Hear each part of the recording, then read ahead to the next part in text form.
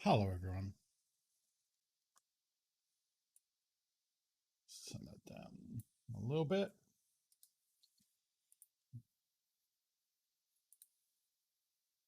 Oh man, I like that I never have to set this camera up.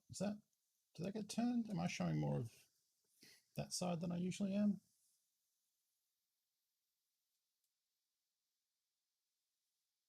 Probably not, because then this is in camera, which wasn't happening before. Yeah, seems okay. Hello. Hairs are sticking out. Good. It's okay. Hello. Good afternoon. I'm excited for more Tarkov today. That's what I'm excited for. Captions.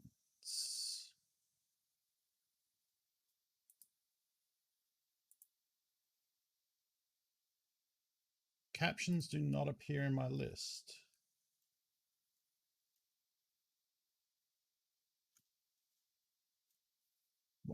What? Let me reload that real quick. There they go. I thought that broke for a second. Let's get that popped off. Testicles 1, 2. Close enough. Okay, good. I don't know what we're going to listen to today. I hadn't really thought that far ahead. What about stream beats? The songs that I have at one time started a stream to? Yeah. Okay, so it needs to be on shuffle for starters, and then also I don't want the Doom music in there because it's a little much. So now, no. Eh, all right. I mean, this is kind of angry, but that's okay. It's 9 Inch Nails. It's still pretty good. Turn that down a little bit. There we go. Hello, everyone. It's Tarkov. Yesterday was a great day of Tarkov. We can probably just switch over to Tarkov. But so yesterday, I hadn't played. I was trying to think. I haven't played Tarkov because I took 2 days off. And then the day before that is the end of the week when I normally do a Warhammer thing, and we did painting. And then I think the last Tarkov was the day before that, which was Sunday for me, or Saturday for everyone else. So it had been like 1, 2, 3, 4 days since I'd played. And it went really good. I don't think I played exceptionally well. I think I got lucky and I played okay. But we had what, like, I think 5 or 6 survived raids in a row. We got, how many quests did we do? We killed Rashala and his boys, the scav boss on customs. We killed him twice in a row and got all their shit. Not all their shit, but got the shit we could carry. I finished killing PMCs in dorms. I finished the Rashala quest. I finished the kill his police guards quest. I finished kill scavs with the AK-74U. I finished kill scav on customs. I think that's it. Which is a lot. 5 quests, 6 wins, a lot of money made. Yeah, kind of maybe the best day of Tarkov I've ever had. Like, I've probably had individual raids where I made more, like when I killed a sweat lord, or like that time I found 3 graphics cards on interchange. Um, Actually, yes, Mr. Cubear, that's where I'm going. I did work last night, and my shit is looking crisp right now. We'll get into that in a second. But yeah, we came at it with like 5 million rubles. And yeah, so we like made money and got progress and just had a great time, like just a good day at Tarkov. So it's all downhill from here. We're going to Shoreline and Interchange today, and we're going to get killed by sweat lords every raid. And it's going to make me hate the game and cry a bit. Probably not. We'll probably be fine. But I'm fully expecting for the coin to flip and we get the other Tarkov experience, which is just 24/7 dunks on us. So we'll see. But yeah, I did do some work overnight. with I bought some stuff, I organized some stuff, I sold a lot of stuff. Like I finally just said, you know what, let's get them out of here. We don't need them. We need space. And I still have a lot of stuff, so we don't have like it's not like you know it's not like my inventory is empty. But uh, yeah, I did work. Fix this real quick. There we go. Okay, so look at all this space. Look at all this room for activities. I have a second grenade case now. And I went through and labeled everything and kind of sorted everything, sort of. I didn't sort the junk boxes, but yeah, so we have frags in here. These are all my good frags. And then we have the bads, which are the bad frag grenades and the flashbangs. We got bucks. So we still have 4 million, you know, even though I spent some cash. We still got 4 million plus 12k euros, which is actually a lot, and 4k US dollars. I don't know.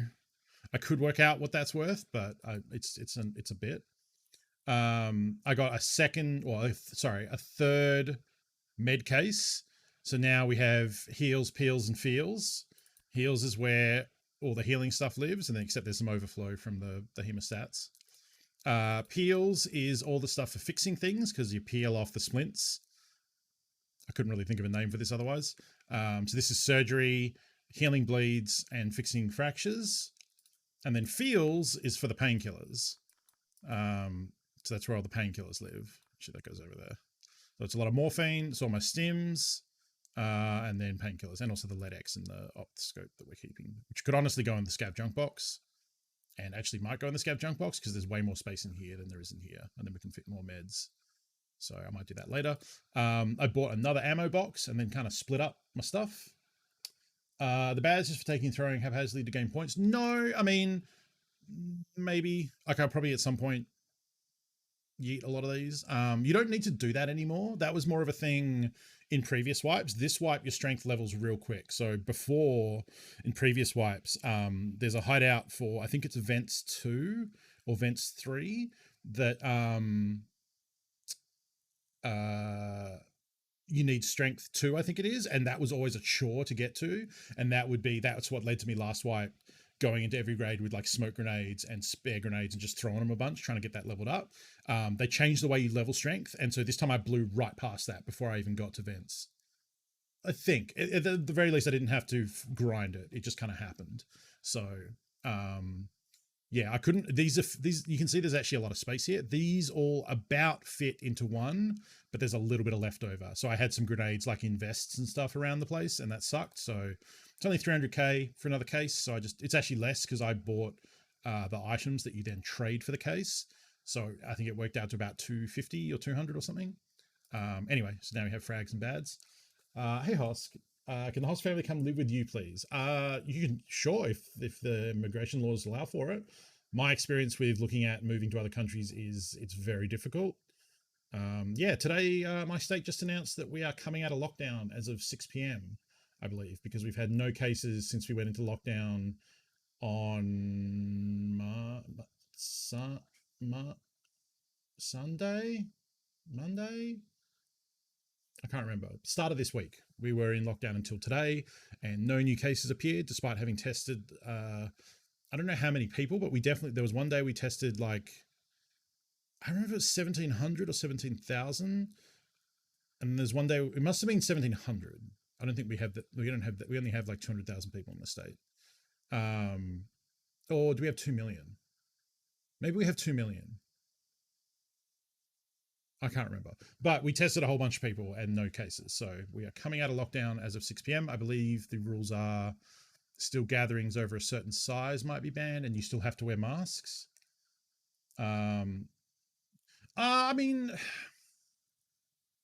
it seemed to work, Alchemical Panda. I don't know. Like, I can't really speak to that because I didn't go out. I went out one time to go buy an HDMI adapter, which was deemed, luckily the Office Works, the like office supply store, because this is the problem I had. I don't know if I talked about this yesterday. I think I did. I ordered a cable. So with the new camera, it uses micro HDMI out.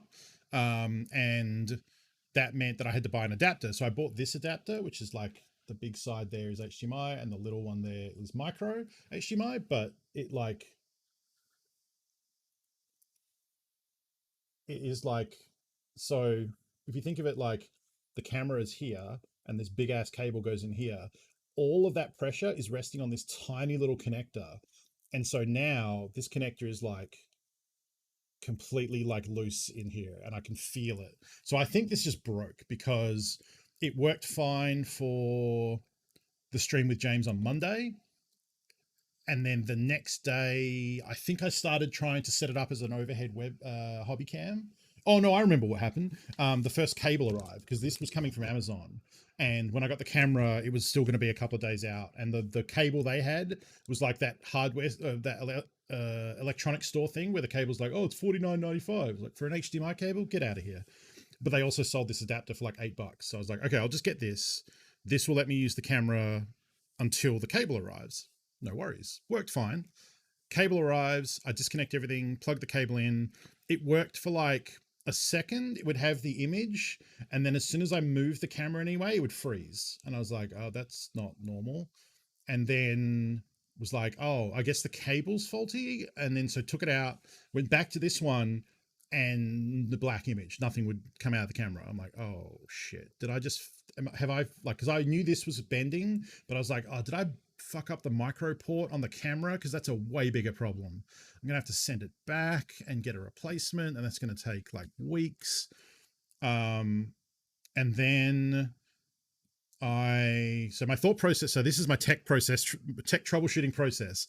I was like, okay, maybe the cam link is fucked because the cam link felt kind of hot. I was like, okay, let's at least figure out what has failed here. It's possible, like the most likely explanation is the cable that arrived is faulty and doesn't work, even though it worked for like a second and then froze, but it probably is just fucked. And then all the pulling out and putting in and the cable pulling on this little port here has probably broken the wires inside of this, and this is fucked. Or the cam link is hosed, or the camera is hosed. So we're also in lockdown, and Amazon can't ship me anything fast enough. Amazon here, like the absolute quickest I've seen it do is if it's in stock in a distribution center in the city, it will arrive the next day before 8 p.m. But most of the time it's like the following week. And that's on a good day. And we just went into lockdown. So like no non-essential travel, all that sort of stuff. So I was like, okay, fuck. Looked at like a few different like stores and was like, okay, firstly, none of these places even have the thing that I need. None of them have HDMI to micro HDMI, which is kind of a weird cable. Like they had a bunch of HDMI to mini HDMI, which is bigger. I have one of those somewhere, but I don't know where it is. They had HDMI to USB-C. They had HDMI to DisplayPort. They had HDMI to mini DisplayPort. But HDMI to micro HDMI is weirdly hard to get. So I was like, okay, fuck. Amazon can't ship me anything until like next week. And I got a show with James tomorrow. And I didn't like, it's not the biggest deal in the world. I could go back to the Logitech webcam and it would just look shitty. But I was like, I just got this camera. Like it looks good. I want to use this. So let's figure this out. So I realized I can test the cam link if I plug my Switch into the cam link, because the cam link is meant for cameras, but it's also just a capture card, basically. So if you output from the Switch dock with the HDMI cable and go into the cam link, if the cam link is working, it should spit out a Nintendo Switch image. So I was like, okay, sick. Do that. Switch comes up fine. Okay, great. So we know it's not the cam link and we know it's not the USB port as a result. So it's down to, it's either the camera or it's the adapter and the cable. So the next thing is, okay, well, what some places are open in a lockdowns, places that are deemed essential. So Post still functions because while most people are just ordering like vape juice and t-shirts, some people are ordering like medicine or food or like essential shit. So Post is still working, which is great, but the Post won't get me Amazon shit until Monday.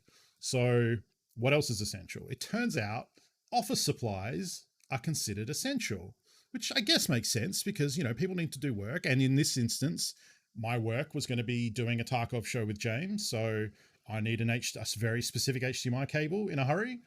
Turns out I can go to the office supply company. So took off that morning, went there. You have to have, if you're driving by yourself, you don't have to wear a mask. But if you're driving with other people, you do have to wear a mask, and you have to wear a mask in the store. So I got this cool mask with like a lightning bolt pattern on it that makes me feel like a superhero. Because I also have, is it in here? Yeah, I have this mask, which makes me look like a Mortal Kombat character, which is fucking great. But it's one of the ones that have that TQ got this for me actually. Because when there were fires last year, she got stressed that I didn't have a mask, so she bought this. Um, this one has these little like vents on the front, so when you exhale, it opens. It has plastic that when you breathe, it pulls closed, and when you exhale, it flips up, and then you exhale out. Which for COVID is fucking useless because it just means you're expelling potentially germs and contagion everywhere. So this is for smoke, not COVID. So this is no good. So we got this one, which is a cool cloth mask, and it has the little loops that fit over your ears, and it's super comfortable. Actually, I'm gonna wear this when I go for a walk later tonight, and I reckon it'll just be super comfortable. Anyway, so I went to the store and did that, and then at the store you also have to scan the QI code on the sign they've got out the front with the Safe WA app, which then logs you in with your phone number and your details as attending the store, so that if someone was at the store later, they find out that had COVID, they can then contact everyone and say you need to now get tested / isolate, which is super great. Or you sign in manually because there are some idiots that don't want to use a apps because the government will track them in a phone that Apple is definitely tracking them with anyway. You can just manually sign in with your details. Anyway, went to the store, bought a new adapter that is it's a little better. It's like a T-shaped adapter. I can't get it because it's in the camera right now, but it's a little T-shaped adapter where the cable hangs down instead of straight out. So it feels like it puts less pressure on the port. Came home with that, plugged it in, works great. Except for the part where it didn't fit in the camera, which is, I saw some reviews online of people saying like, oh, I bought this adapter. It doesn't fit in the recessed plug on the side of the camera. This shit sucks. Don't buy it. And I was like, what you do, right, is you buy the adapter, then you take your Dremel rotary tool that you make Warhammer with and grind out all the plastic next to the plug. So instead of being like a big chunky thing, it's just a nice tapered end. Then it fits great. So that's a 5-star product right there. 4 stars because it's a little DIY. You're so lucky that your mask fits. Can't seem to get one that doesn't bend your ears off. This one kind of does. And this one has like really stretchy elastic stuff on it. But it's enough that like this is quite big. This is from Cotton On, which is an Australian company. It's made of 100% cotton, and then the inside is polypropylene / polyethylene, 42% viscous, 30% polyester, 12% linen, 11% lyocell, and 5% cotton, excluding embellishments, which I guess is the lightning bolts. So yeah, this one does kind of bend my ears, but it does fit, and it's, like I said, real comfortable. I also had this one that PUBG sent me in a pinch, which has like camo on it, and then a little PUBG logo on the side. This one isn't as good because these aren't as stretchy, so these pull my ears more than bend to them. Anyway, so I got a couple different masks. So yeah, and then after all of that, I forgot that I ordered a second cable of the one that showed up as faulty. So that arrived like later that morning. And I was like, oh yeah, I did do that. But I'm too scared to unplug the camera now in case it fails. So it can live there for a while.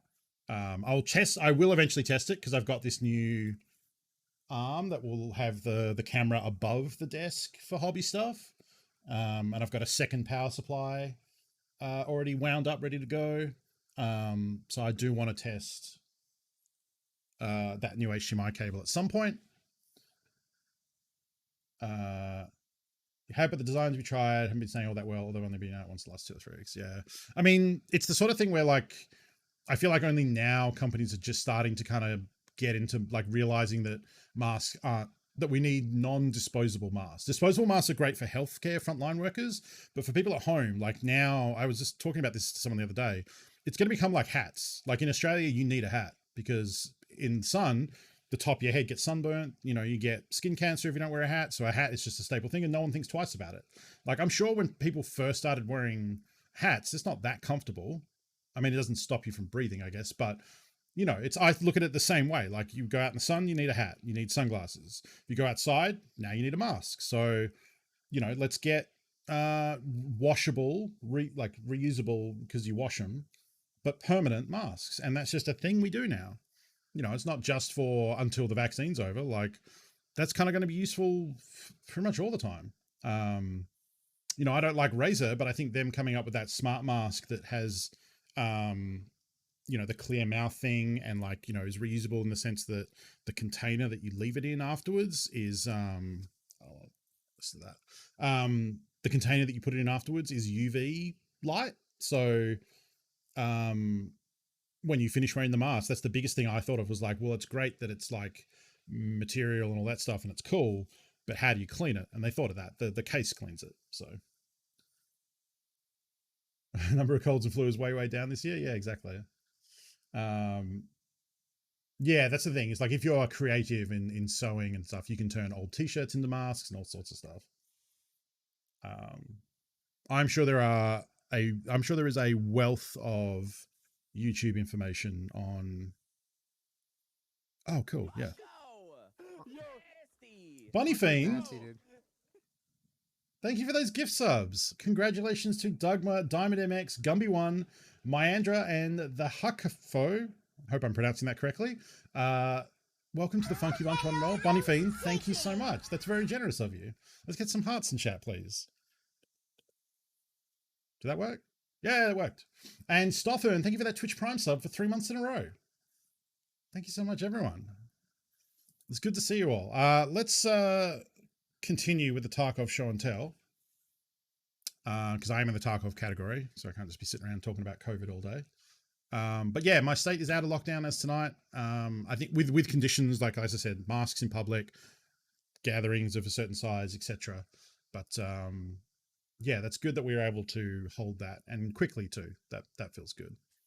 So I talked about grenades, money, heals. I got another ammo box and then sorted these out. We have all my shotgun stuff, my AK, my little AKs, pistol stuff, snipey stuff, and then the American NATO rounds.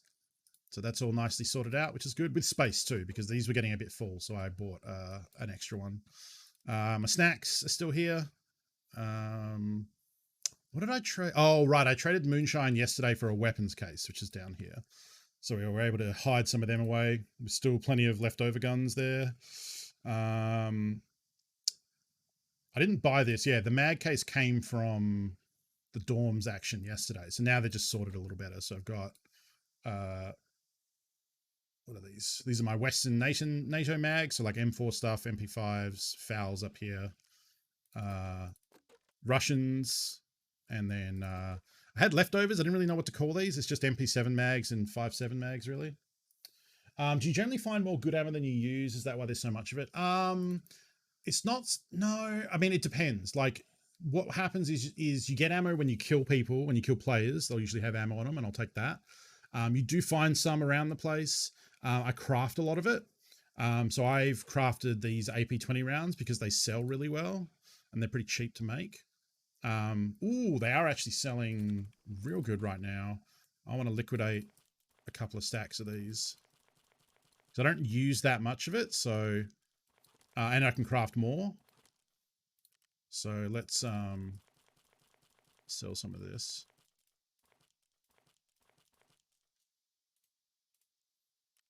And I usually stockpile it and wait till it's going for like a nice profit margin. But I got to be careful because it's probably gonna, other people are probably gonna see this and be like, oh, yo, let's put it for 949.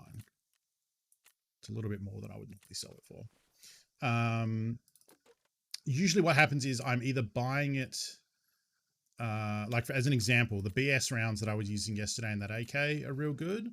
And to get those, I trade for them. So we want the Marlboro cigarettes.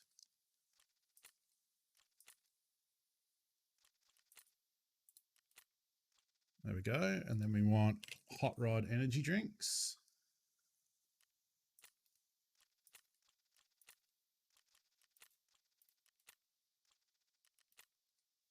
There we go. That'll do. And then we go to Prapper. and he will trade us every 3 hours or so.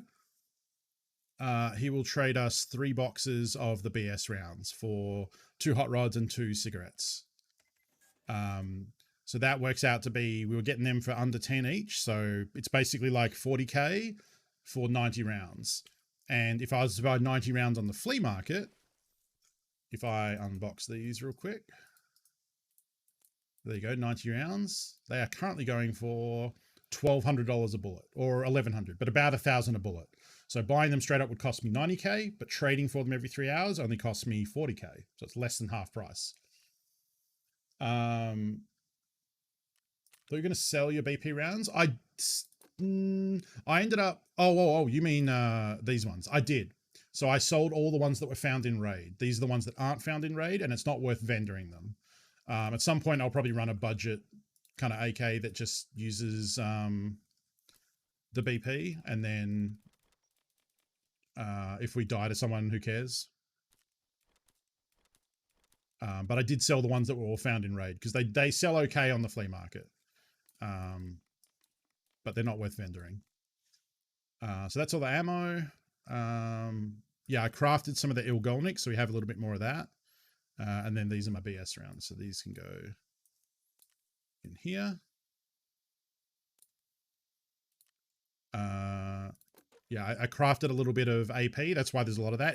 These are like, these rounds down here are the ones that I find. Like I took these off a player, I think.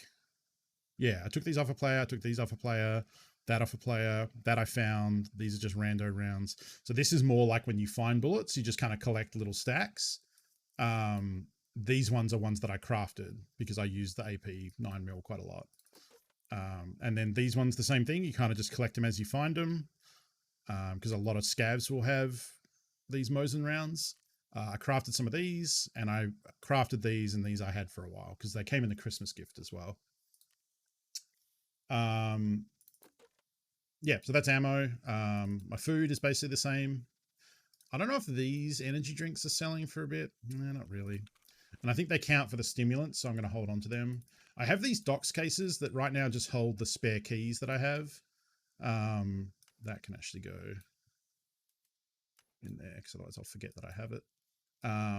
So this is just holding the keys that I'm not currently using in my SIC case here. And then I have an extra docs case that's empty, which I don't know what it vendors for. Like, I don't really need it. Nah, vendors for 100K, but like I don't need 100K, so I may as well just hold on to it. It can store keys that I find. Yeah, so this I got from a quest reward. It's a very sci-fi Glock because it has this weird like circle reticle thing on the back, and then it has this cool like Metal Gear style suppressor on it with a torch. I was going to sell it, but like you can't really sell this as like, oh, this is a fancy Glock. It'll just go into the list with all the other standard Glocks. So I think I'll just use it for a run at some point. Robocop's pistol looks like that. Robocop's pistol is actually based on an actual gun, but it has a bunch of shit bolted onto it. I think it might be a Glock.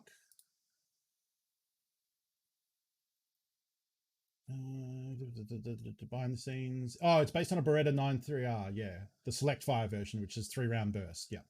Like most movie guns, like sci-fi movie guns are always just a real gun with a bunch of shit on it to make it look futuristic. Like the pulse rifle from Aliens is just a Thompson gun with a pump action shotgun stapled to the bottom of it, and then a big green plastic body around it. Pretty sure that's right.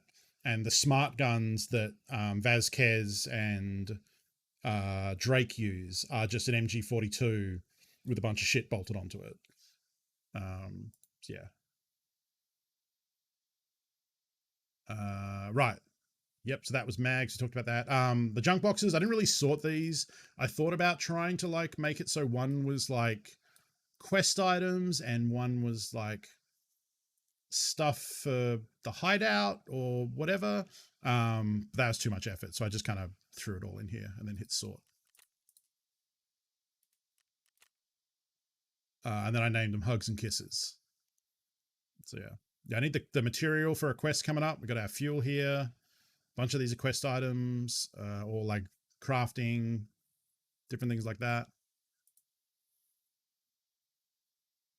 Yeah, the Mandalorians is like a specific gun. Yeah. Okay, so then I sold some stuff that I didn't like, some guns that I probably wasn't going to use. Um, Moved everything down to try and get as much space at the top here for like working space as I could. Um, I sold, I think yesterday I sold some USEC rigs, didn't I? That were found in raid.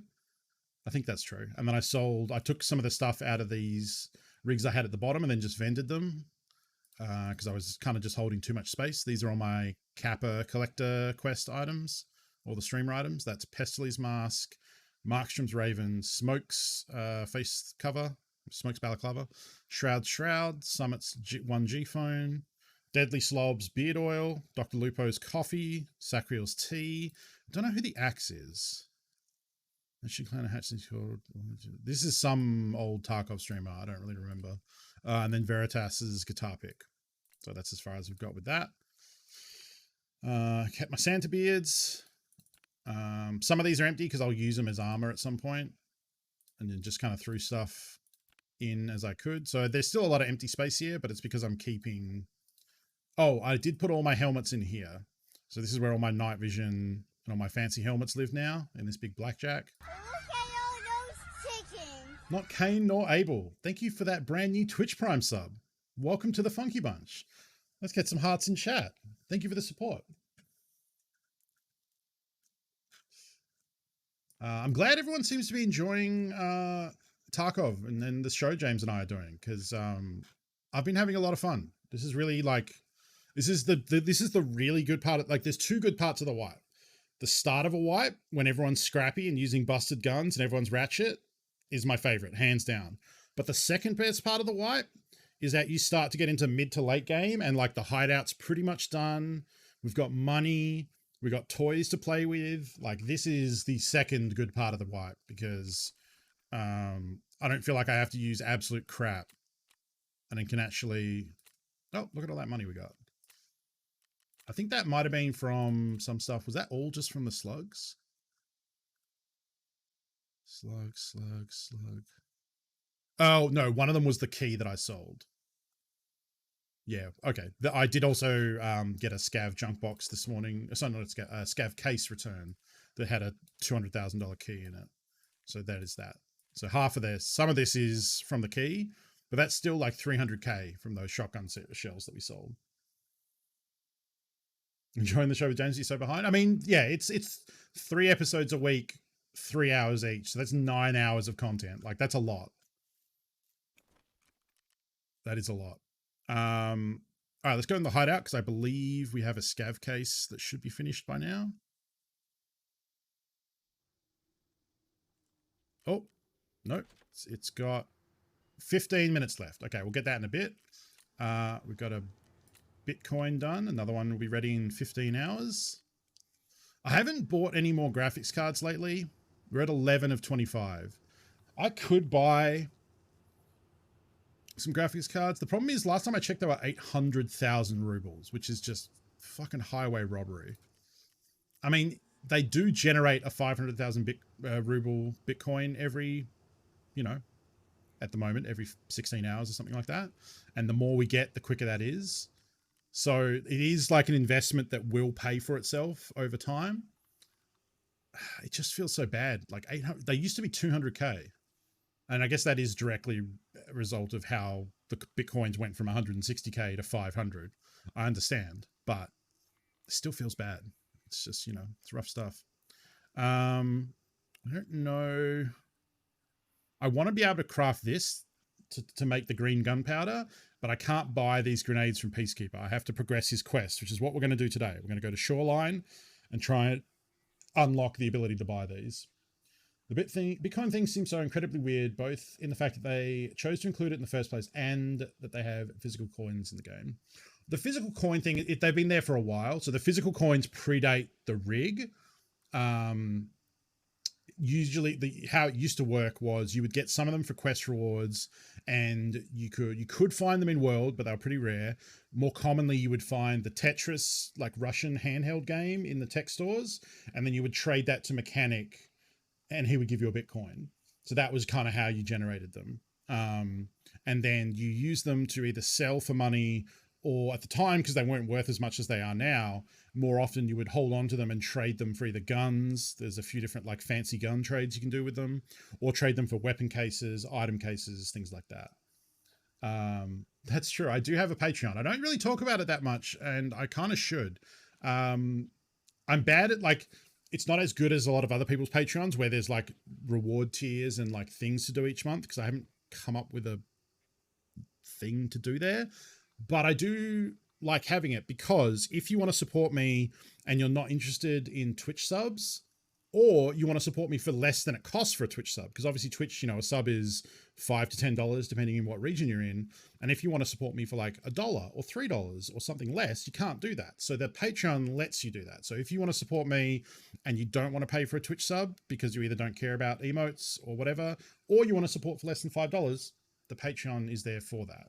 And I think that's a great feature, because I do want to come up with some sort of reward system for folks who kindly support me on Patreon. I don't really make anything, and I don't really I don't know what I would do. And I got to be careful, because I know a lot of people who do that sort of stuff. You got to be careful about the time. Like if you say like, oh, support me on Patreon and I'll play video games with you for an hour a week, then suddenly, if you get 10, 20 people supporting you on Patreon, that's 10 or 20 hours a week you have to devote to, like that's a bad example because that would be a weird tier. But like, I know people who have done hobby Patreons where they're like, okay, support at this tier and I'll paint a commissioned miniature for you. And then that racked up so quickly and the backlog grew that they were just like, I have to shut this down. Like I'm going to be focusing on getting through this backlog of people who I committed to doing a miniature for months. And so like, I'm trying to think of something to do there. Is Patreon better for you though if it was between Twitch sub or Patreon? There are different aspects to that. I think the biggest one is I don't know if Twitch allows me to talk about that, but the way I would say, without breaking their terms and conditions, is Twitch subs are useful in that it shows Twitch that I have a community of a certain size beyond just viewership. Because when you're going for Twitch partner, which is the goal of anyone who's not anyone, but at least for me, becoming a Twitch affiliate was a big goal, and now pushing to growing a community and becoming a Twitch partner is a big goal too. Part of that is the average viewership you get per stream, but also the amount of subs you have, because it represents, the size of your community, and, the less touchy-feely part, the size of the community is a good thing, but also Twitch looks at, well, how much money is this person bringing in? And that is relevant to partnership too, because they want people who are of a certain size so that the Twitch partner status means something. Roast your mini paint jobs. I mean, I would definitely do, and I've thought about this as a Patreon option. I would definitely do like feedback on miniature painting. If you wanted to post photos of a miniature you painted and get my opinion on what I might do differently, or something like a like VOD review. Like I've known like League of Legends players who've done stuff like, oh, support me and I'll review a game that you played. If you send me like a YouTube link, I'll watch the game and tell you like what I might have done differently. So I could do something like that for Tarkov and PUBG, and then miniatures is the other obvious one. I don't know, something like that. I don't know. Like I said, I haven't really done a lot with my Patreon thing. I do appreciate so much the people that do support me there and have without anything coming back their way. They just do it because they want to support me, I assume, because that means a lot. And it does help me, any form of support, whether it's Twitch, whether it's showing up and watching the stream, doesn't have to be a monetary support. Any form of support like that helps me keep doing this full time. And that is huge as well. So yeah, Patreon exists. Was a long conversation. More than just, yeah, that's a thing. I should try. I wanted to maybe craft these. This blew my mind. These are the Star shotgun rounds, and this costs 60k. These cost about 10k each, so that's 50k. So that's 110. That's another 10, so that's probably like 120. These are probably fuck all, but we'll say like it's about 120 for the ingredients. And I was like, for 7 shells, like that's ridiculous. But then I looked them up. A single shell costs 30k, although apparently I can buy 2 for $2,600, and I just need to do that every reset. Okay, I didn't notice that before. Never mind. I'm both not buying them for 30k and I'm not crafting them for 120, but I will buy them for 5k every 3 hours. I'm gonna look over there behind you. It's the thing that will take your attention for 15 seconds. You can say it in chat. I just can't talk about it. So what those are, these things, this is for the Russian shotgun and it's a flashbang. It's a shotgun shell that you fire out of a shotgun and then it blinds everyone in front of you. So I'm going to need that because I have a quest to kill people who are blinded by a flashbang. So I'm going to start stocking those up and then we can do that quest at some point. Do I just want to make Moriel Golnik? Maybe I might want to wait till I can craft these green boys. So maybe we just make more. We just make more shotgun shells. That's what we do because I just sold a shitload, so I'm going to need more. Let's get a bunch of hard drives. There we go. And I do have some shotgun quests coming up, so I'm going to need slugs for that. I could use Magnum, but I think slugs are probably better as long as I can hit people accurately. There they are. There they are. Cool. So that'll be 2 hours. What does getting partner actually do? So Twitch partnership, the main benefits are there are a couple. Partners have more emote slots, yes. They have longer VODs, so your VODs will stay on your channel for a month if you're an affiliate. I believe it's 2 months for partners, although you can pay for Twitch Turbo, which is a service Twitch offers, which will remove ads from all your Twitch viewing experience. And if you're a streamer, your VODs will then be up there for 2 months. So I have Twitch Turbo just because I don't like seeing ads. But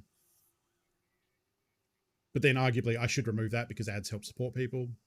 They just recently announced that if you are a Twitch partner, they will not show you ads for you when you're watching people. So Twitch partners don't really have to pay for Turbo anymore.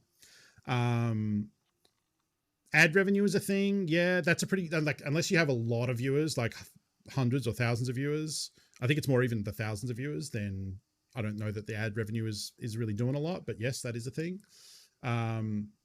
Yeah, so if you look up Twitch Turbo, you can buy it. It's about $10 or $15 a month, I think. And then you won't see any ads on Twitch. So if you want to do that, you can. So let's see, emote slots. You get the little tick near your name to show you're a partner and you have that in chat. Different things, like you have a partner team. You used to have a partner manager who would work with you directly, and big streams still do, or if you're old enough, but usually just big streams do. Now they have a whole team of people that manages the partners, so that's less of a thing. I think that's kind of it. Partners participate in Twitch Rivals if they get asked to play. That's not automatic.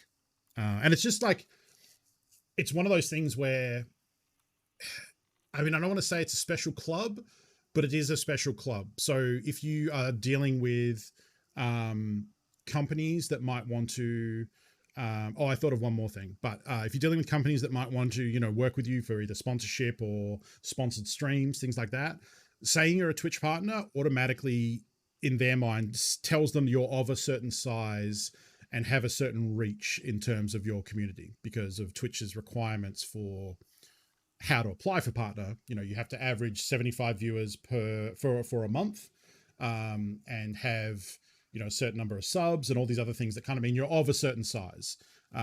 So when you, like, I've heard from a lot of people when you go to TwitchCon and events like that, or maybe even PAX as well. I guess probably not PAX, but definitely at TwitchCon, your badge will say Twitch partner, or it will say affiliate if you're a streamer. And I've heard from a lot of people that if you go with an affiliate badge, the reception you get from companies you might want to talk to is very different than if you have a Twitch partner badge, because it more automatically means that, you know, they don't necessarily know how big a streamer you are if you're a Twitch partner, but they can infer that you're of a certain size. So it's a special club in that way too. The other thing I thought of is Twitch has a bounty system for partners. So you can go, and if you're a partner, there's a board. I believe all partners get this, and I think it's okay to talk about. I'm pretty sure people have talked about it openly. There's a board with like jobs, so people will post like Magic the Gathering, for example, might say like, "Hey, here's a Twitch bounty. If you stream our new expansion and play X amount of hours, if you get this amount of average views, we'll pay you this much." You know, that sort of thing. Or we'll play you a game and play you a game. We'll pay you to play our game, and if people click through and sign up for an account and start playing, you'll get a certain, you know, payment, things like that. And that you can do that without having a manager or having to go to those companies and arrange it, because it's a board that Twitch maintains, and companies post, you know, bounty jobs, and then you accept them and do them and things like that. Which is pretty cool, because I'm pretty bad at the networking part of this job. You know, I don't really approach companies, and those that I have, sometimes, you know, I'm not of a size that they want to deal with. Or like occasionally I get emails from companies where it's like, hey, we'll pay you to advertise a link to our mobile game. You don't have to play the game, just put a link up and you'll get a cut. I'm like, I don't really want to do that. I'd much rather pick something that I like and want to play, or it's a product that I enjoy using and can speak to why I like it and why I recommend it, rather than just some rando deal, you know? I don't know. That's just me though. So yeah, that's always the goal. I mean, you know, the other thing about getting Twitch partner means, or becoming a Twitch partner, I shouldn't say getting Twitch partner, you know, like it's the sort of thing where like if someone was like, hey, you can pay $500 tomorrow and become a Twitch partner, I wouldn't do that, because becoming a Twitch partner without the requirements that they currently have for Twitch partner doesn't seem like there's much point. The whole idea is that you become a Twitch partner when your community has grown to a size that it is consistent and people are enjoying the show and hanging out in the channel and having a good time, hanging out in Discord and talking about stuff. Like, once, I'd much rather have that, and if Twitch partnership comes along with that as a result, that's great. You know, that's what I want. I want people who, like, I wouldn't just want like a bunch of bots in the channel, or like a bunch of people who are swearing at each other and insulting each other. Like, because that's one way to do it, right? You could just have the worst people in the world in your channel, and if you have 75 on average for a month, you become a partner. It's like, yeah, but that's going to be terrible. Like, no one wants that. Like, I don't want a cesspool in chat of people being horrible to each other. I don't want a lot of bots. I want exactly one bot, who is Nightbot. It does a great job. You know, so I want to grow the community naturally and have it be people who enjoy the games I play and want to hang out. And yeah, like I like this part of Twitch where the chat is manageable enough that everyone can have a conversation and I can see every message that comes in. Oh, we've talked so long that now this is here in 40 seconds. So let's hang out for a bit. Yeah, it gets tricky, because there are people I enjoy watching whose chat has like Julian as an example, whose chat has, I think he's very good at this, but he has like thousands of viewers and he still knows people in his chat and responds as best he can. But even someone who's attentive to that size of an audience, you just can't read every message, and, you know, stuff flies by. And, you know, that would be an interesting thing to try and deal with, you know, like maybe one day I will have that problem, and I'm sure it's a great problem to have and try and be better at.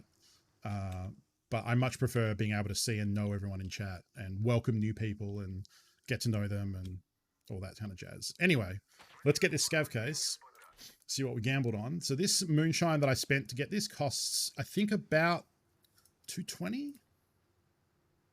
Yeah, about 220. It doesn't cost me that much to make it because I produce purified water. The filters, I think, cost about, I actually don't know. They're kind of expensive. I think they're about 70 to 100K.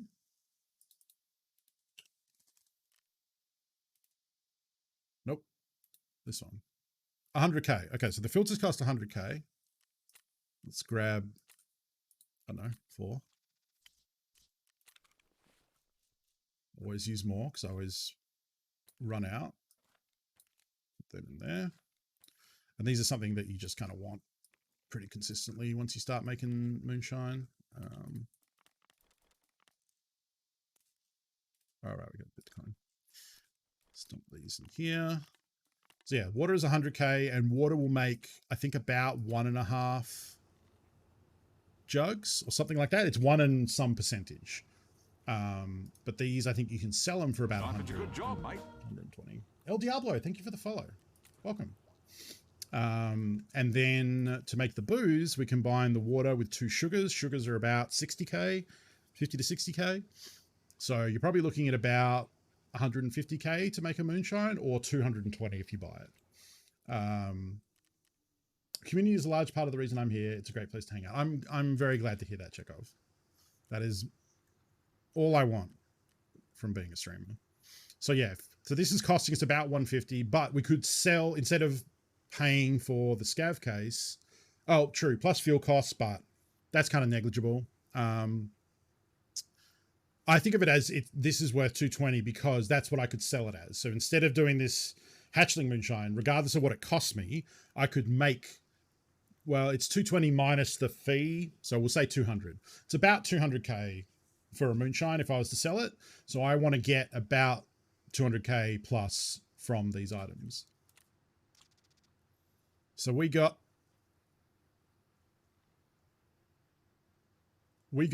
a belt, pressure gauge, ibuprofen, LEDX.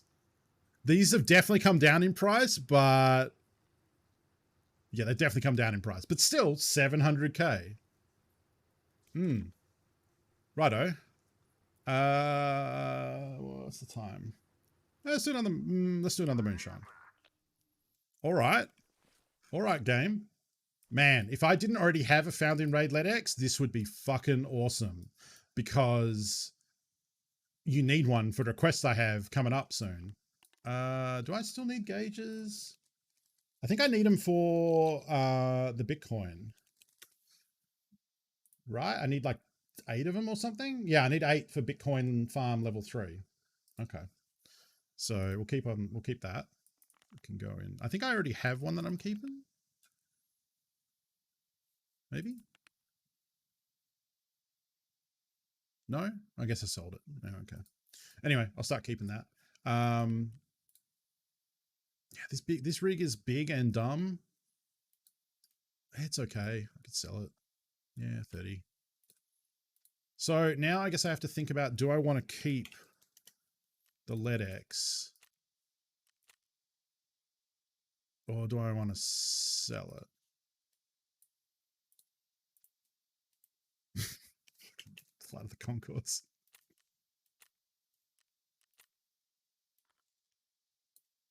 Whoops, no, that's a feels. Goes in there. So this has come up before because I found a LEDX in a raid after I'd already built the medical center. Because I bought one for the Med 3 hideout upgrade because it doesn't need to be found in raid. And then we have our found in raid one already. So I ended up selling it because you actually don't need 2 found in raid. The only thing I could do is you can also trade it's this one, which is always out of stock. So this trade here, the 52 item one, which you can kind of see, I'm kind of covering it. It's like 10 defibs, 10 LEDXs, a bunch. I forget what it is. I can look it up. Thick item case. It's actually a good trade. It comes out cheaper than buying it. Yeah, sorry. It's 14 portable defibrillators, 14 LEDXs, 12 ibuprofen painkillers, and 12 toothpaste. That's a lot. That's a lot.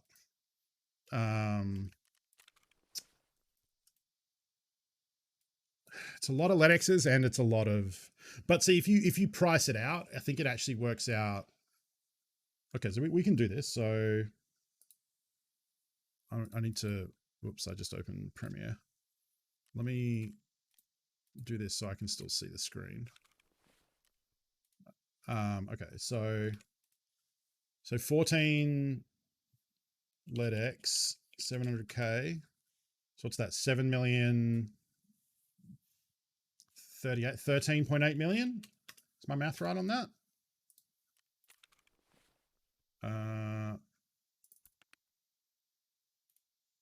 Ibuprofen is about 40k a pop. And that was 12, so that's 480 or an 80k. Toothpaste must be fuck all.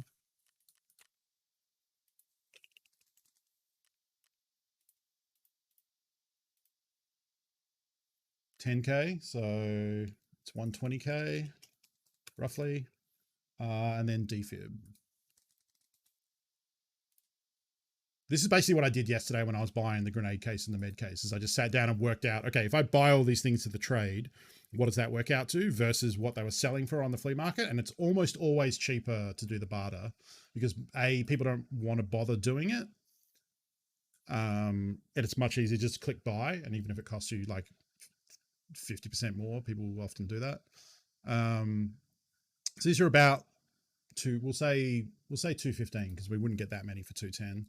So 14 times 2 is 28. Is that the smart way to do that? Hang on. 220. So 10 would be 2.2 plus 4 times 2.2, 880. So about 3 million. I think my math's right on that. So the final cost is, we'll call it 14 million, 17. Wait, is that right?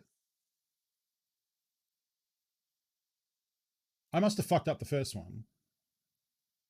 Yeah, that can't be right. 14 Letexes at 700K is not 13.8 million. I did something wrong there. So 10 is 7 mil. And then 4 more is 1.4. Oh, it's 10.8, not 13.8, right? Or 9.8. Seems like Hoss did the math. 9.8? Okay. So we'll call that 10, 13, 13.5, 13.6 million. And thick item.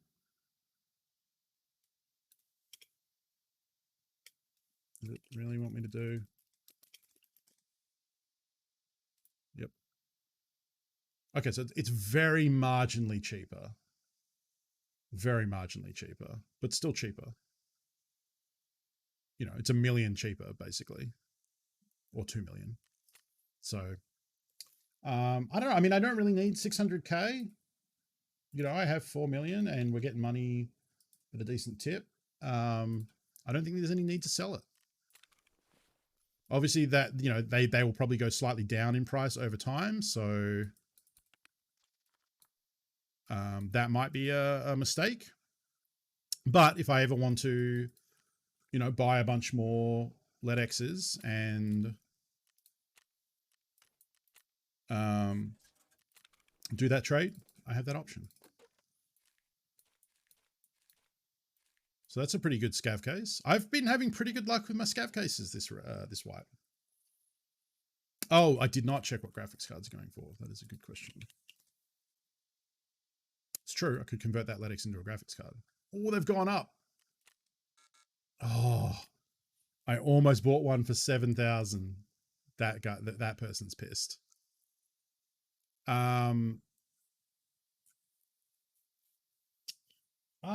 You say that, but I mean, I guess slightly they will. Yeah, they hold pretty consistently though. Man, these have actually gone up. I guess because more people are trying to slam graphics cards into their Bitcoin rig. I don't think it's worth buying these at all. Like, I can still craft them, and I'm doing that. So I'm making one right now, I believe. Yeah.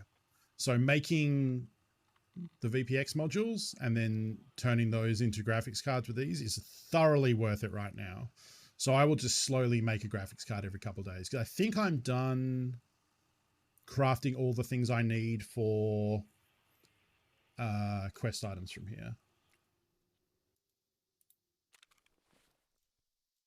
Because I'm pretty sure I have like the Coftum and the Vertex and I think I handed in the RFID and the other one.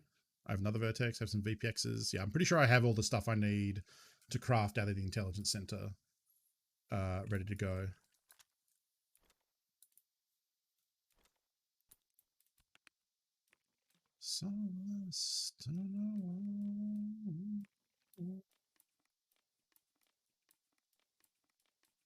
Yeah. Nice and neat. Okay, so I've bullshitted for an hour straight. How about we actually play a video game? So we're pretty good to go. We're going to be heading to Shoreline because we have various quests here. We need to mark a helicopter. Let's not forget the marker. Oop.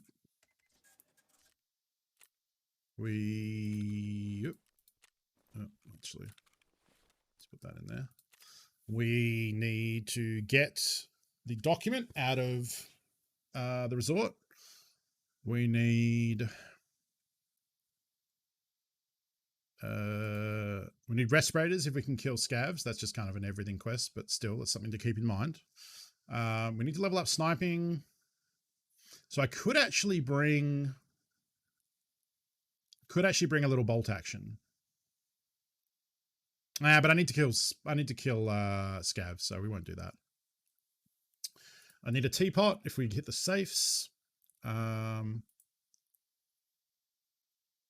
think I still want to do this on interchange. I don't think this is a good thing to do without MVGs on a map where it's hard to see. Not going to worry about blinding PMCs. We need to get this out of Jaeger's room. I need to look up what these are. Sniping's a good job, mate. Ooh, Raincoast Bear. What a great username. Welcome. Thank you for the follow. We'll be getting into a raid very shortly. I'm just doing a little groundwork here to make sure I remember everything I need to do. Nostalgia. I think it's like 30 something. 303. Okay, so that's 303. Wait. 303 east? West 303. Okay. So West 303 for that one. We also need healthcare privacy.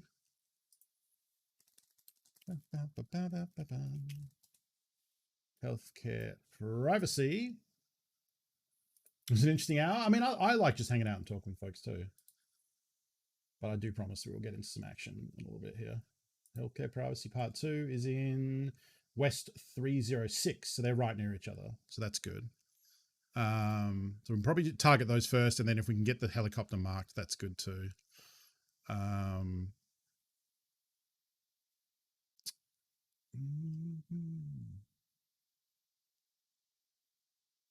Oh, we also have to kill Sanitar if he comes up. Okay. Where? It's a Prapper curse. Where? Oh, here it is. Kill 10 scavs. Oh, it's in woods. And I have to kill PMCs. Oh, so we're not killing scavs. So I could actually bring that bolt action. And then kill the scavs with the shotgun. Okay, let's do that. Scavs with the bolty.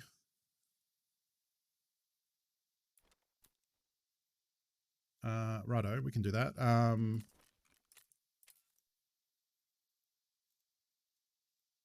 I'll just bring the crappy one. That way if I lose it, I don't care. Nope, not linked. Sorry.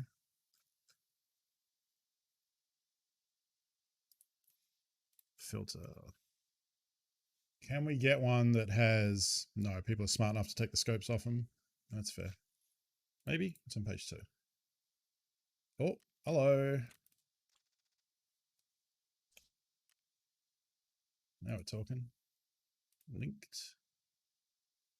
Give me...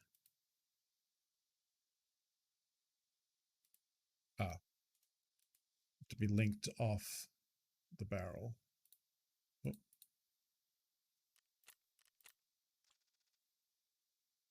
And then linked. Link, because I'm too lazy to go back to the other screen. Ah, shit. Fuck it. Linked.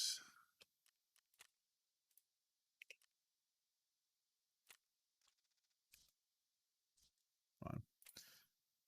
Can I... Oh, wait, he doesn't sell the AP at all? I thought he would.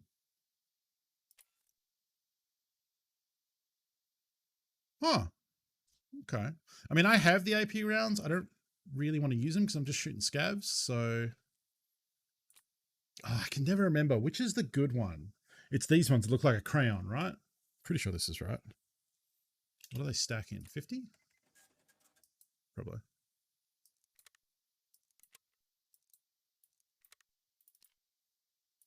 Get out of here.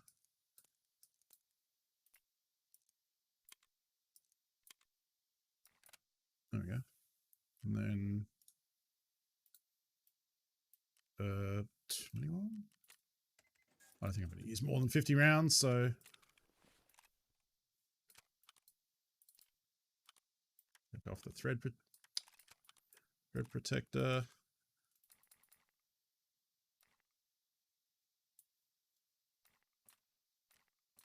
That. There we go. It's been an hour. Sure has. All right. Glasses in case it's raining, because lately it's been raining all the friggin' time. Buy these dirtbag glasses. Healing, food. No food, but I have drink. That's probably fine. Nade, spares. Yep, surgery, pain-kill, splints. Throw a second one in there. Nades. Yep. Good to go.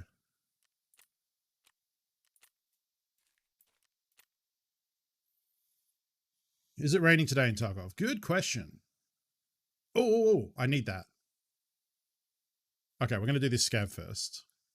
I need that. Could go to factory, but I think we'll just go to woods and try and get some.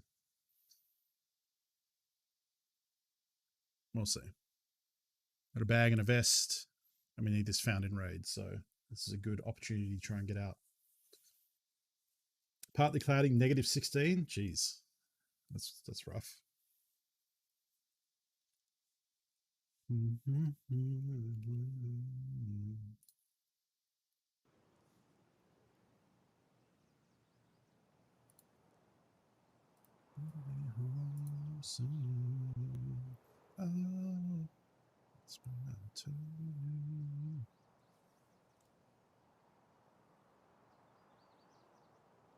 Okay, the shit's getting here next week.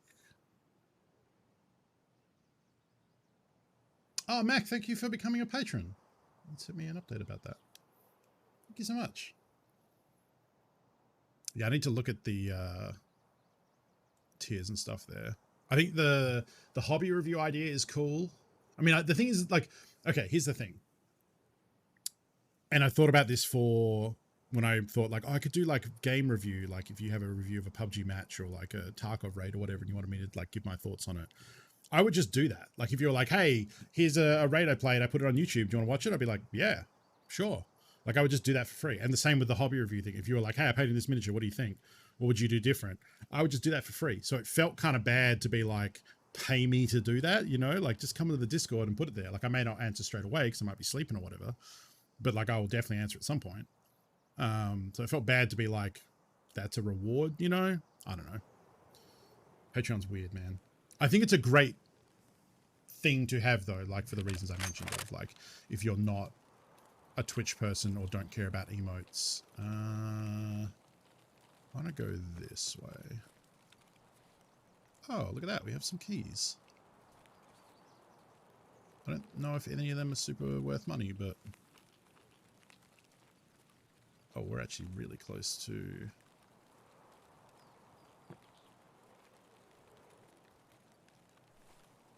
the start of the raid. Not going to go back up there. That's to where the sniper scav lives, and a lot of players go there. So I'm going to go around this other way.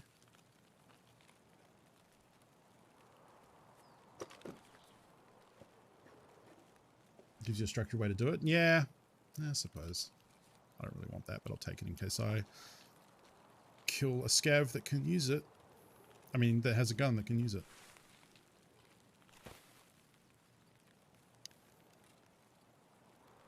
So I think my plan here will be to head on up to the scav bunker and extract there, because I can get loot along the way. Hopefully without dying. What are we doing? Okay, not good ammo, but still.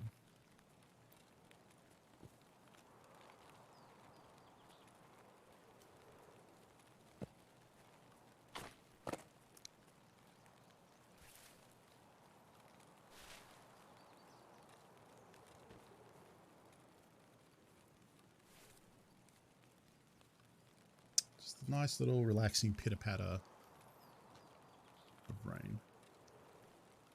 And actually from here I can get a look at who's up on the sniper mountain bit and maybe get a headshot. It is West 221 and dorm room 218. Pretty sure dorm room 218 is not worth a lot, but West 221 is, I'm going to say 60k at a guess.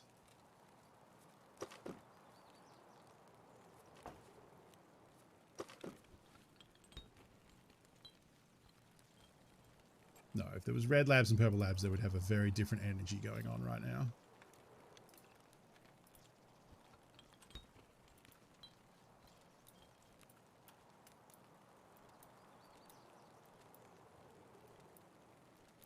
The lamps are actually okay because they trade for grenades as a barter trade.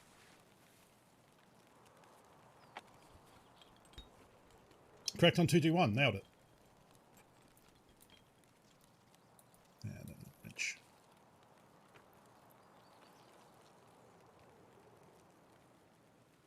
Oh, that's the sniper scab.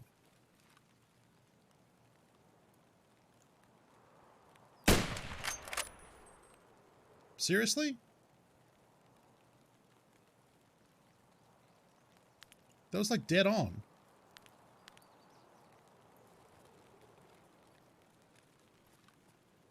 I'm so loud as hell. I'm not wearing ears, am I?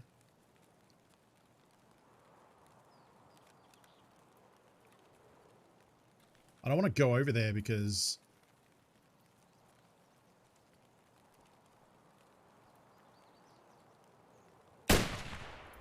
oh, it's like dropping like very slightly.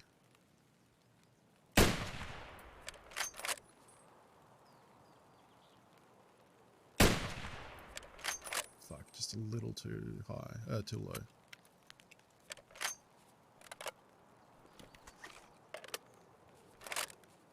I mean, this is good practice when I use the gun for real in a second. Okay, that got him.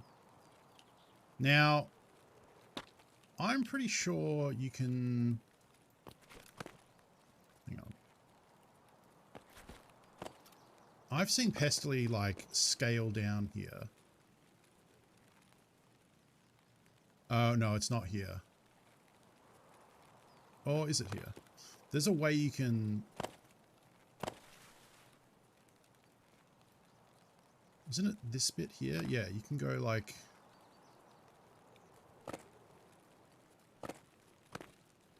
Yeah! Do that shit. It saves me having to go all the way around.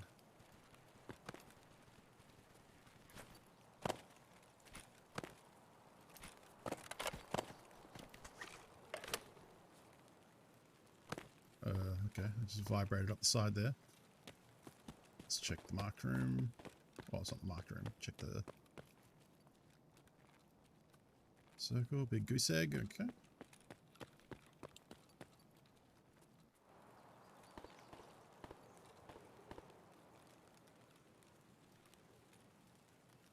Yeah. Okay, now we want to loot that scav because it looked like he had an SVD.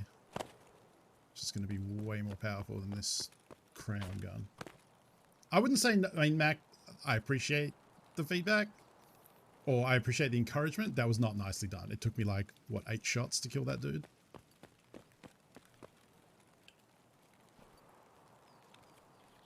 I made so much noise. Oh, his thing is very slightly better than mine. Although I am definitely happier with the, ditch that now, with the SKS in case of close quarters.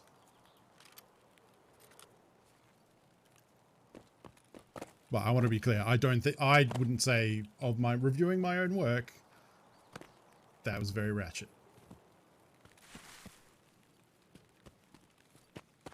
But I'm glad we got that. And we got a better gun, because now I can actually fight in close quarters. That's not that weird little shitty bolt action. And I now want to get the hell away from here, because I made a bunch of noise.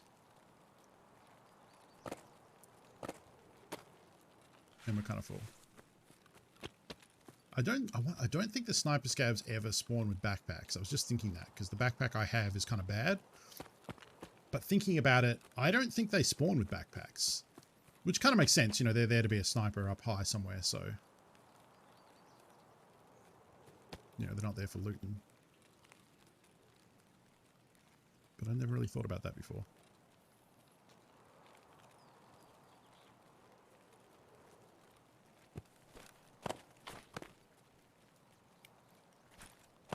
There we go.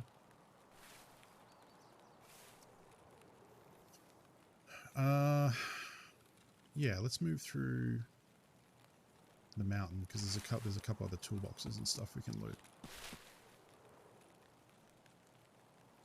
Still have not learned the stashes for this map, which I should do for James, because I was thinking the reason I haven't learned them is I don't really need them that bad anymore on my character, because, I mean, it's wrong of me to say that, because they spawn anything in the game and you can get some absolute cracker value from them.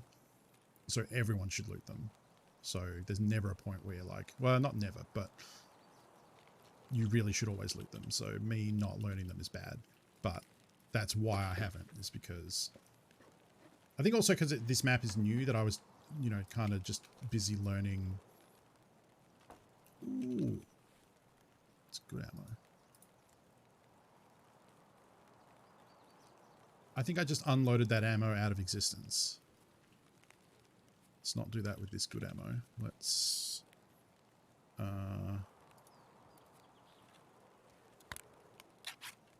well, for starters, let's ditch that because it's empty.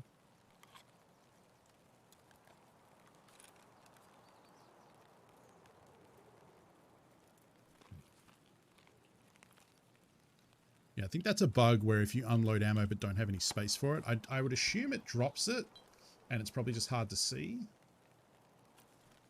But it also seems like it kind of deletes it effectively because it's too hard to see. So don't do that. Always have a slot free. I think there is another weapon crate down here.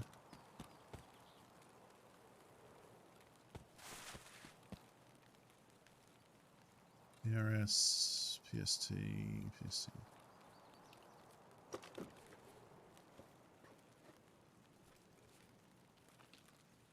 Okay.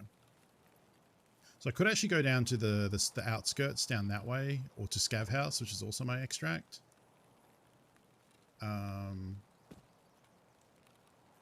Scav Bunker has loot.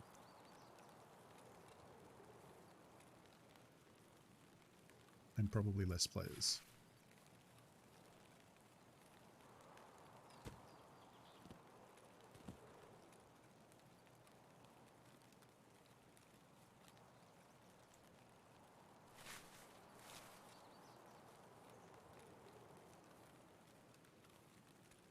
I kind of wish this game had the replays like PUBG did. You would obviously have to time delay them until the map has ceased and has ended, because otherwise you could use it to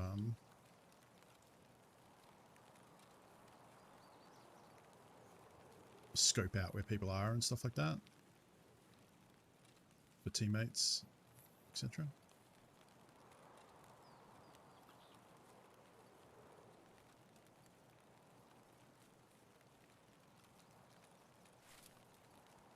I know there's a cache that I showed James the other day where the roads forks, but I don't think that's this. Look at all those chickens.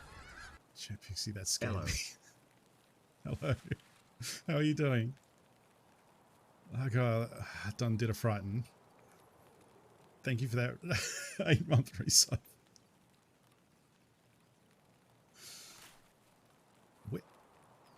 Where actually am I right now?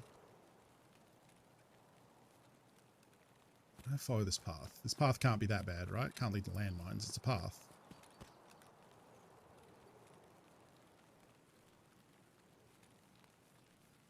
Should stay on the path because of landmines. Okay, that's Snipey Mountain. Okay, so that, yeah, okay. I can orientate myself with that. There's a lake. Okay. So that means the USEC thing. I'm very good. How? No, I already asked that. I'm very good. I'm happy to be playing Tarkov. I'm excited for PUBG Customs tomorrow. I'm really happy with my stream setup now that like these mounts and different things have started arriving. I'm like really into getting everything kind of like in a good setup. There's definitely a couple of things I need.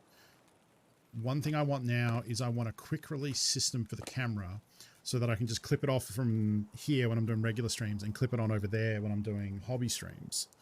But they're the best. The fuck is that? Oh, wait, no. What? Did I get all the way to...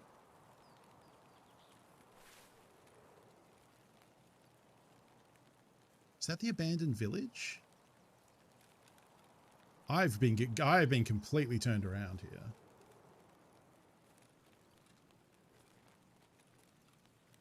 I'm usually pretty good at keeping the landmarks around me.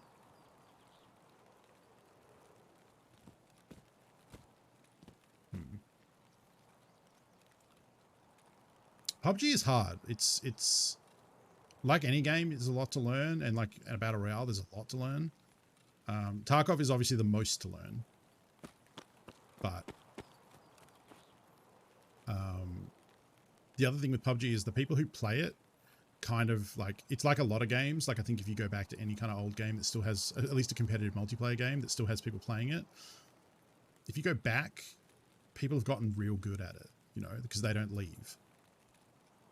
So then going back and trying to learn that, I'm super paranoid I'm going to step on something that's going to explode. Hearth can't be that bad, right?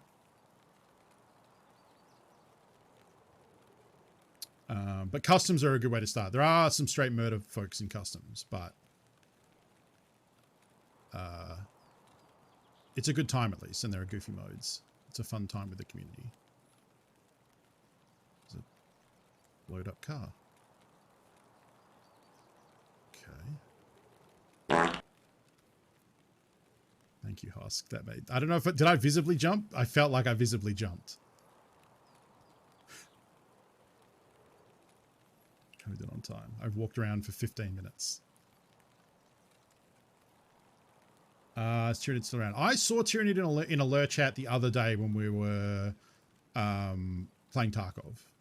So yes, I haven't seen him in a PUBG game in a while. I know he was big into customs when we were doing one more, but yeah, that was the... I saw his name in chat and was like, oh yeah, Tyranid, hey.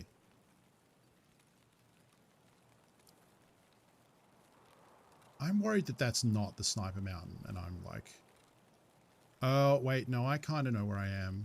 I think I'm... yeah. Okay, yeah, I kind of know where I am.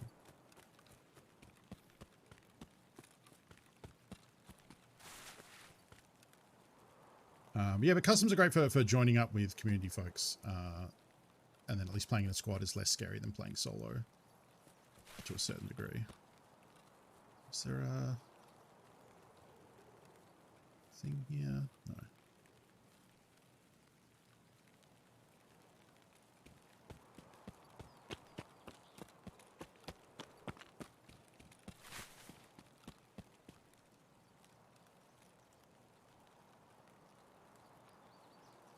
With a bit of luck, we just wander around for like 20 or 30 minutes and then... Okay, so there's USEC.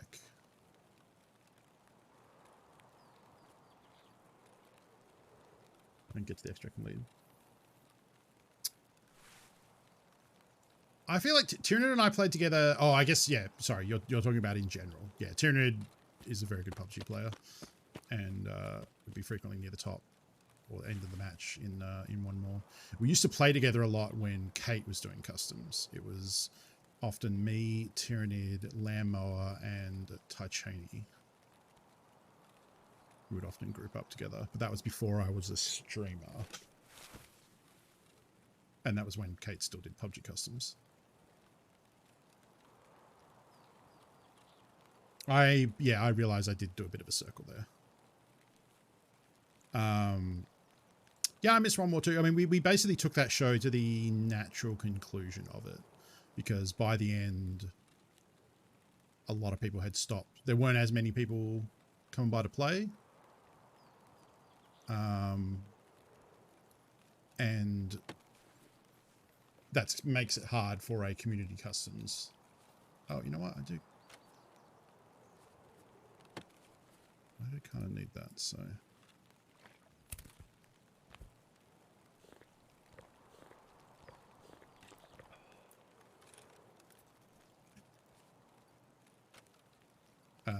So it just felt, I mean, especially for a channel like Loading Ready Run, who only has a finite amount of time to stream anything they do.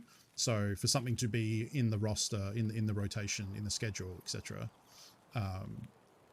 it has to beat out other things, is at least the way I understand it. Oh, shit. See, this is why this place is great. It's because you can find tier 4 USEC armor spawns. And now I know there's one in the ground there, so now I know to check that. Because, yeah, see, look, people have come through here and looted this and missed that armor because it's tucked in under the table there or whatever that was.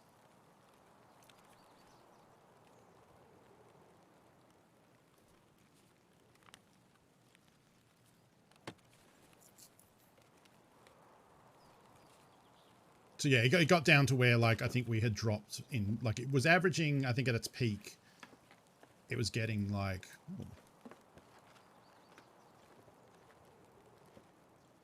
that might be worth more than a blue. I don't know if that's correct. Ooh, hello.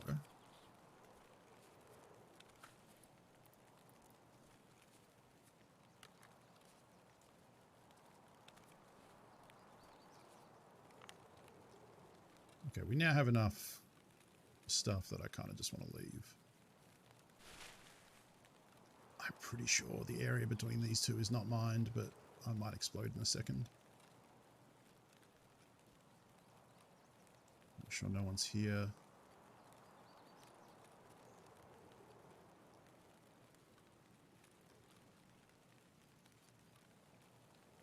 Looting.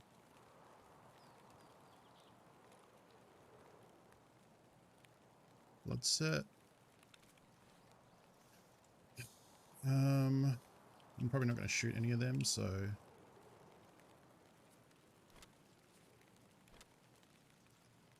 I found an ophthalmoscope here one time, and now, as far as I'm concerned, I can always get them and always want to. I don't know why. I feel like this lets you walk upright unless you crouch, and then once you crouch, you can't stand back up, which is weird. Because yeah, it's got a low, like, headroom on that little tarp thingy that goes over it, but like, it's weird that it lets you walk around unless you crouch, and then at that point you can't stand up again.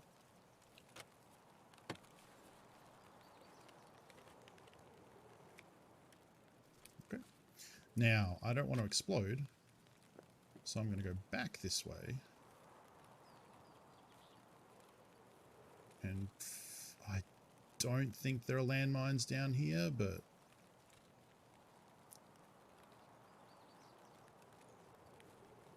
Ophthalma Ding Dong, yeah. I have no idea how you actually pronounce it. So, oh, that's where I need to go. All right, we're going to take it wide around the lake. And then get out of here, because I have a lot of stuff. I have 60k of BS ammo. I have a respirator that I need found in raid. I have a USEC armor that I would definitely use. I have Cotton's beanie. I need to get into the trees so I'm not running along the beach.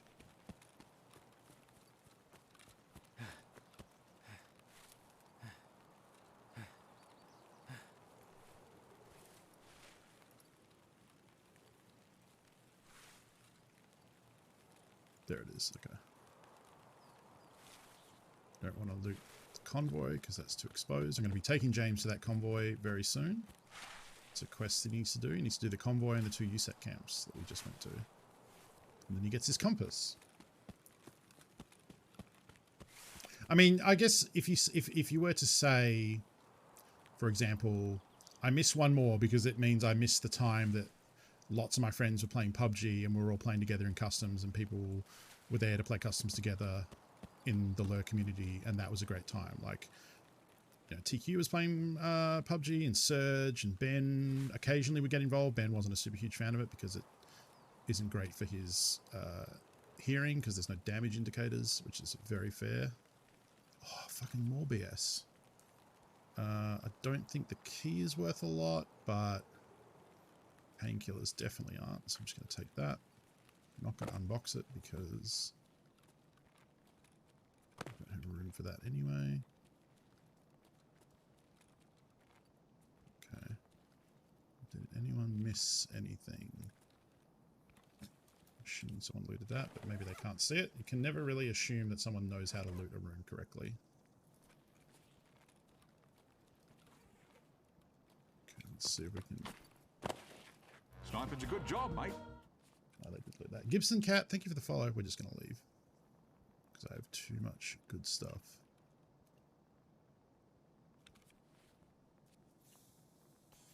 So yeah, I do miss one more as well. Yeah, it's hard to think. Like, I wonder what, or if there is another game coming that will have the appeal of PUBG and the success of PUBG in that kind of like competitive shooter thing. And I don't know that it is, because that's kind of hard. Now that I have all this space, I can just do this. Almost. Almost got there.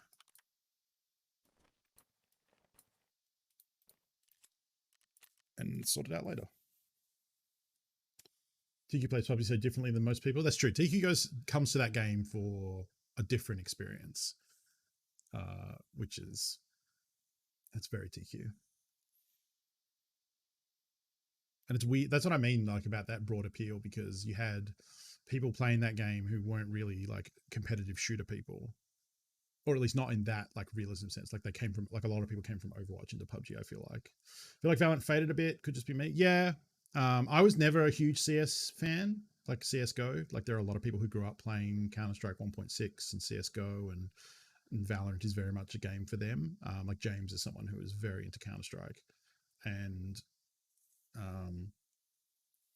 I mean, for me, Valorant didn't hit because it didn't feel great with the netcode. It's a very fast-paced game. It's a very twitchy game, and me trying to play that meant that I just missed a lot and died a lot, you know? Like, it was okay. I did okay, and I honestly didn't really play it that much to give it a chance, because I had a feeling that like, knowing that I don't like Counter-Strike, and knowing that it's a game that is going to appeal to those, or at least aiming to appeal to those people, I kind of knew going in, like, I don't think this is going to be for me. So I don't know that I necessarily stuck with it as long as I maybe should have to give it a fair chance. Is the Comrade mag? Yes. But yeah, that was the reason for that. I don't know what I want to do with that. I think I probably vendor them. Finding that BS ammo was good.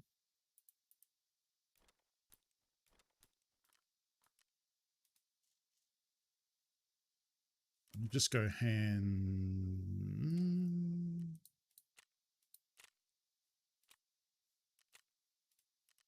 Start turning those. I really wish I'd been collecting these, because I definitely found, or had the opportunity to find, respirators over the time. Okay, so I have 222 and 221. I feel like West Wing 221 is, and 222 are the ones that can have access to each other.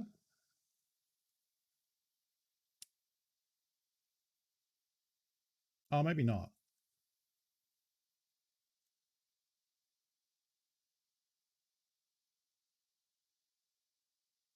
Open balcony allowing access to rooms 218 and 222. Yeah, it is. Open balcony, yeah. So you only need one of these keys. Yeah, this is 9 Inch Nails. This playlist is like every song that I at one point started a stream listening to, like my intro songs. I just made a big playlist of all of them over the time.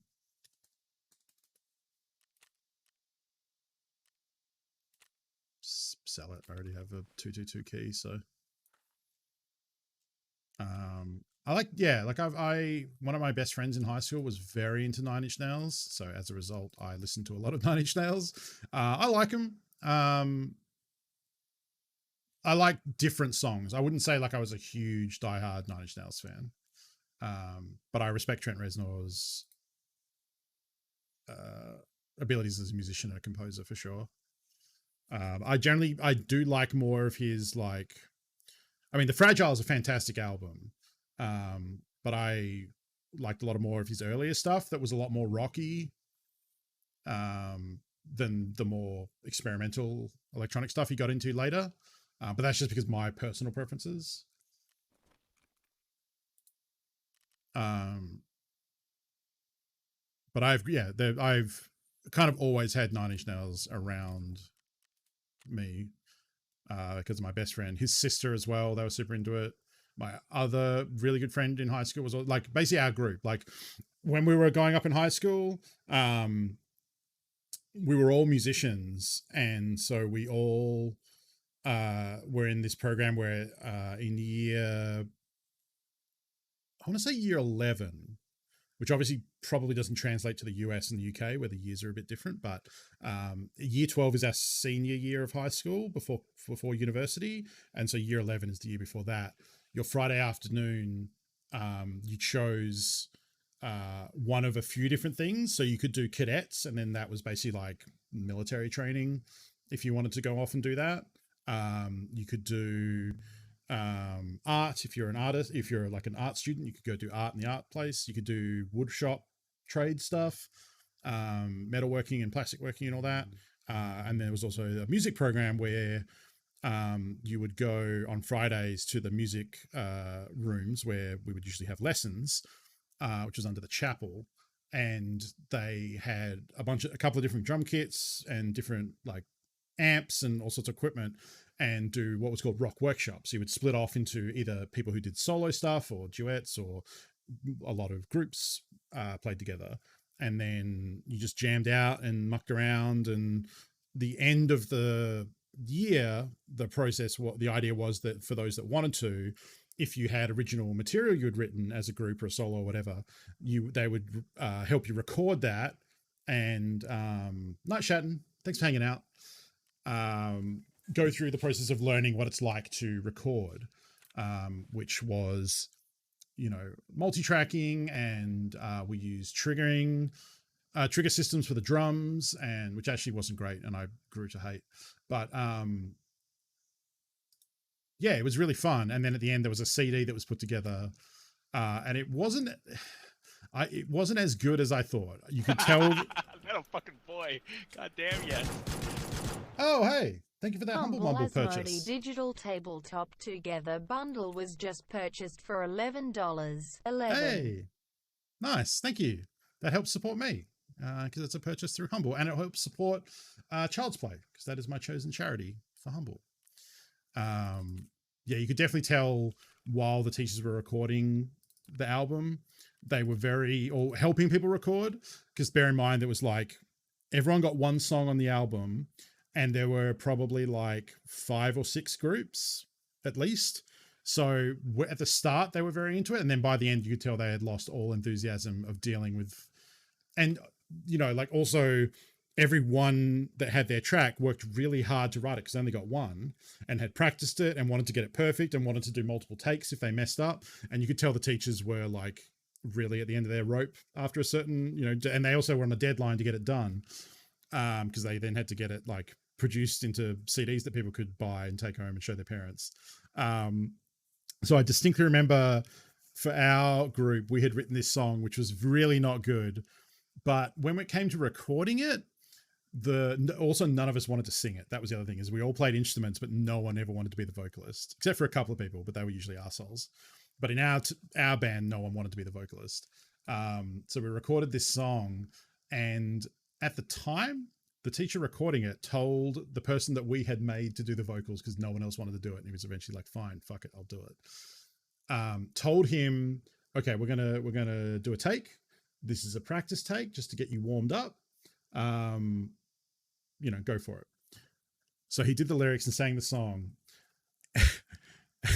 And then because it was a practice take, at the end, he as he finished the last lyric and we're like playing the outro, or the tape is playing the outro because we recorded them all individually, he burps into the mic, and then when the song ends, says, "Stay in school, kids." And then that was the take. And then the teacher's like, "Okay, great, moving on." And we're like, "Wait, what?" And he's like, "No, that's good. We'll just use that." It's like, "You said it was a practice. I burped into the mic." And he was like, "No, that's cool. I'll just cut that. Like, I'll just trim that out when we put it on the album." He did not trim it out. The end of our track on the album has Ben burping into the microphone and then saying, "Stay in school, kids." It's so fucking ratchet. Oh man, I wish I still had it. I don't. It was a really funny album because everyone had there were wildly different genres on that album, and as I said, our song was not good. But so how I started talking about this was, out of our group of friends, there was probably like half that we're all kind of like goth alternate kids back then. Half were like very into Nine Inch Nails, and the other half were very into Metallica, and there was a lot of crossover. We all like Rage Against the Machine. We all like Red Hot Chili Peppers, but there was very much a delineation of like, I mean, we all like Nine Inch Nails and Metallica too, but there was definitely one side that had their Bay band and one side that had theirs. Hey, Angry Optimus.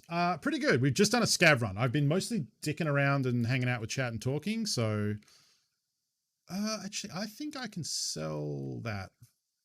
I might even be able to sell both. I think there are some crafting recipes for these, or crafting with them to make something. So I need to double check because they might be worth money. So yeah, the our friend group was, like I said, very into Metallica and very into Nine Inch Nails.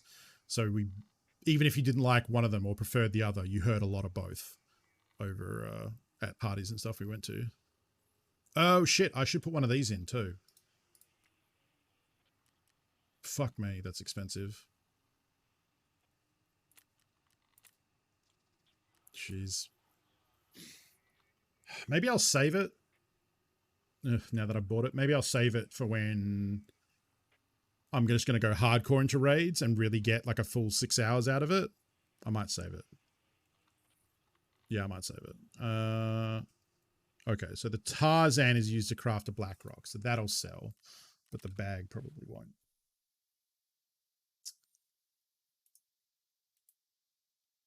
Yeah, so this, to put this in perspective, so I was in high school from like mid 90s to 2000. I graduated in 2000, so that was right in the era of The Matrix, The Crow. Yeah, that was all Matrix when we were in like year 10 or 11, so that hit pretty hard with us for sure, and influenced a lot of everything.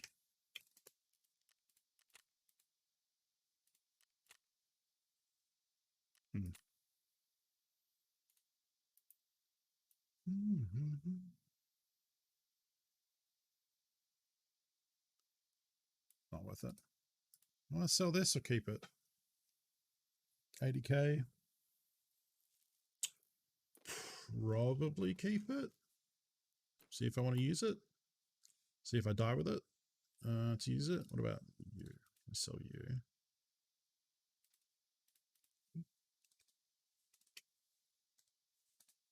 Buttons are hard. I guess actually that's not going to sell. 13,950.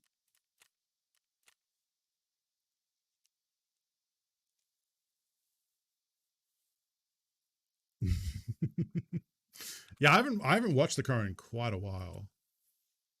It'd be interesting to go back and see what it's like these days.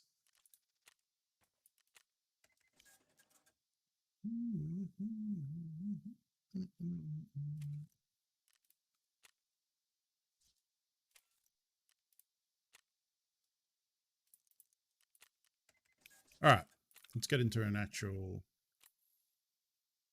Hey, I got some insurance. Wait, how do I have insurance? For the one time I died yesterday?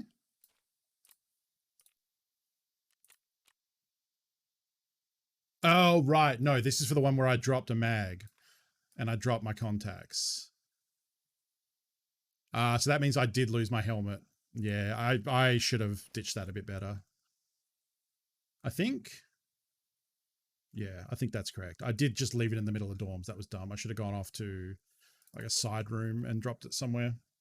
Oh well. I guess that can live there for now. I don't really have room for that in there. All right, so let's go. PM pistol scav. Great. Oop, no. Shoreline daytime. Sure. Let's go.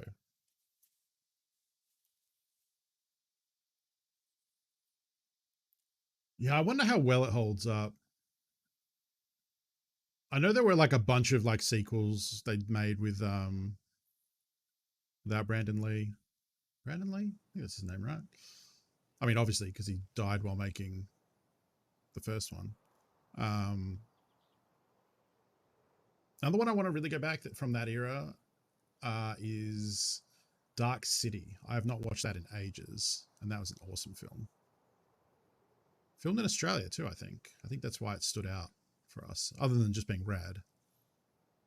I'm pretty sure that was filmed in Australia. You know, it is Good Burger. That's that when you search for it. Okay, maybe it probably has someone in it who has the surname Crow, maybe, or like the director or something.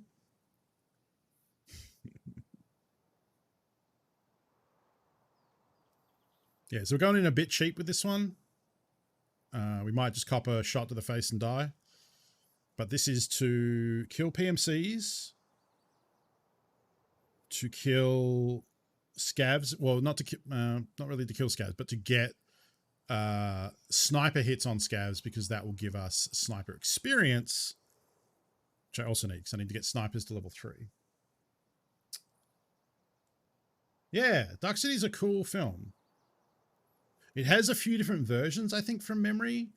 Like they changed the ending, or it has like a different cut that has like more stuff in it. I can't remember the specifics, but there are definitely multiple versions of that film. And I think there's like one good one and one people think is less good, maybe. I think that's right. I remember something about that.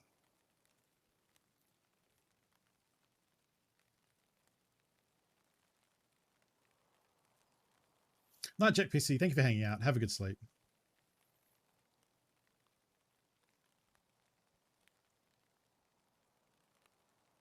Yeah, so tomorrow will be PUBG Customs to start, and then after I probably want to try Gunfire Reborn, which is a cool game that I've been playing, and I've been trying to find a spot to stream it.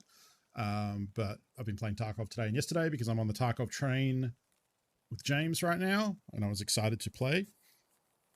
But I think post PUBG Customs is a good opportunity to jam some Gunfire Reborn, which is on sale at the moment. So if people end up liking it, it's a good opportunity to pick it up before it goes back to full price. And then I also have to do a PUBG stream coming up soon for their Lunar New Year event that PUBG is doing with some skins and stuff that is coming out. Which I'm excited to just do a PUBG stream too, because customs are good, but like I also just enjoy playing solos or even squads. Okay, where the fuck? Oh, I'm here. Okay.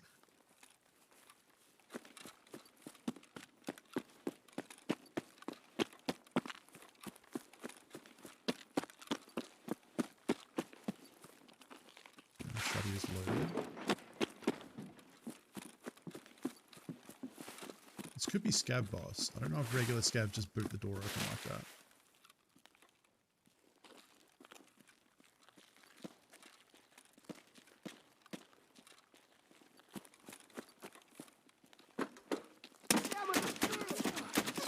Fuck! It was Sanitar! His guard was on the left and dropped me with a VSS. I shouldn't have walked through. I should have stood back in the door and checked it. That was a good opportunity too, and I don't think I hit him in the head. You're gonna do another hobby stream Monday? Yeah, he fucking head eyes me. I mean, I had no helmet on. I hit him once, really? How the fuck did I hit him once? I was like 2 feet away. Yeah, I got. Oh, it wasn't. It was a suppressed AK. For a little AK-74U.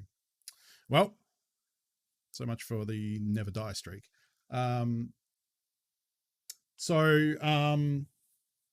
Yeah, I think so. That's assuming this HDMI cable works. I think I have everything else I need. And also reaches. How long is this? 3 meters. I thought I ordered 10 meters.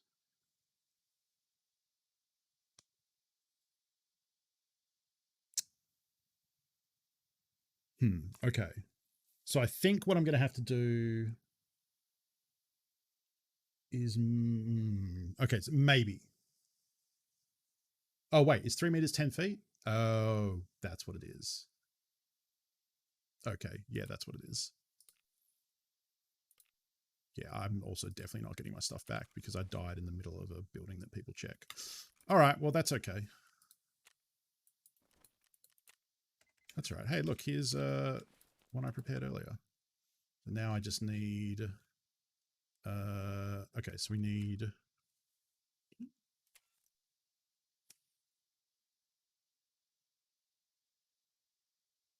Well, it's because I'm lazy. I don't want to say lazy. I think it's because basically I have when I'm streaming games, the camera's here. And to do hobby streams, I have to move everything over here. So I have this cool arm and the camera's going to be suspended up here. So I bought a second power supply for the camera. This is the second mount. I have the same mount over here. And I have this cool bendy arm that like reaches all the way over. Because originally the last hobby stream I had it mounted here. And then I had to light it in a certain way. And it just didn't really work. Like I was having to like reach around and through stuff and it was really awkward. And while I like the up close shot, I think an above shot will end up being better and it's completely out of the way. So I think that's going to be preferable. And then I've got the second webcam here so that if I was to put the webcam here, I'd be constantly painting like this and then have to like turn and like look at the camera. So at least this one is like front on and I can just look up. But the trick is though that I need, because the capture card is under the desk down here and the camera is over here. So the cable needs to reach from here, preferably back this way and down and under the desk.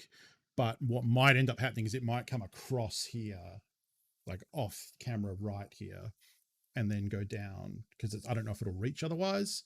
And then the goal then is to have a setup here and here. So all I need to do is take the camera off this, put it here, and then plug it in here and we're good to go. And then take it off there, plug it in here. So that's why I want the quick release things as well. Once I get everything the way I like it, I'll probably invest in little quick release bits so I can just unclip the camera because right now you have to unscrew it and it's kind of a pain in the ass. So probably is the answer to that. I would like to do another hobby stream. I just don't know if I have everything that I need. And if I don't, so I probably will work on that.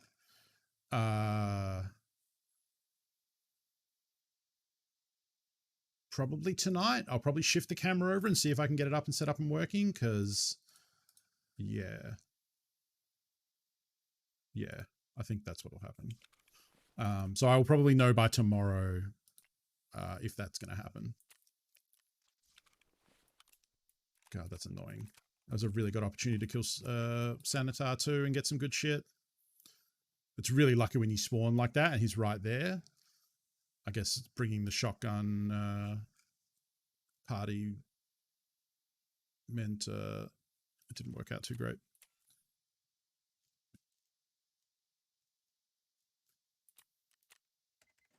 And then I need...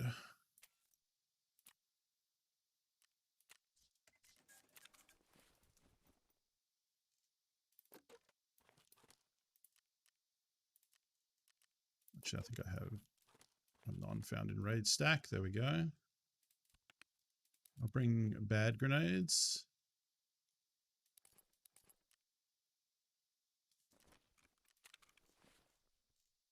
What bag was I wearing then? Was I wearing a beta? Maybe. Oh, no, not hideout. Fuck off. Assembling some of the Indominus box. Nice. I have 2 Necrons built. That was a real mission because I remember how I last hobby stream I like clipped off the wrong gun and then broke a wrist of one of them trying to fit a piece in that wasn't supposed to go. I then tried to build a second test. Wait, what am I doing now? Right, mags. When I wanted to build the second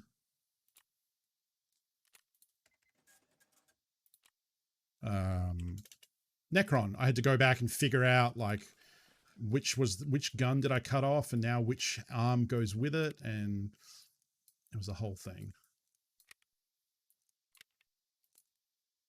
But I did end up getting a second one assembled, so I've got 2 that I need to prime now.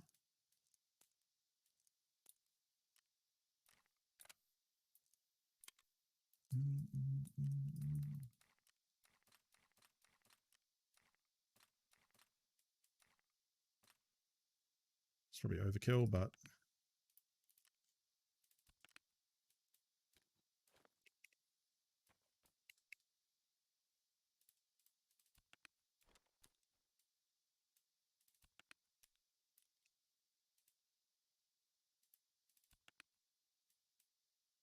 oh, you know what? Let's take this back up.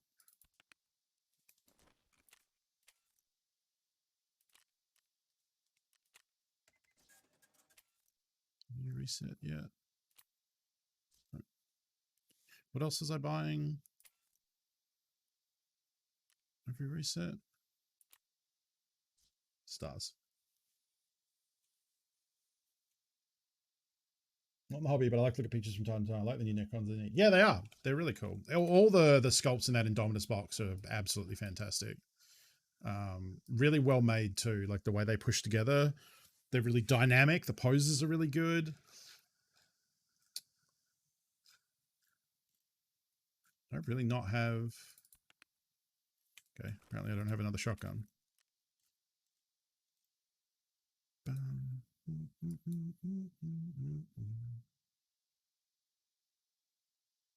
See if we can get one that has the tube in it already.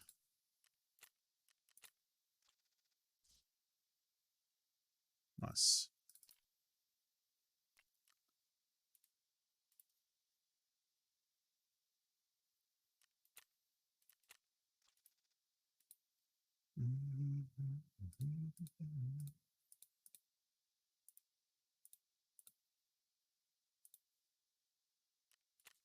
Oh wait, I have a bunch of them.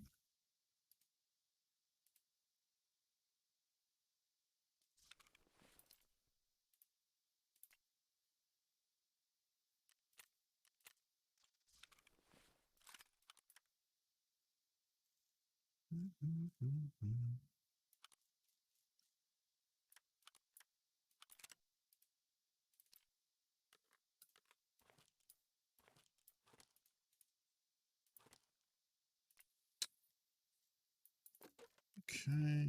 Boop. Boop. It's funny. I was watching a. Was it Pestily? No, I was watching Deadly Slob, and he killed a guy who shot him in the face with a shotgun round. It was buckshot, and he was wearing the Mandalorian mask thing that looks like Boba Fett. Looks like Mando armor. So the pellets ricocheted off the face mask, and he survived. Then he killed him, and then he looked at the gun. It was a pump action, and he like checked the chamber, and it had AP-20, which is slugs.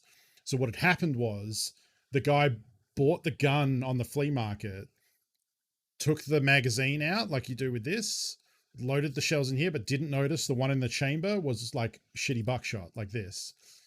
So the first shot he fired was a crappy round that didn't penetrate the armor, and then he got shot in turn.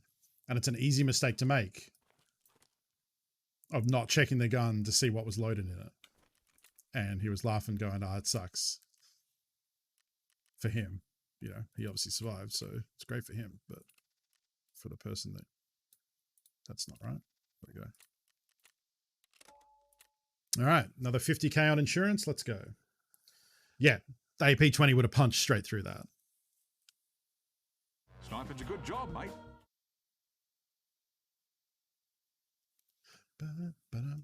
Oh, I forgot glasses. I hope it's not raining. Invisible LF, thank you for the follow. Welcome. Oh, I'm still in Borderless. I just realized, oh, that's not great for my FPS. Oh, well. Yeah, it's one of those weird things where, like, some people would say, "Oh, that sucks," but some of the people will say, "Oh, that's cool that you can do that." You know, it's the same argument as like the guns that will chamber around they can't fire. Like, that's realistic, but it's also bad from a usability point. You know.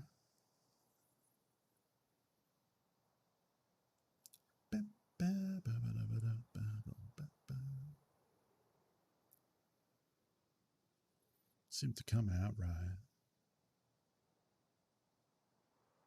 Yeah, it's one. I mean, there are plenty of the, like, an example from an episode with James earlier this week. He died in one instance because we forgot to hotkey, or he forgot, and I didn't remind him because I didn't notice. He didn't hotkey his heals on his in his pockets. So in one instance where he needed to bandage, he had to open his inventory and try and right-click bandage or hit the hotkey button, and he got killed.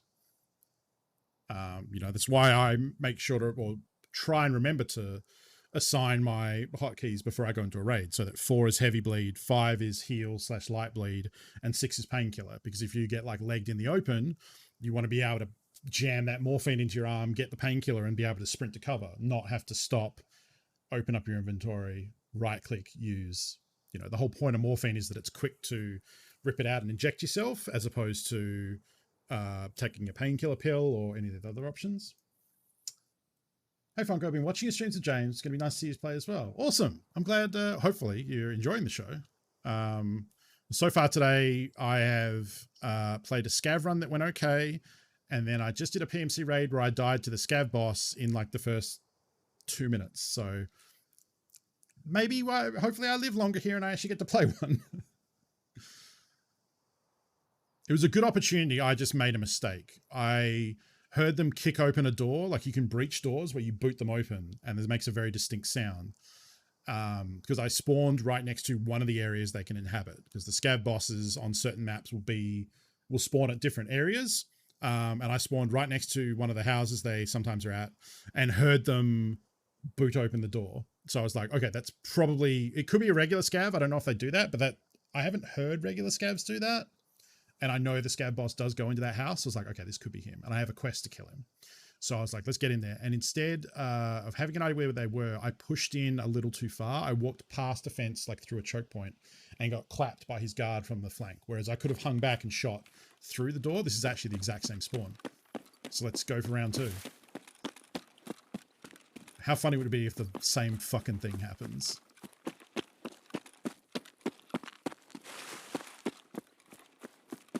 So it was that White House there. They booted the door open and went in.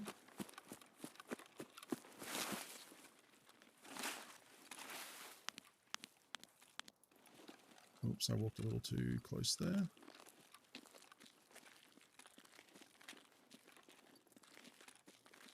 Excuse you. Please do not belittle the culture of my people. Matt, hello. Thank you for the raid. It was that door there. So what I should have done is stand here and shoot through.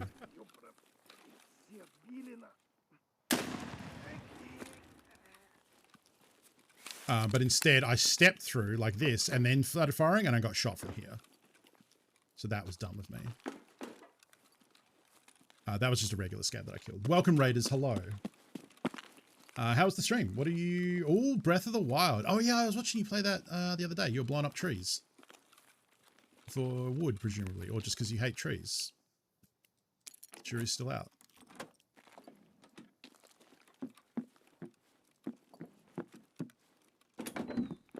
Alright, we're going to loot this house. I don't think anyone can be in here.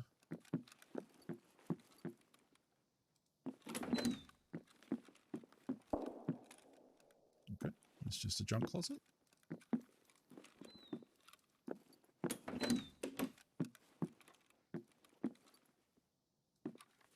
Kind of looked like folder of intelligence, but... So I'm going to take it kind of slow on this map. I don't want to rush to the resort. Husk, thank you for the grenade sound. That scared me shitless. Ugh. That's the sound a grenade makes in Tarkov when someone throws it near you. And every time someone kindly donates their hard-earned Twitch bits, it scares the shit out of me. Hi, Ali. Welcome. I notice you're just sitting on the mouse pad. Is that allowed? Is that what we do? No, it's not. Thank you. Just there you go. I've only got the one. I've seen other people do like a Twitch. See other people do like a footstep sound or like the sound of grass being brushed of someone walking past. I don't have those yet. I just have the grenade, and the grenade is scary enough, in my opinion. All right. Wait, where did I come in? I came in over here. Oh, do you think it's food time? Is that what's going on? Could you just chill, please, for a second? Like, oh, she says no.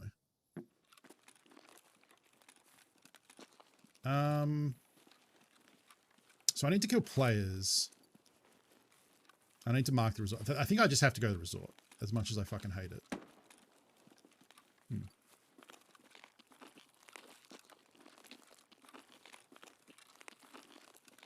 Yeah, I think we just have to...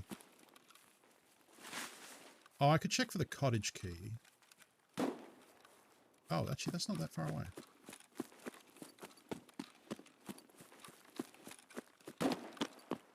And I need to kill players with shotgun rounds. It's probably at the bus depot, I would guess.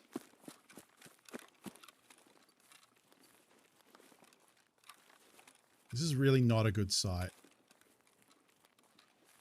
It's kind of cheap. I kind of cheaped out on this one.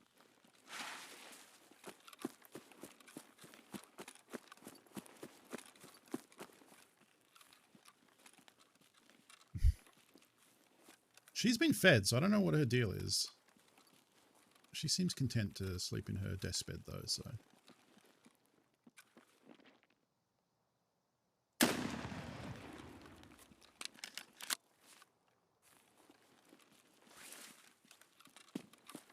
Fortunately, I don't need scav kills, so it doesn't do anything for me.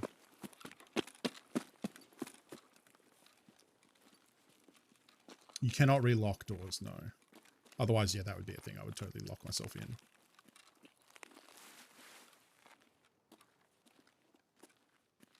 No, that would be a little too powerful, I think. The whole point is, like, if a door's unlocked, you know someone has been there.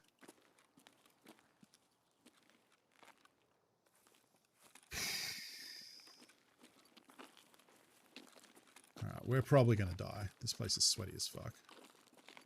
I would love to get this therapist item and just peace out, though.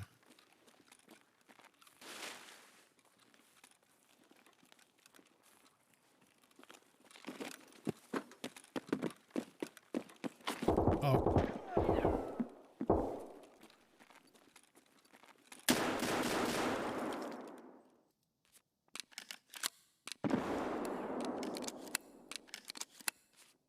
I don't know if I need player headshots. I might have fucked that up.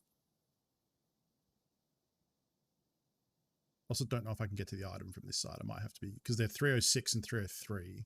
And I don't know if I can get through on this side. Yeah, I could have taken a second to line that up.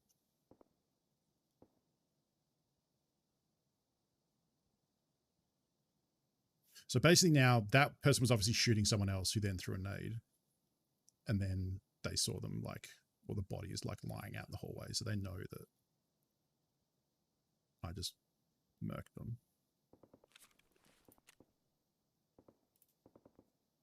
Oh, it's just kill PMCs. Okay, fuck yeah.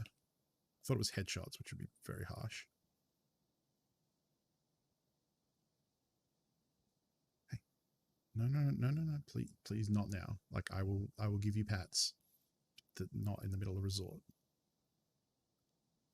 I'm probably gonna have to clear a space to the left so she can sit there and feel like she's part of the gang. Cat gang. There's probably someone literally down this hallway just holding the angle. If they have a scope, if I step out, I might just get clapped.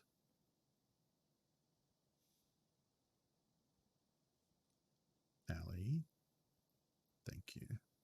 She like put 1-4 down and like raised up, and then I said Allie, and she was like, oh, okay. Might think they got them.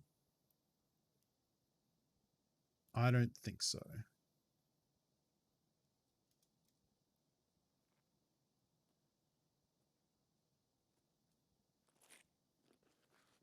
Oh, there's just a barbed wire there, so I can't even really cross. Allie, if you want to leave, that's okay, but you need to do it without stepping on a voice line key. Despot, because that will get me killed. All right, we're going to be... I might even be able to loot him without sticking my nose out, but I don't think I can. Besides, we want this kill anyway, so...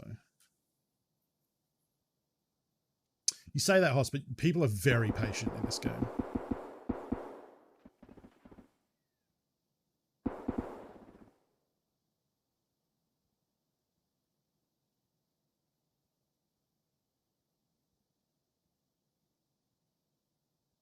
They also could be like slow creeping upstairs to come and get me from the stairs, so...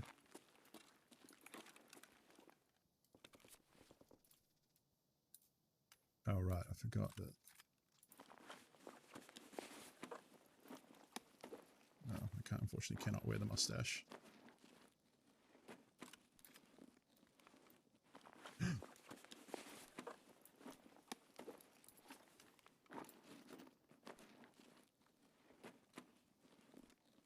Shit. Don't care about that.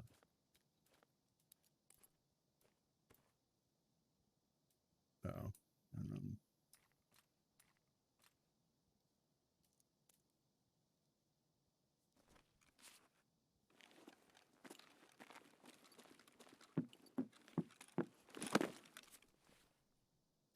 Don't care about the cords either.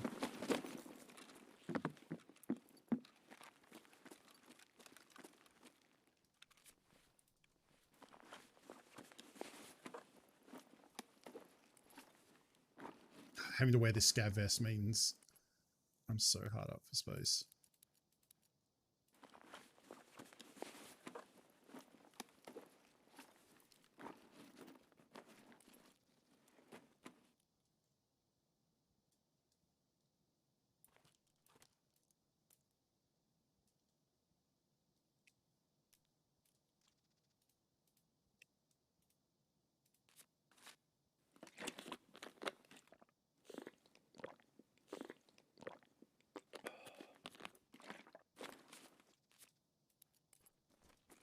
Okay, I'm pretty thick now, and I'm leaving the AVS behind. Okay, I'm going to leave because I need the ophthalmoscope found in Raid.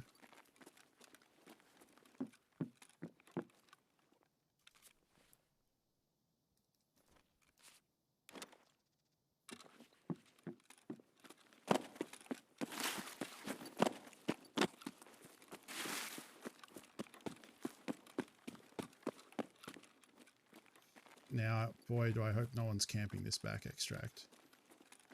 Which is definitely a thing that happens. So let's... Pre-med.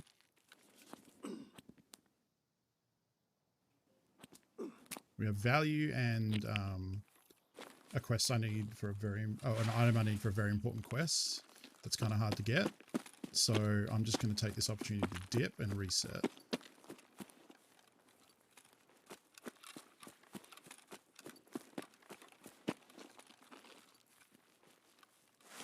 Hey, Scratch. Not so far. I mean, this one's going okay, but I need to get out of here with this stuff for it to be good. Strength leveled up.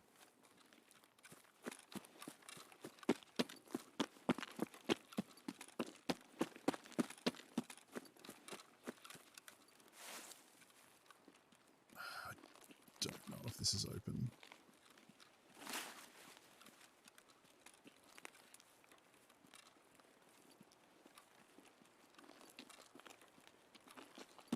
It's been camped.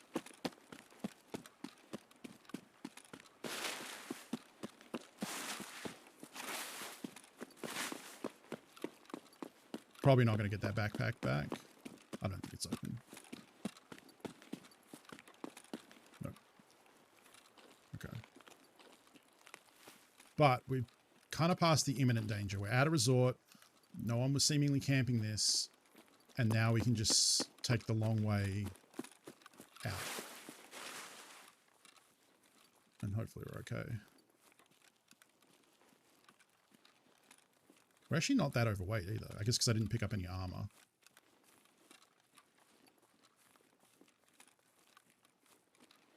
I think I can cross my toes.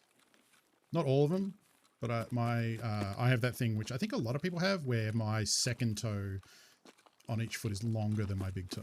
I think that's a pretty common thing. I don't know if it's an everyone thing.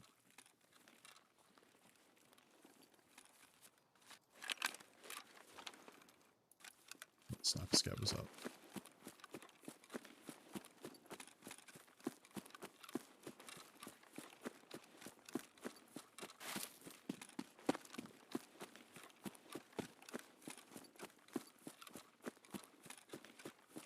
That person that we came up on had done some looting.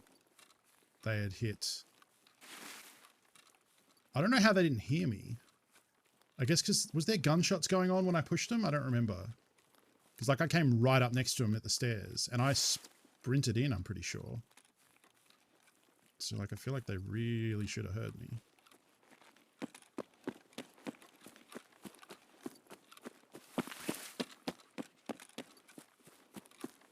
There were gunshots? Okay. So it was just lucky timing. Okay. That's how I got him then. And hey, we're one of 10 kills down.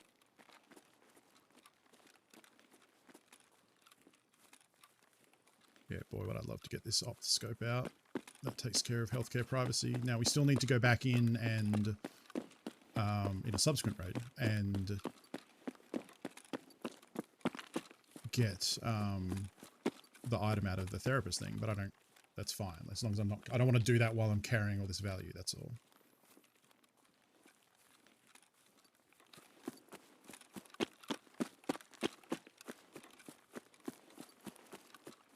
The problem now is if a fight kicks off out here, it's probably against someone with a scope, in which case I'm in a lot of trouble.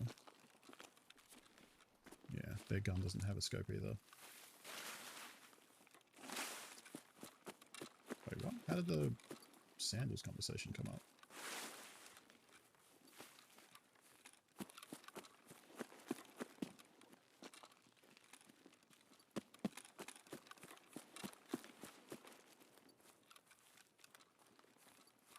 It is this one, right? I can't have fucked up that bad. Yeah.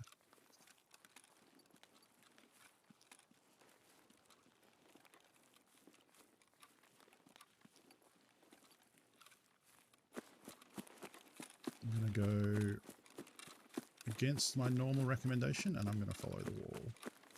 James, hello. Look at all this shit I got. I got a roller, got a gun, got a mustache. I got the scope that I need for this found in raid quest. This is why I'm leaving. Got a big pilgrim backpack. I killed a dude in resort and took all his shit. Because I entered resort to get to do a quest right as a gunfight was happening. And I came up behind him as he was holding an angle on the second floor and just shotgunned him right in the kidneys. So he's probably pretty upset because it looks like he looted all the high value resort rooms. And now we're out. Yeah, last night was awesome. I don't know. I think you were there for the start, but yesterday, I talked about this at the start of the stream. Yesterday might have been the best ever single day of Tarkov I've ever had. Like, I think I've probably had individual raids that were better because, like, one time I found 3 graphic cards on interchange, or like the Scav LEDX is pretty good, stuff like that. But as like a 4-hour stream or whatever, yesterday was pretty banging.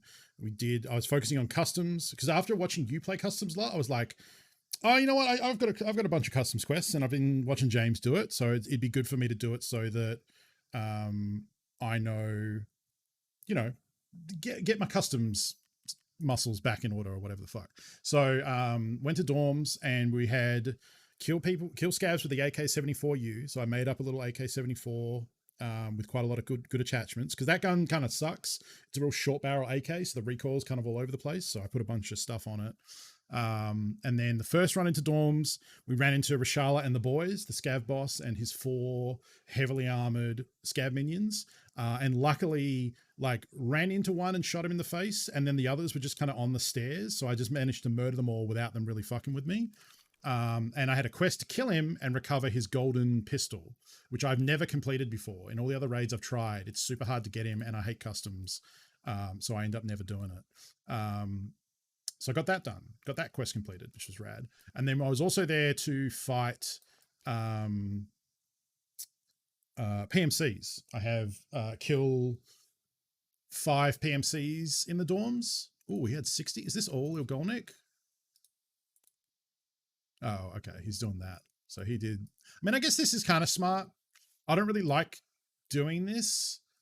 Like, you can do a bunch of funky stuff in Tarkov. Like, so I've seen people do the first 3 rounds, or the first round is like expensive, and then the rest is like kind of okay, which is what BT is. I've seen people do like they have most of the mag one type of round, but then the last 5 bullets are BT, so that when you get to the end of a mag, you start seeing traces fly out for the last few rounds, and then you know, or like the last 10 rounds, for example. But basically the idea is that at the end of the mag, once you see traces, you know you're about to run dry. So even if you're not, like, usually you just keep a visual, like a mental picture of like how long you've shot and roughly how much, plus with the mag checks and whatever. But I've seen people do the tracer option. I don't really like doing that. There's also, I don't know if it's a Tarkov myth, but there are people who say that if you do ammo salad, as what a lot of people call it, where you just throw random bullets in a mag until it's full, that it makes the gun jam if you're doing different stuff. Oh yeah, you can like, so when you load bullets into a mag, the first ones you put in, it's putting, like, think about it, if you were to push bullets into a magazine, as you push more and more, the first ones are getting lower and lower. So the first ones you load will always end up on the bottom. So if I did that, then that's BT 7N39 BT. You could alternate, like people do the Christmas gun here. So this is an automatic auto shotgun. It's kind of a meme gun. It's called the Nerf gun, where it alternates AP20 and the green slugs. I forget what these are, but they're a different type of slugs, but it looks like a Christmas, you know, it's red and green. Dumb stuff like that. So you can do whatever you want with bullets, really. A pretty common one, which I think is probably, like, I just like doing all the same ammo. I might do different mags that I carry with different ammo. Like sometimes I've done like an AK and then had some ammo for killing players, which is like armor piercing and expensive, and then a mag of a different color. Like here's a good example, like these brown mags. I might have the black version and the brown version, and then in the brown version, it's crap like scav killing ammo, and then in the black versions it's the player ammo. So then I know, because when you're in game you can hold R down instead of pushing it or double tapping it. You can hold R, and then at the top it'll come up with a picture of all the different magazines you can have, and then you can use the mouse wheel to scroll to a specific one and let go, and it'll load that one specifically. So usually what I would do is, if I'm in there to kill players and scavs, I might bring like burner ammo, because scavs are very unarmored and it doesn't matter. And that way I avoid spending a bunch of money missing shots at scavs, and I can use the crap ones to shoot at them. So that guy, yeah, that guy had some good ammo. So that can go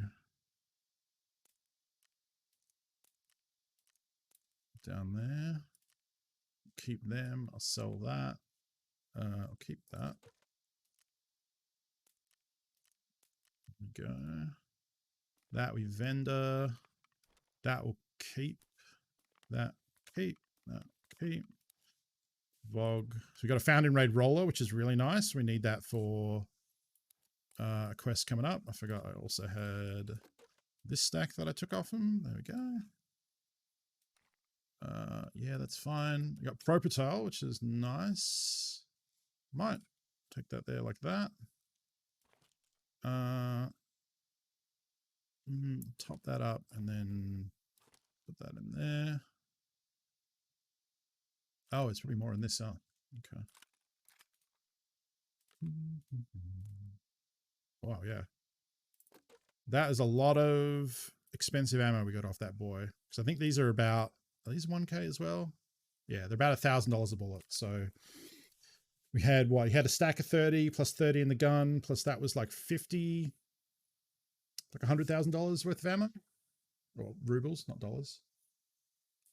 Is it a strat to do a trace around every like 5 bullets? I mean, you could. That is like a more, as I understand it, that's a very military thing to help people shooting at night and different things like that. You could. The tracer ammo is not great. It's so not really. Most people, yeah, for AKs and stuff like that, it's so where the tracer ammo usually comes in is two. There's the BT ammo, which is really good mid-game ammo, and early on it's pretty much the like most powerful ammo you get access to early. So people use that, and they would use it in an AK, and they're mostly just doing that because it has good armor piercing, not so much the tracer. If anything, the tracer is a downside because tracer fire will let someone else see where you're firing from easier. Instead of them having to spot you, they can just angle back to where the tracers are coming from, you know. The other instance is for the snipers, for the NATO snipers. NATO snipers use a bunch of different ammo, but the most popular ones are M80, M62, and M61. M80 is like reasonably priced and pretty good.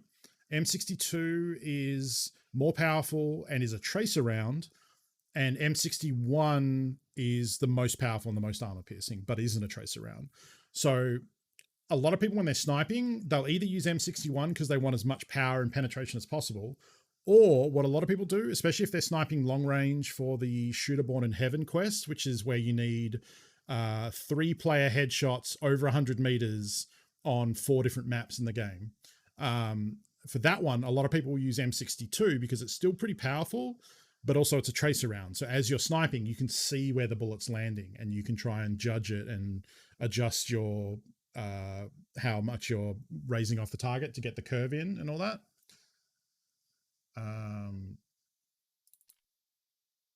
Oh, take that out. I don't know. Do I want to keep that? I don't really need it for space, so we keep it for now.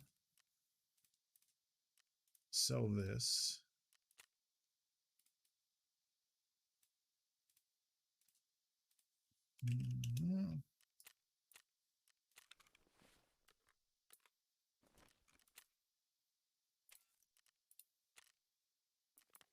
Sell that. Okay. Now we got this fucking big stupid black pilgrim. I actually don't want to wear this. It's super visible. I just used it because it would let me get more of that dude's loot back. And then maybe we get our beta back from insurance, but probably not. You do need one found in raid for a quest, but this is not found in raid, so. That does mean I need another bag. Do I want to take a beta? If I was to buy one, how much are they going for? 50k? Sure. Yeah.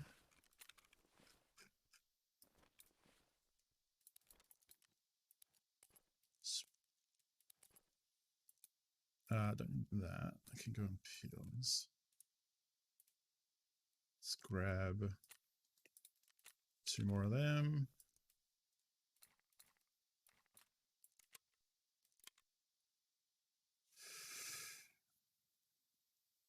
Okay. Keep that, I guess. Might change this Cobra site. I don't think it's very good. Night, Mac. Thank you for hanging out. Have a good sleep. Traces far for squad leaders, where you expect to win. Fire spiriters don't mind if hostiles see location. Yeah. Yeah.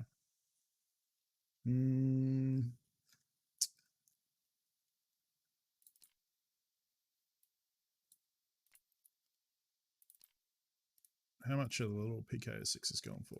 50k. Fuck me. This used to cost like 30. Fuck off. Shika shika shika shika shika shika. Okay, so we need.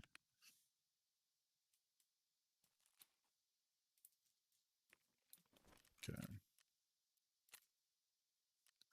Hang on.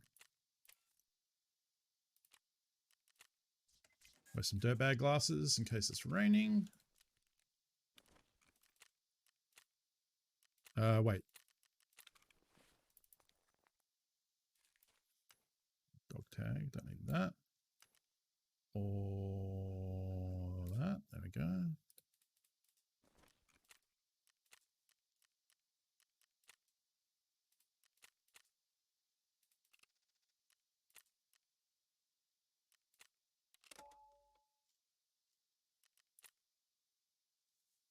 All right. The core business sucks. Ooh. Yeah, custom yesterday was rad. So we killed Rashala twice in a row. We got all 5 player kills done. All 25 scav kills done. Looted Mark Room multiple times. They were basically all trashed except for the first one. The first one I got out with a big bolt action and an HK assault rifle. Made a bunch of money. Got an Alton helmet off one of the guards, which is the welder's tier 5 helmet that's like super powerful. Got the police scav kill quest. After you kill Rashala, you then get a quest to kill his guards. I think it's just once really, because you need to kill 3 of them. It says kill scavs wearing police uniforms, which is Rashala's guards. It's Rashala's guards and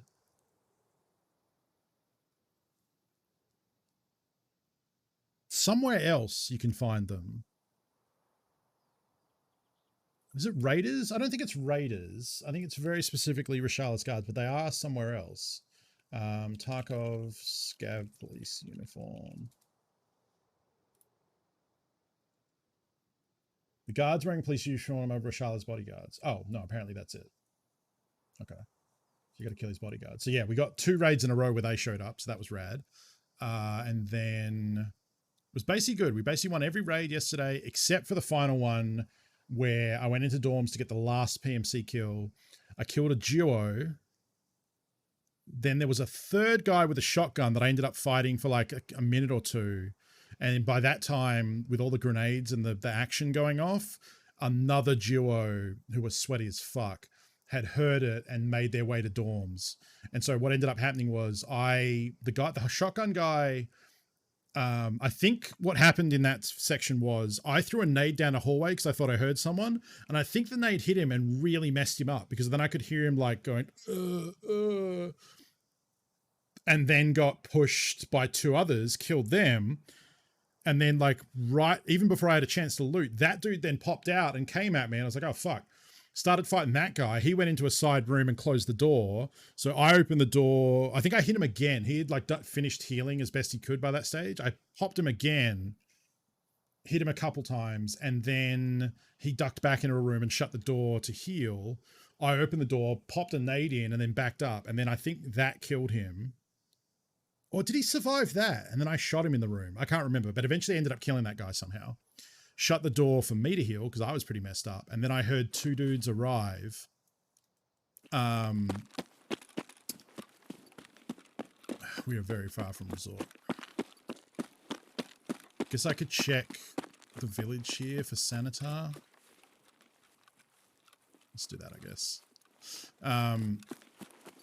Heard 2 other dudes arrive, and then they kind of shot at each other, so I don't know if they were together or shooting scabs or whatever. But I heard them investigating the bodies and kind of walking around outside the closed door, and I was just waiting there. Because as soon as they came in, I couldn't really move because I would give my position away.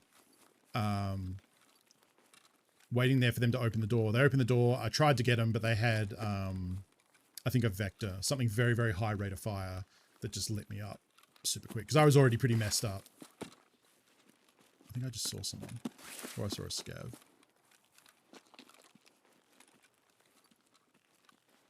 I guess just this one run right to left. Or I'm dreaming.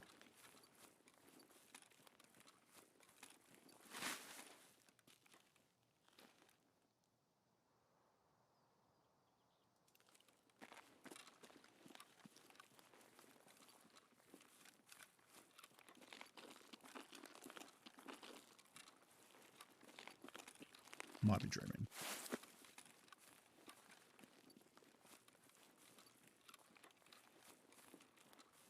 Might be dreaming. Anyway, so they murdered me. They had an Alton on, so I wasn't really going to kill them with what I had. I was still using... I mean, actually, that's not true. The bullets I had were pretty good. But yeah, I got dropped quick enough because of their rate of fire that, you know, that ended the streak. And, you know, we had killed... We had got, you know, 3 players at the end there when I only needed 1. And...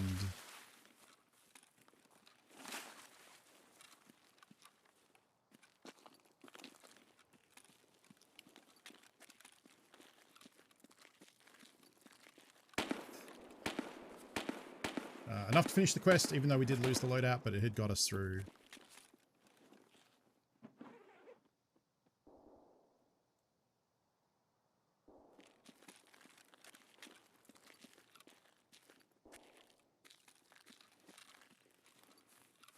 Now, was that a scav or a player that I heard?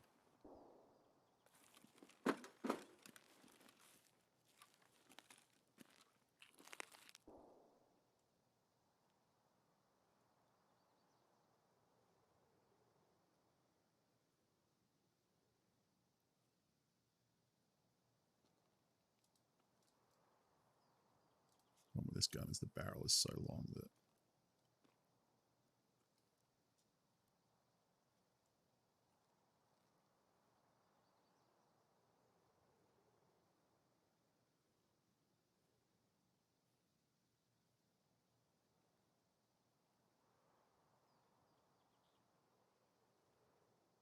I think it's also a case of like the previous Storms raids, no one had pushed. Like the only people that I fought were like pistolings and new players. So I got a little bit complacent because of how lucky I'd been. Like normally Dorms is very sweaty and action packed.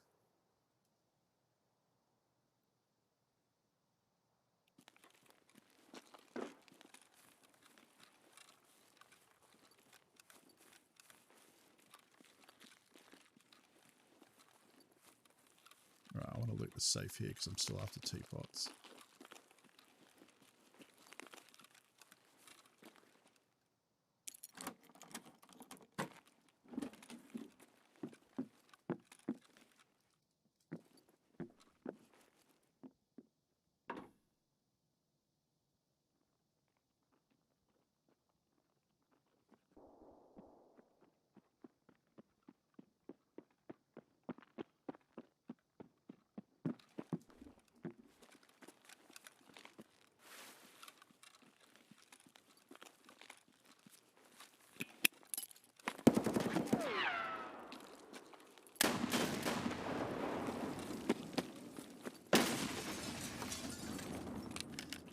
Get wrecked, son.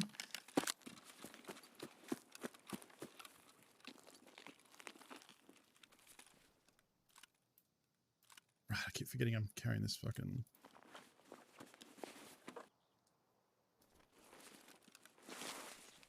Let's try and hide these.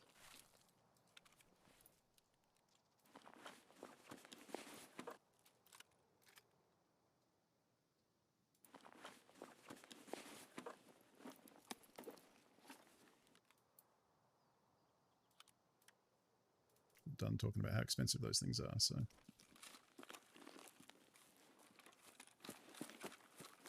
Alright, that's 2 of 10.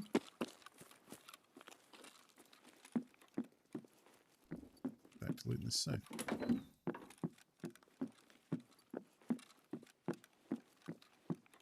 I don't really know... I should really buy the key for this if I'm going to keep doing this, because there's a whole second safe we're missing.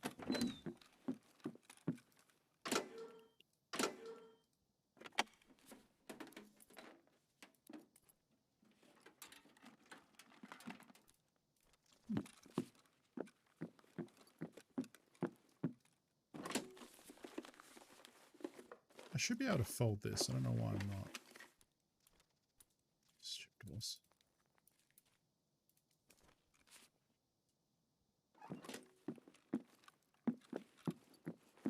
Oh, I might have forgot to loot this last time, actually. My head is too visible in that window. Sure, keep it for now.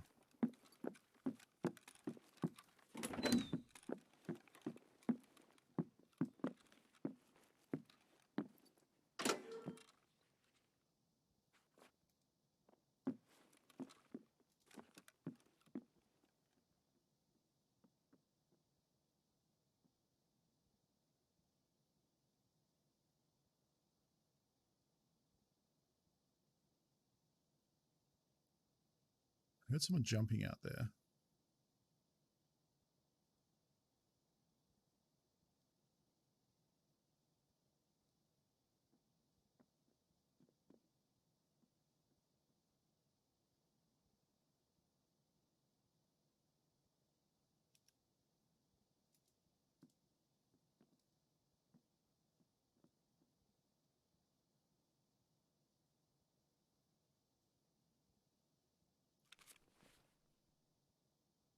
Yeah, I could. I will if I end up needing space or get rid of weight. Oh.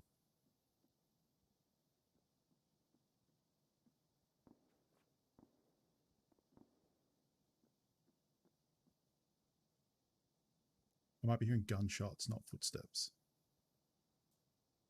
That might be why it sounded like just someone jumping. Yeah, I think that's true.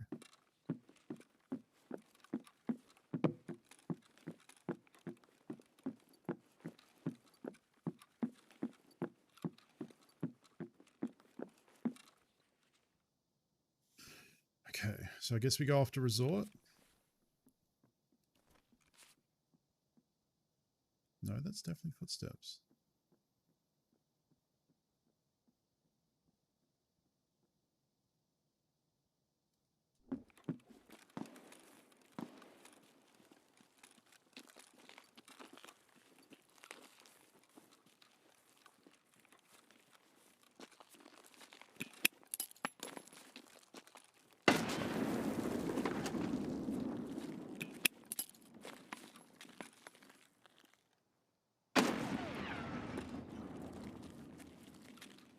Shit, I thought I heard that duffel bag closing, but it was probably a duffel bag in this house.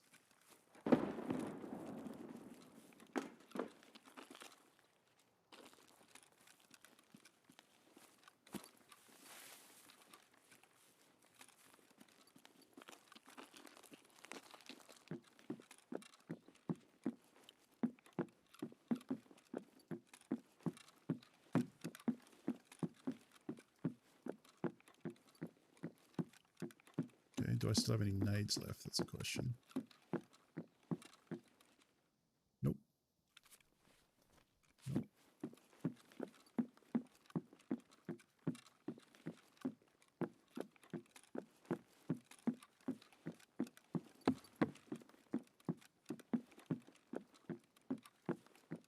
Actually, may not be anyone in here, and that other person looted this. Yeah.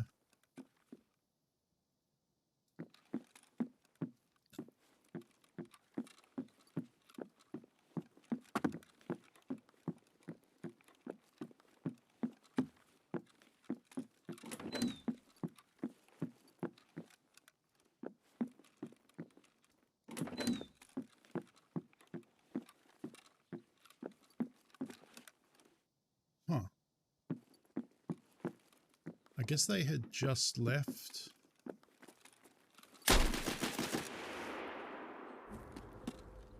It was, but it was open. The door was open. So they obviously dipped out the back door and went around and waited for me. That was a good play.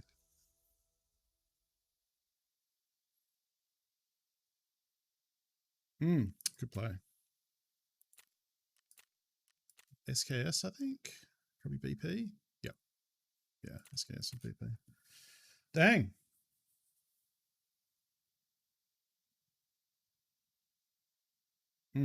Yeah. just got outplayed. But we got one more kill. I did save the PKO6. Unfortunately, we did lose money, but that's okay. You know, at a certain point, completing any Tarkov task is just paying money for resources to try and complete it, and you hope that you can complete it without losing the investment, but that's not always the case. Happens to you all the time. What you probably dip below 50% now, right? You're probably like 40% or something. That was good on his part. That's impressive. So we keep getting bad spawns for the resort is the other thing, because we want to try and get there and get that therapist. Oh, we're also trying to mark. Oh, I forgot about that. We're trying to mark the helicopter, and I died with the marker in the first raid, and then just forgot about it for the second one.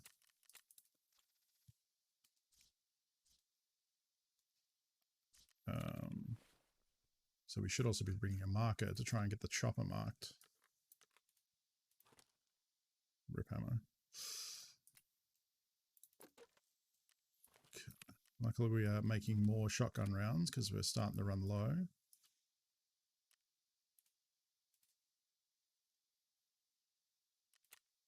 Mount. We'll go back to using the crap red dot.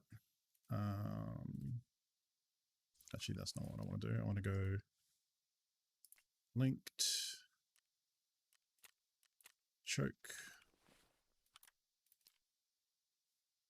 Cool.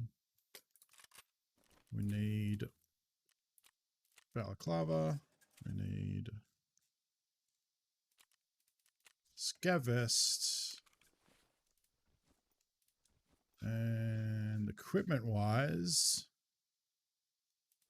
churning through these USEC rigs. We need ears. That'll do. Helmet.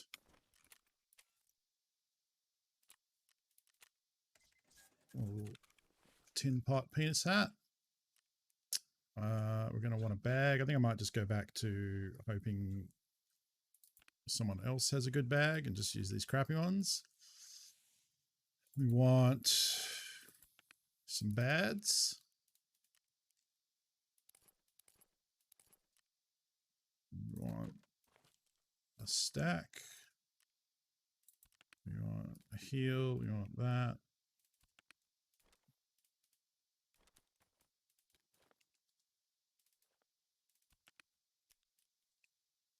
That. What a... Don't think I'm going to bother bringing the sniper. That's just extra money on top of what we're losing with that, so I don't have to lose these each time. And then that.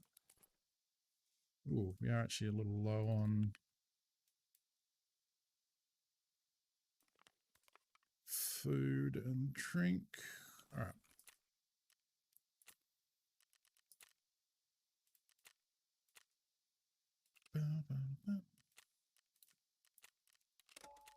All right.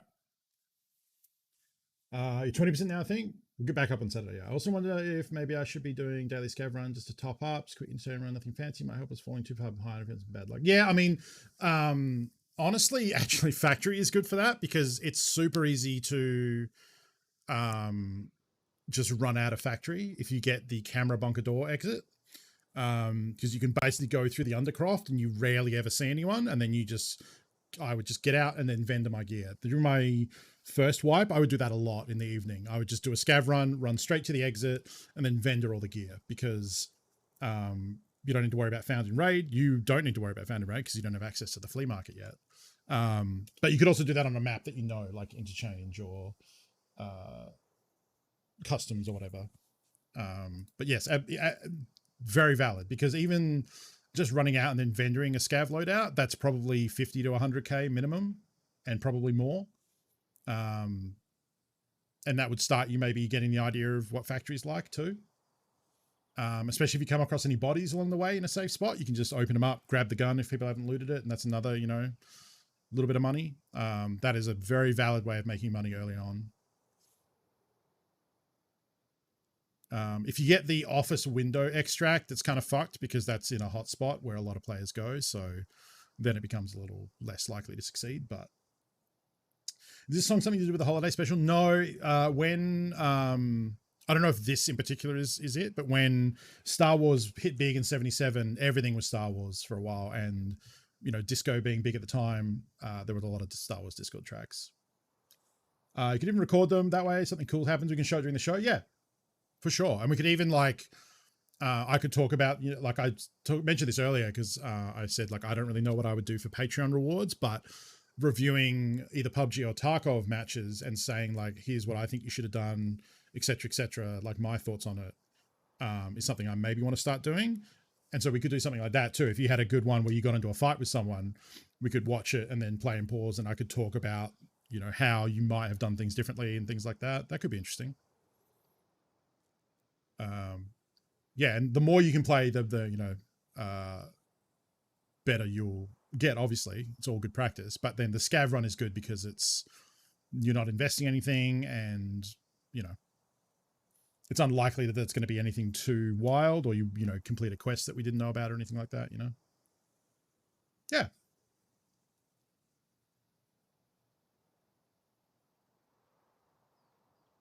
Yeah, I think, oh, great timing.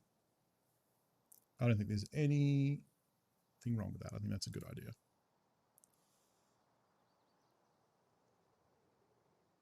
I think it's 20 minutes by default.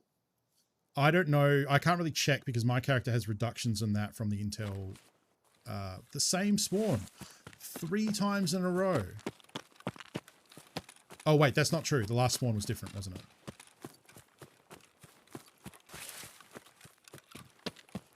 I will forgive the game if Sanitar is up.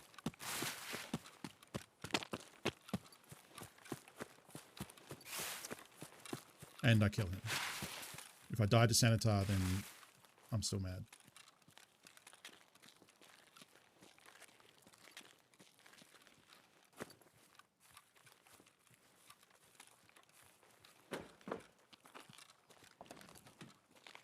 Doesn't seem like he's up.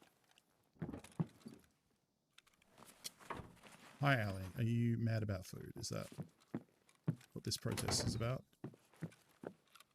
I take it.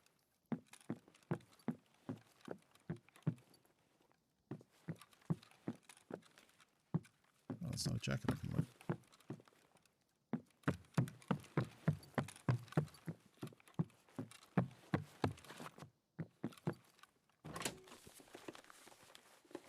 Okay, not James. Oh, shit. Oh, I need that. I need that so bad. But I need it found in raid, so there's no point putting it in my container. We just need to leave and survive with it.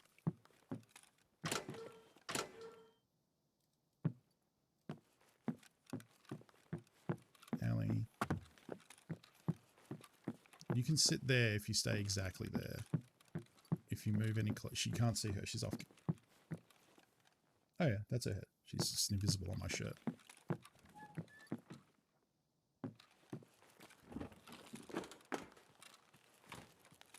She's okay right now. If you sit exactly there, you're fine. Because you're not blocking the mouse.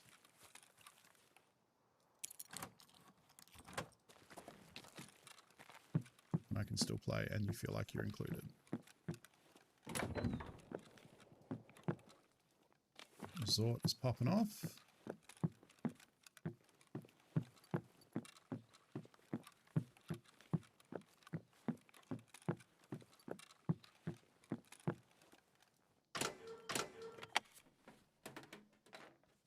Oh, right. Yeah, I was going to eat.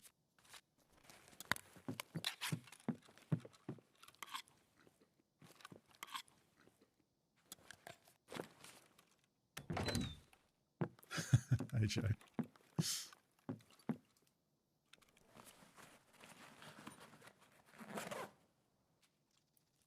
Cool. Let's drink that. Oh, oops, it's right here. She leaned too hard into my hand and then fell over when I stopped patting her. Oh, wow. I have both of them.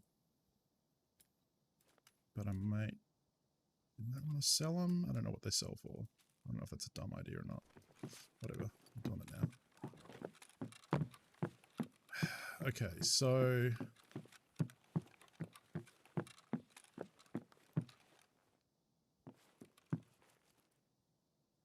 Hi.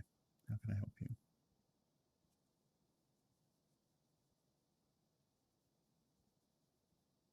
I don't want to encourage this as a position you should sit in, but just wanted to stop and listen to see if there's anyone stomping around outside for a bit.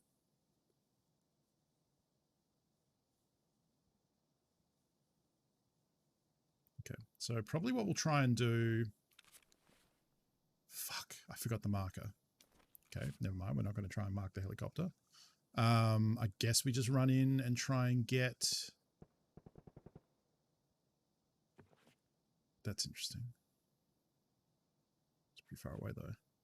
I guess we just try and get in and get the therapist's room item. I don't exactly know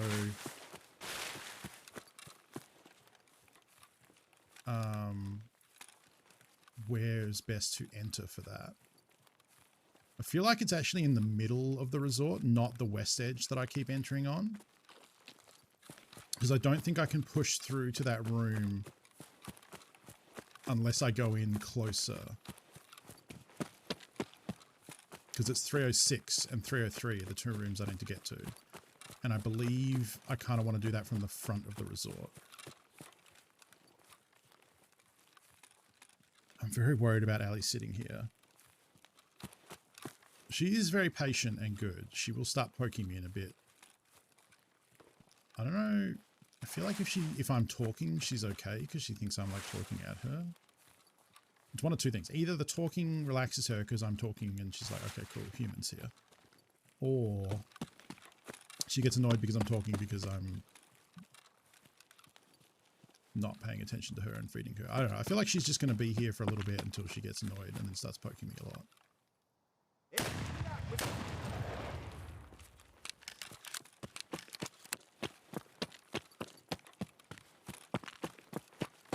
Okay, I'm at a point where the scabs below won't see me now, so...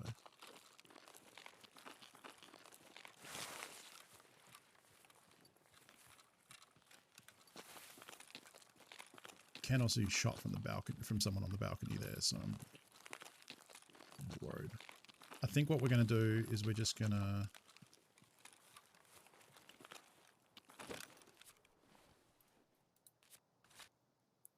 pre-med in case we get legged.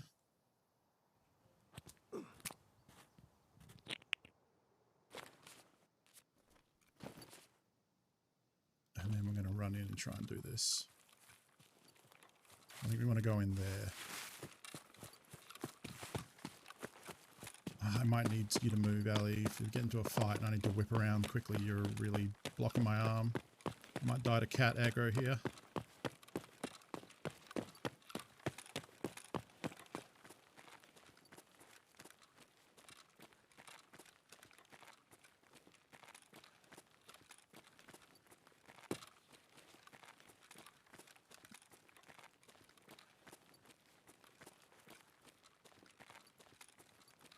This is actually back this way.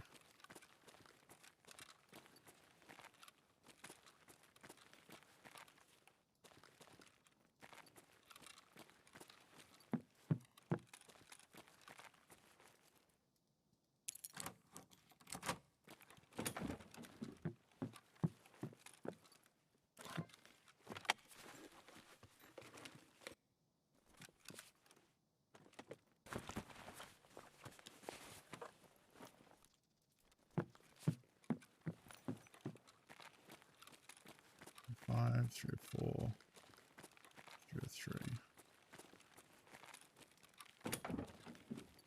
All right, I forgot you don't need a key for this one.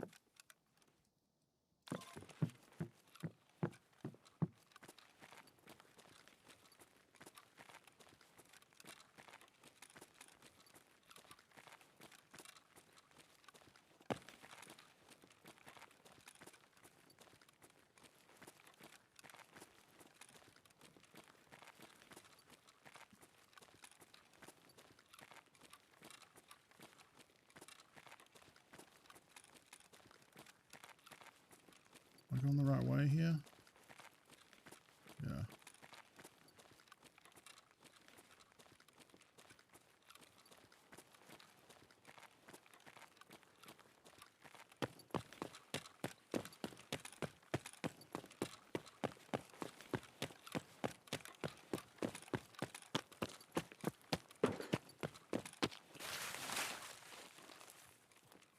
Okay, so far so good.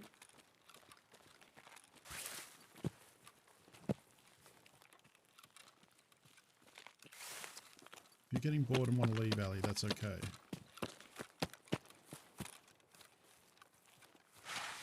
Yep. Why don't I just put you down so that you can jump and hurt yourself?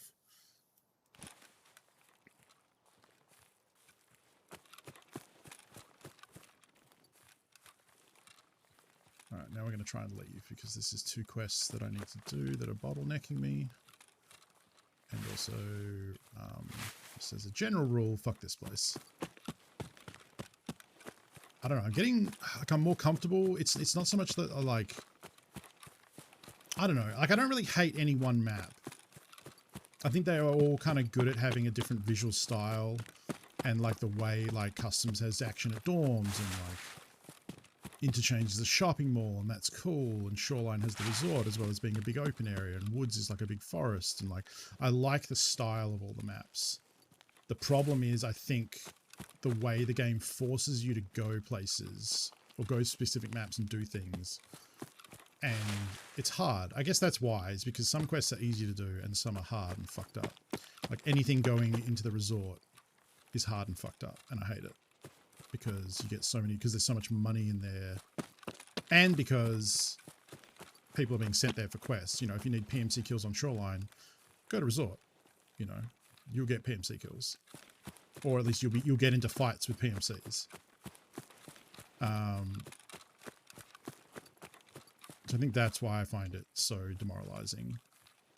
Demoralizing is the wrong word. It can be demoralizing if you go in to try and get your quest done and you just get killed over and over again. At least with some quests, like, you know, you mark a thing and then you're done. And even if you die immediately afterwards, at least you did it. You know, you have credit for it.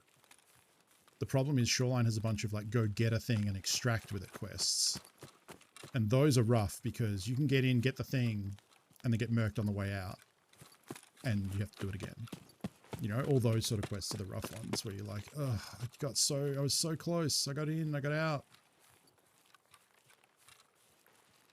And then got killed by someone who shot me from long range while I was running through a forest. Or got killed by an extract hamper.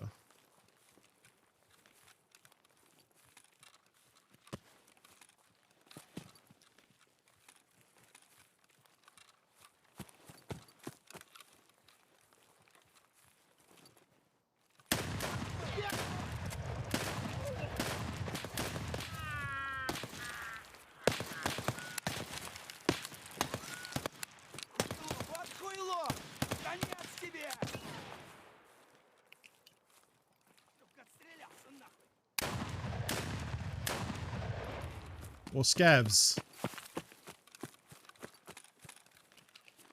Fuck me. I thought the one with the AK was actually...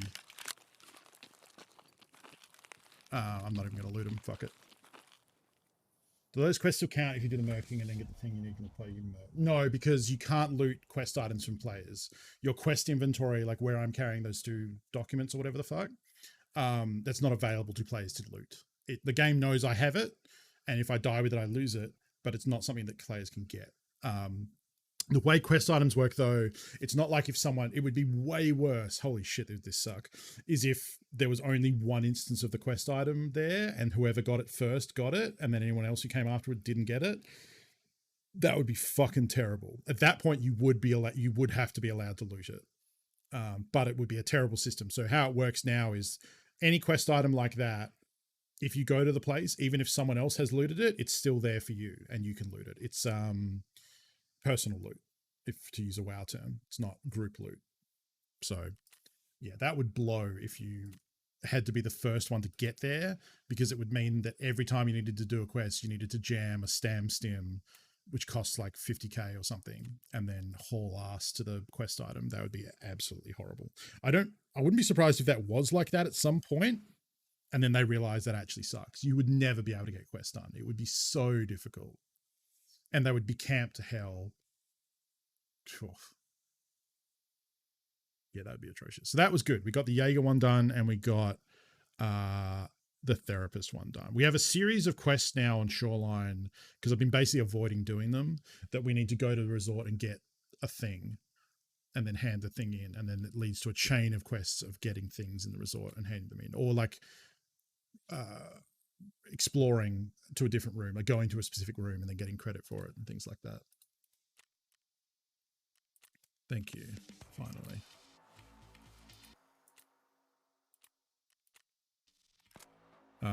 So I think this one is on the highway. I don't think this is actually that bad. I think this one's pretty easy to do. And then Jaeger. Hey, we get a docs case for this. And the key to the HEP station storage. I don't know what that is.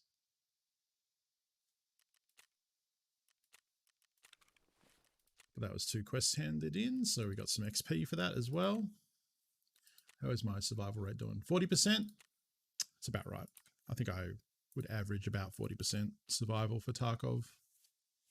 Bunch of Salewas and some money. Docs case, some sort of key. Probably sell this. I already have a spare one that I'm not using, so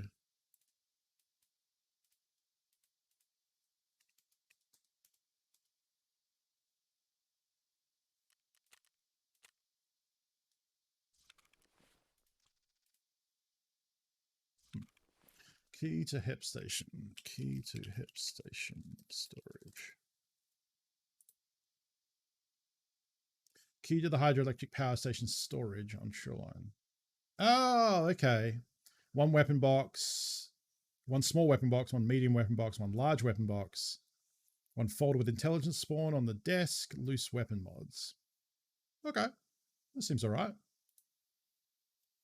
I mean, I'm not going to sell it for 60k, so. Oh, shit. And we got the teapot. I even forgot about that. Oh, wow. Okay, yeah. That's huge. Wait. What? Oh, it's a Ragman thing. Yeah. So we finished Living High is Not a Crime Part 2.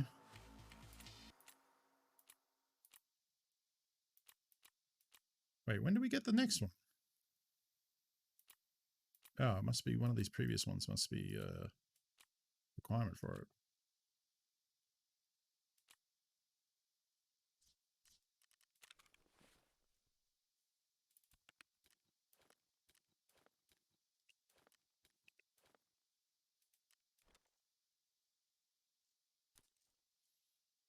I think we have both of these streamer items.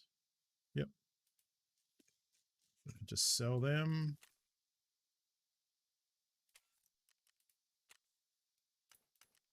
So 60k right there. Loving it.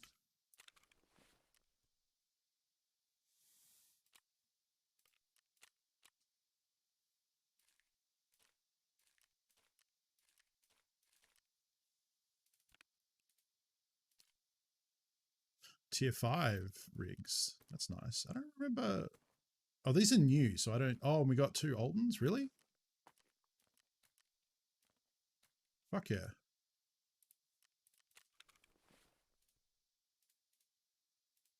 Wow, that's a really good quest to finish.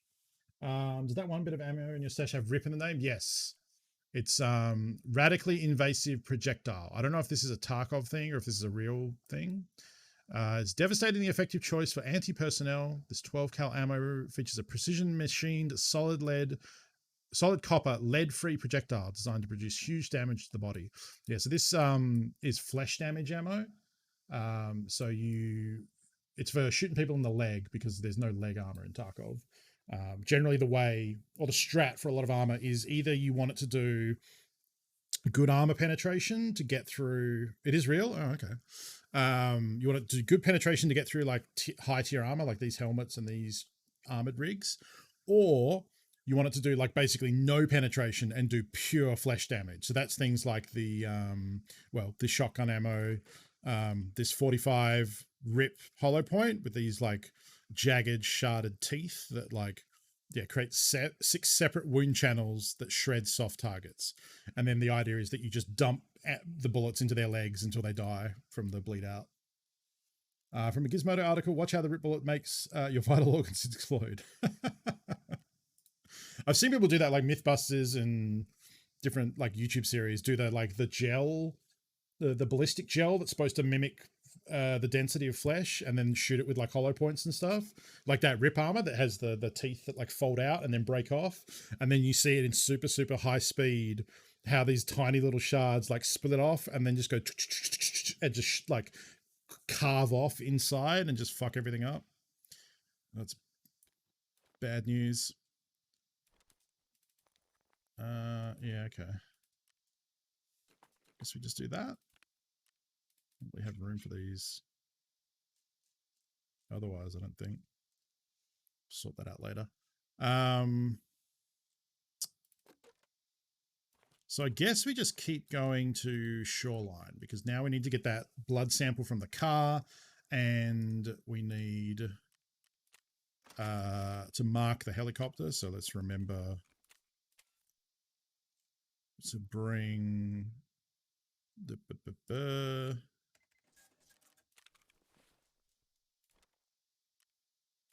bring that.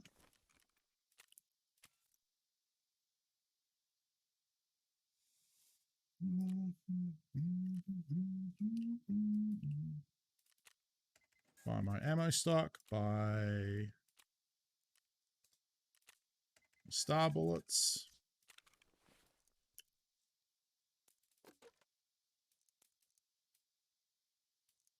Oh, that's shrapnel shotgun ammo that I have, not the star.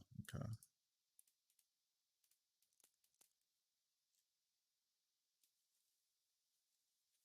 I feel like I actually want to rearrange this a little bit.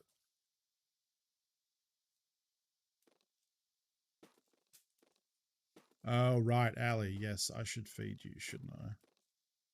Because otherwise you're going to be all up in my shit.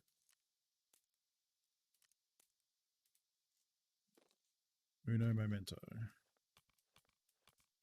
think I want to go like that and then put these.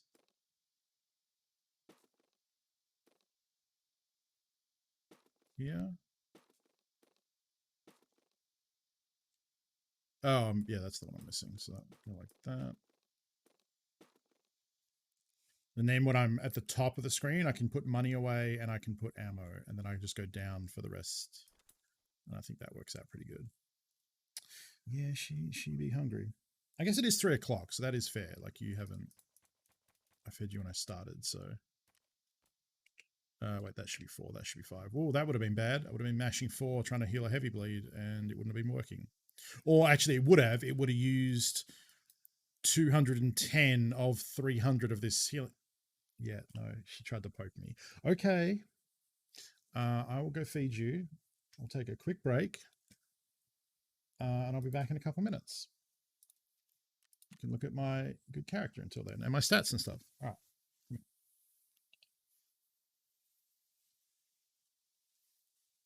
Dancing on the lawn. Saw the trouble.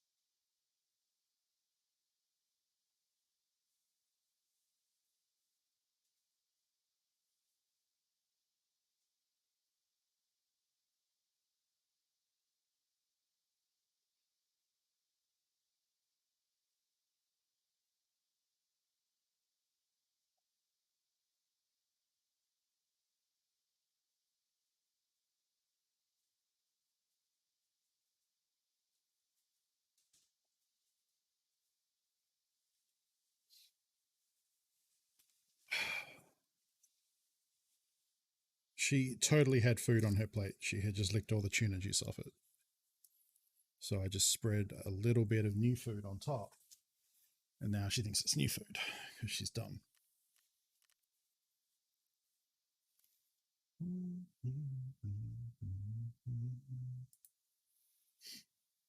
All right.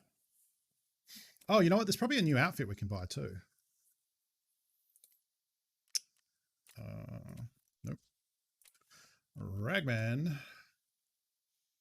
see, which is 25. How's that look? Oh, it's like a real soccer hooligan jacket. Look at that. What about you? Level 50, 40, 45, 35. There you go. Oh, man. How much is that? Yes, please. Oh, I want this. Look at how good this is. Oh, okay.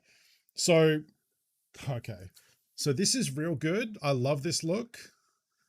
What the fuck is up with the bendy arm thing? Like, look at how this texture is stretched over this dude's bicep. It like curves. This looks horrible. It's not modeled on as a separate thing, right? Yeah, that's just, it's like, watch it bend as he like stretches his arm. That looks real bad. They can do better than that. Okay, what about pants? There should be a new pant. 48, 55, 47. What do they look like? Oh, they're pretty good. How much is that? 150? Boom. 38. 36. Oh, I do like those though. Spending all my money on clothes. That's like woodland. I like that. No, okay.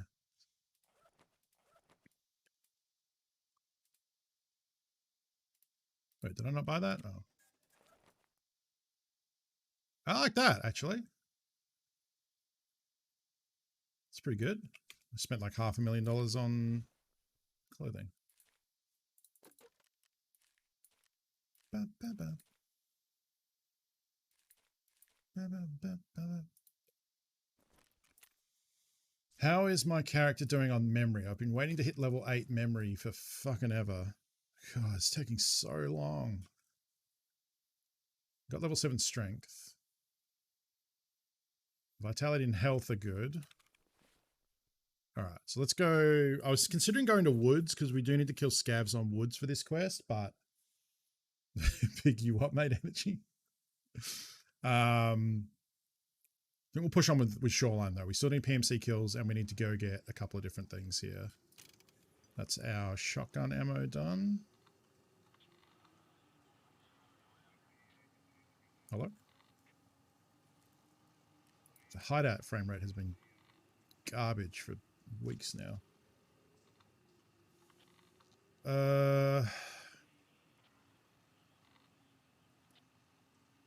Just more, I guess.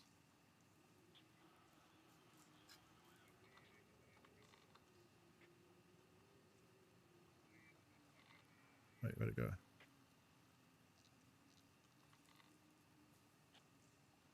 Is more.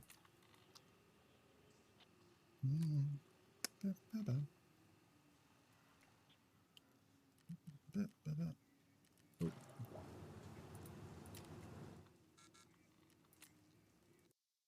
That has happened a couple times. It's when I put a filter in. I think putting the, and then usually the filter did actually work. It just errored.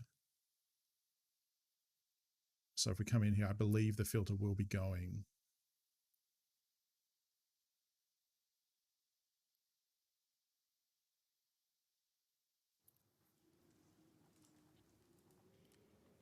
Yeah. So it did actually work. It just errors out when you do that, which is very strange.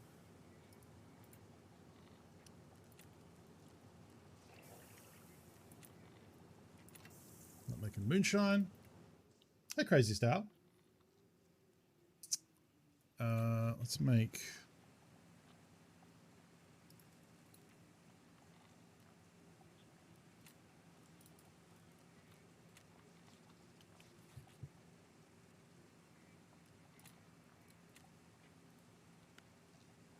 some piles of meds. How is my hideout skill doing?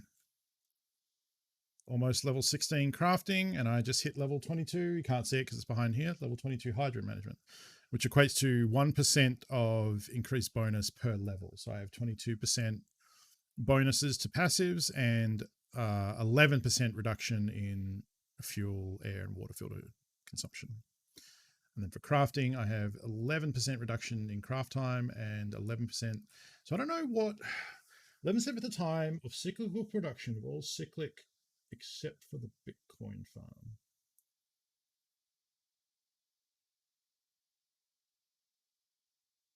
That must mean the water collector? What else is there? It must mean the Bitcoin. It must mean the water collector, right? Yeah, because this decreases the rate you use fuel, air, and water filters, so they last longer.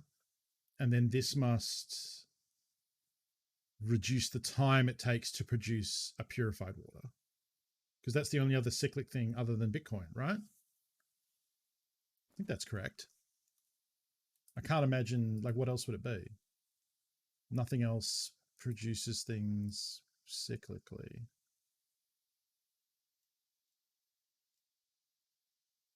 Right?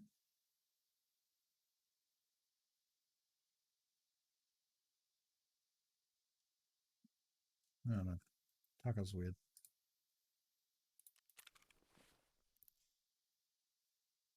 Yep, yep, yep, yep, yep, yep, yep, yep, yep, yep.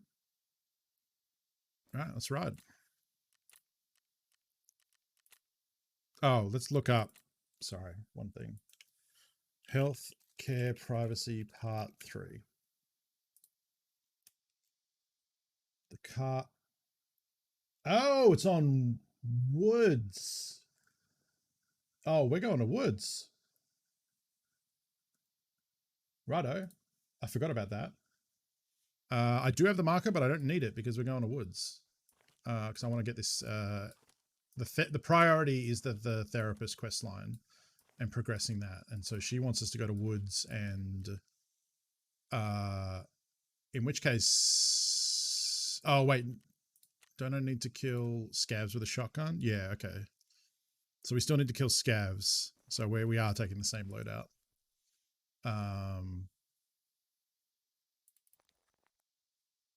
Righto.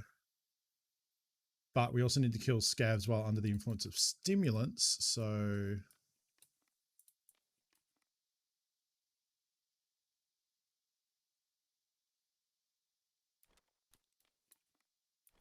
go like that.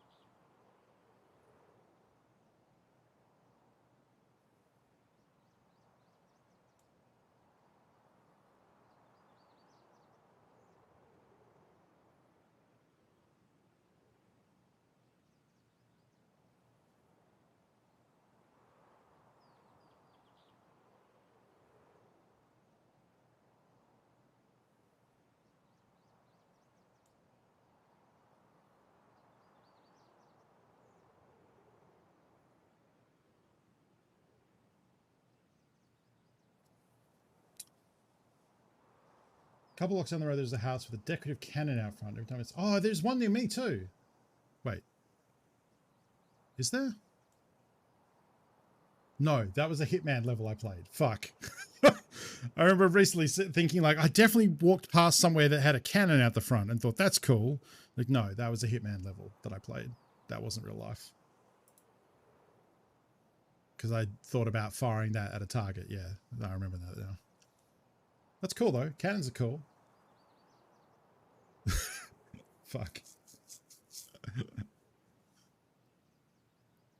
Ah, shit. I didn't need to be wearing the scav vest. Look at all those chickens. I could have brought a real rig. Oh well.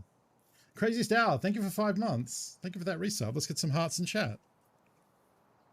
Thank you for your support. I actually haven't played Hitman in a while. I guess since I last streamed it. They just did a big post about their first big content drop. They put out some new escalations. They are doing an elusive target on like the end of the month. I know it goes from Feb until like March something. I think it runs for a while, so I don't know. Maybe it starts this week and it goes to early March. I remember it's not like the usual 3-day thing they've done before. It was enough that I was like, oh, that's actually up for a while. And it's on Sapienza, not any of the Hitman 3 stuff, which is interesting. So there might be an old one they dug up. I don't actually know if it's new.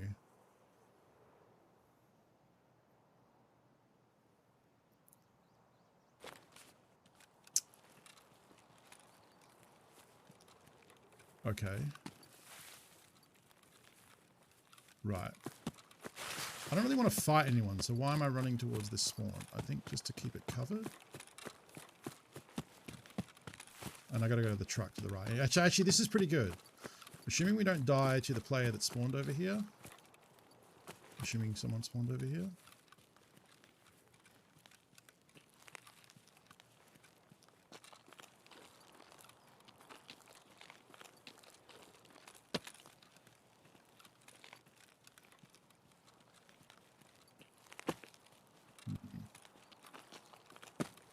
I don't know if they did spawn over here. I want to clear it at the very least.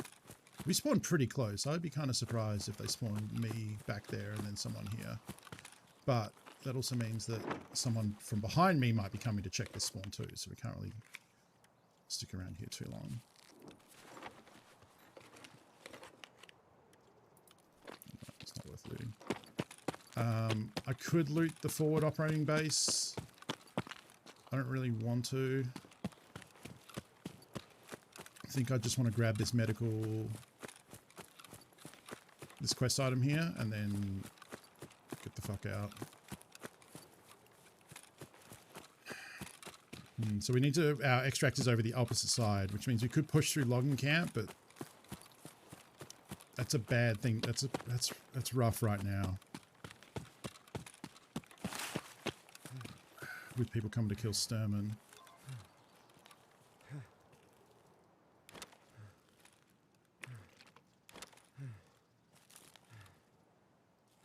I think it's...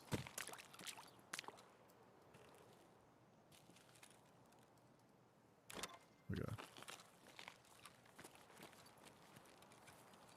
Okay.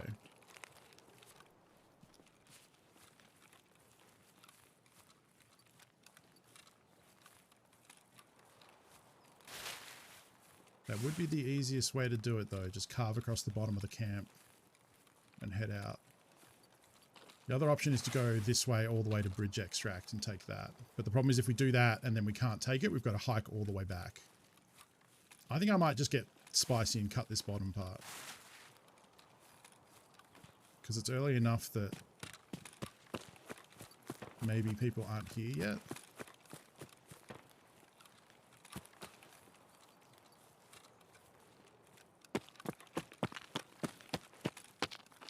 Do have to worry about the people that spawned on that side coming over, but shit, I thought I maybe just saw someone by that rock over there.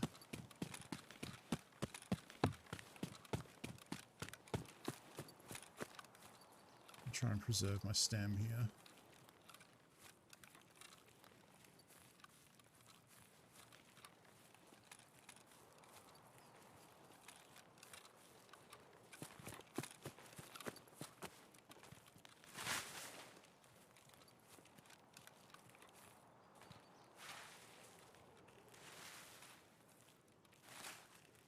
I'm going to need to kill scavs or something so I don't get a run through. I think. Yeah, I need to survive and exit. Which I could actually, okay.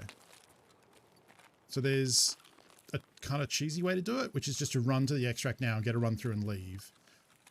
Put the quest item in the quest item stash so it's not on me. Then come back, and then all I need to do is just successfully survive a woods raid. I don't need to get the item again. Because you can complete the last step by just surviving woods.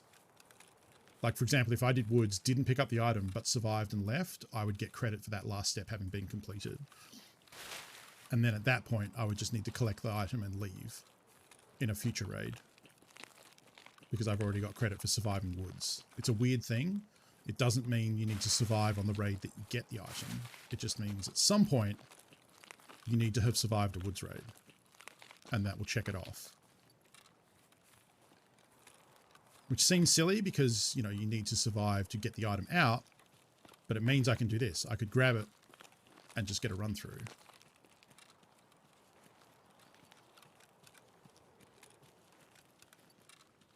I maybe heard a footstep.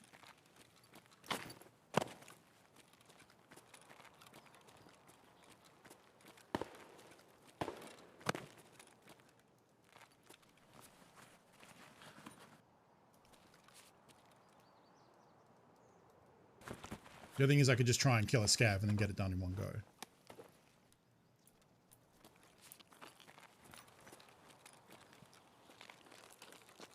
Or kill a player, or just something to get XP, or wait 10 minutes.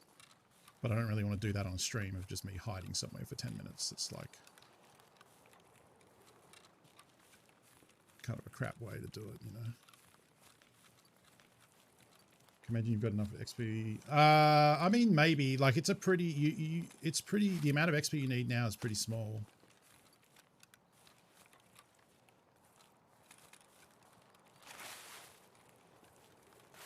I don't know how far back the... Oh, it's back there. Okay, so I can be on the back of this hill.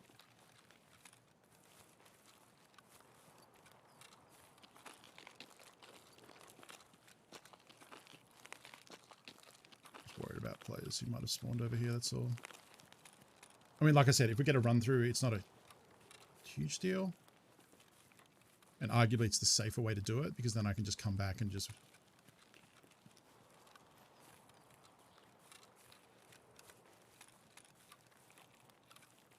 do a regular old raid. But the other thing is we're basically at the extract now. Like, I think this is it. It's over there, really. So... if I could just get, like, even just one scav kill, I think would be enough.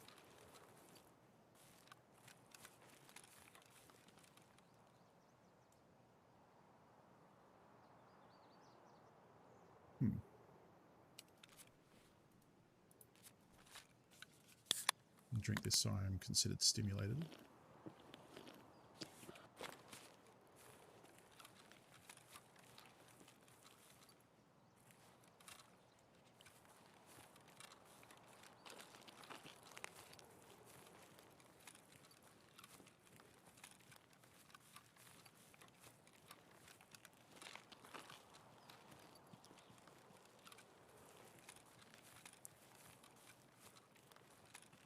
I'm a little worried about getting shot with someone with a scope that I can't see.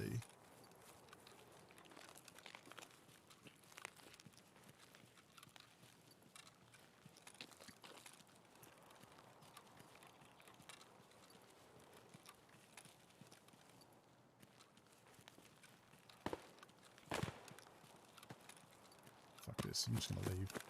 It's a waste of an energy drink, and it's probably almost definitely going to be a run through. But we can just come back and do a real one and then get the quest done. This way I get the item out and... oh, I don't even have to do the put it in the stash thing. I think I can just hand it in.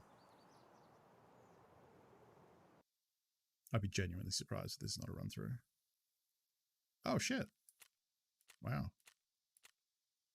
Okay, I'll take it. I looted like what, 2 weapons containers, the body and the bag. Oh, and I looted some stuff off the ground, so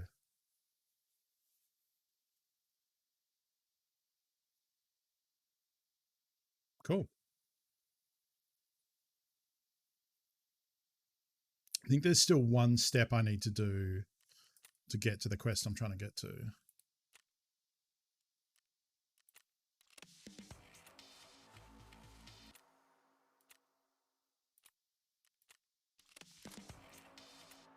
Oh, cool. That's the get health to 4, which I've already done. Oh, sick. We did it. So this is so apple a day keeps the doctor away. This is the one where you can pay her and she'll give you rep with her, which I don't need to do. We've got healthcare piracy part 5, which is to place gunpowder in nighttime factory. We have athlete, which is get health to level 10. We're almost there. And private clinic. This is hand in a found in raid LEDX and 2 found in raid optoscopes, which is the scope I got earlier. And we get 150k, a West Wing key, and a thick items case that's worth like 15 million.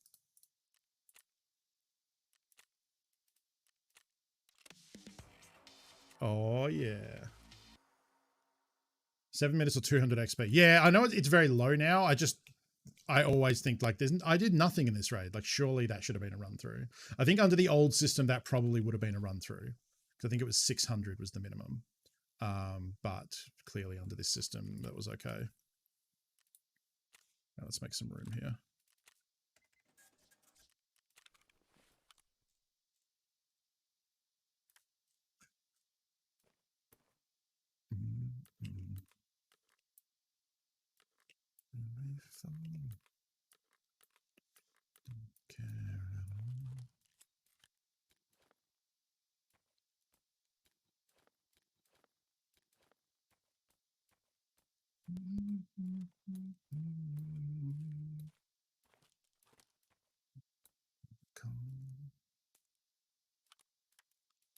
Just trying to arrange this stuff that I know that I'm gonna vendor.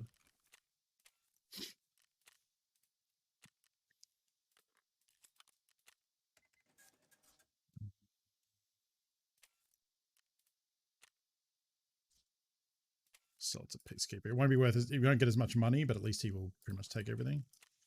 Apparently he won't. Night Chekhov, thanks for hanging out. Have a good one. Who the mechanic? Oh. I was like, who the hell buys these rounds? Okay.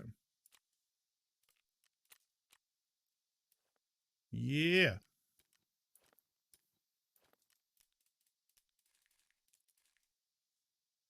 Now the question is, do we sell it? Look how much space this is. So this is the biggest case in the game.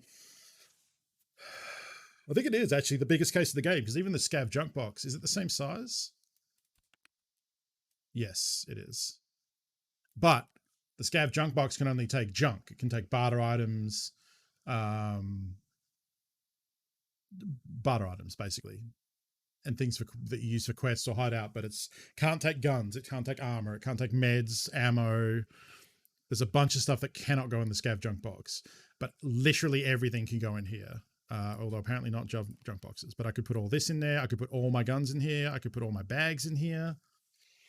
It would give us so much room. I could put all these in here. Like you can have one for meds or something. I could put probably like mostly all of these in here.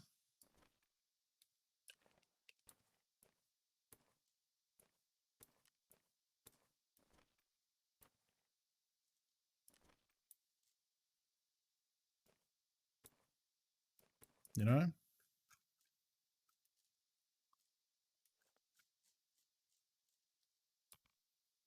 And like, look how much space that gives us. Like, it's pretty good. The scav junk box does take up more space. Yes, it's 4x4, whereas this is, well, actually, hang on, 1, 2, 3, 4, 5x3, so 15 squares versus 16 squares for the scav junk box. That's why these are so valuable, is because they're so good. Like a lot of people end up with multiples by the end of the wipe and they'll just have like full loadouts ready to go in here, like a helmet, armor, rig, backpack, gun, and all preloaded with all the stuff they need. And then when they're streaming, if they die, they can just throw on another outfit. Loadout. Loadout is the correct way to say that.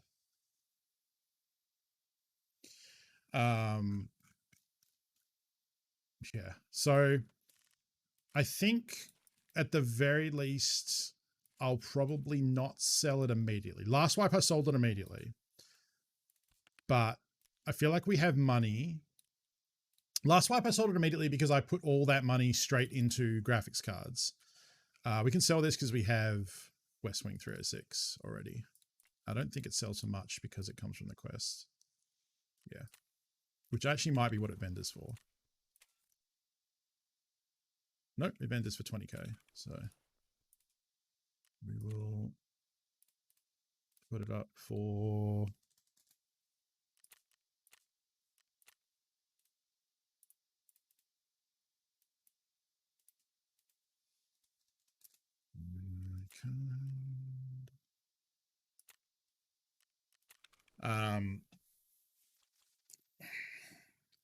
The money would be good, so we could get what?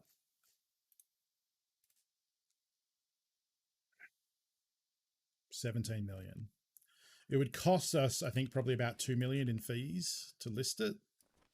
I want to take these out now and fucked if I remember how I arranged it all.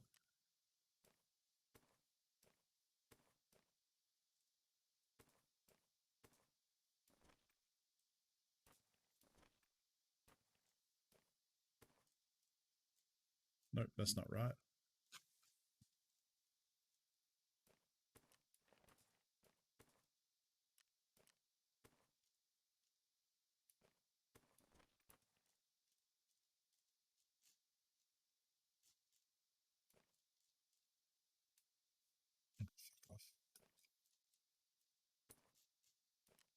Oh, that's how I did it. Probably something like that. Oh, I guess this space wasn't being used because the case wasn't down there.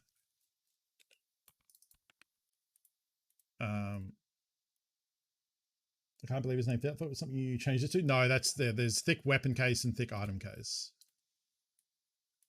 It's a meme.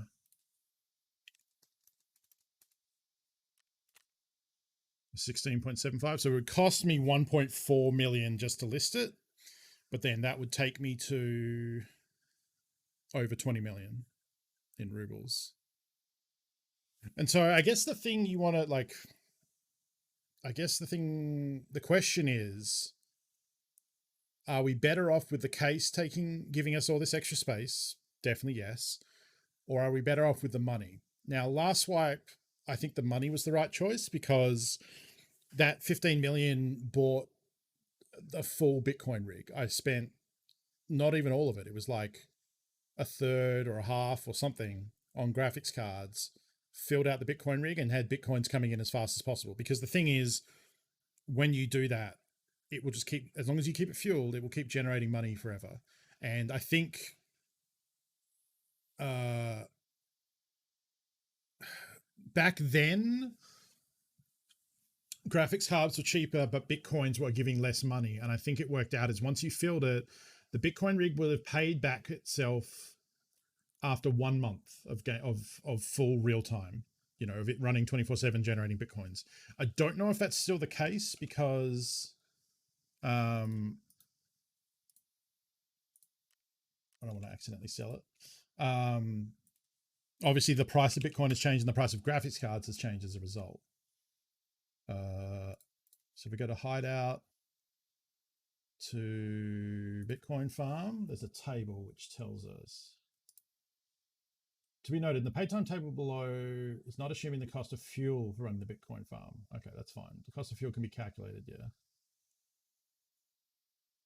Given the assumption of around 500,000 can be calculated, if you assume a graphics card price of 570,000 rubles,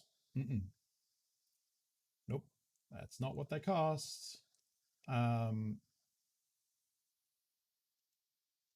So yeah, this puts the payback time for 50 graphics cards at 24 days right now with a full Bitcoin farm. But if they're basing that on graphics cards being about 600K, they're short by about 2/3. So we'd probably say that's about a month and a half, something like that. And it would cost you, I have 11 in there right now. I'm making one. So 28 graphics cards. What's that? 28 million? I mean, less than that. It's probably more like low 20s, but it's still 20 million. It was 900K when I checked earlier. Closer to a million, 900 and something. They are going bonkers. Yeah, they're a million. I don't think it's worth. And here's the thing: we don't have to sell it immediately. Presumably, the thick case will come down in price slightly over time, but I think it'll hold around 15 mil, and definitely won't drop below 10. So, I think it's actually the case where, right now, the space is worth more to us than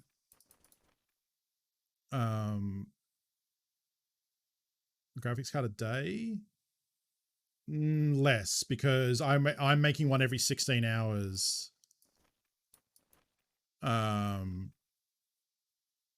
With 11, and it would be much shorter than that.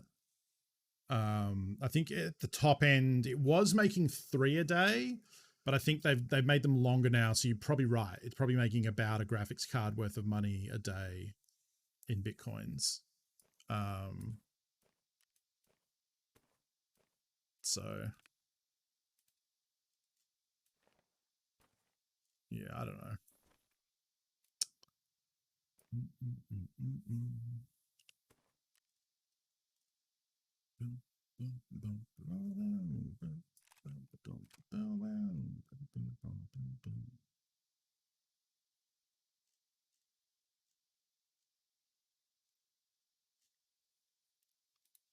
So yeah, I think for now we'll just use it because I can still sell it later. It's great to get. Look at all this space. So much room for activities. Awesome. I'm glad we got to that quest. I'm glad we actually got lucky. We found 2 opscopes, right? Or the guy we killed had 2. Did he have 2, or did we find 2 in subsequent raids? I think he had 2. I think he had 2 on him, yeah. Don't know what that is. We'll sell it. Yeah, okay.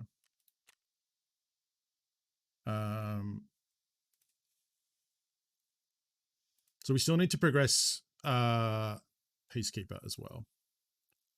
So we're probably going back to Shoreline, and we're going to mark. Feels good to get that one done, for sure. That was also a bunch of XP, so we're probably 37, yeah.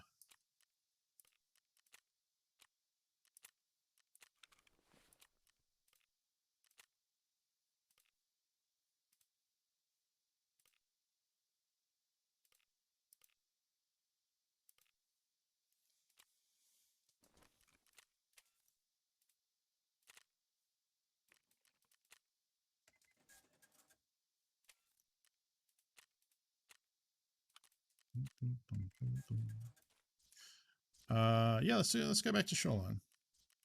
Are we good to go?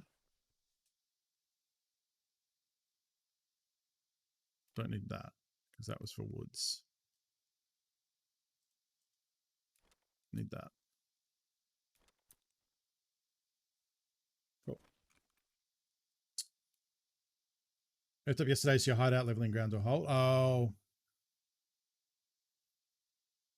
Yeah.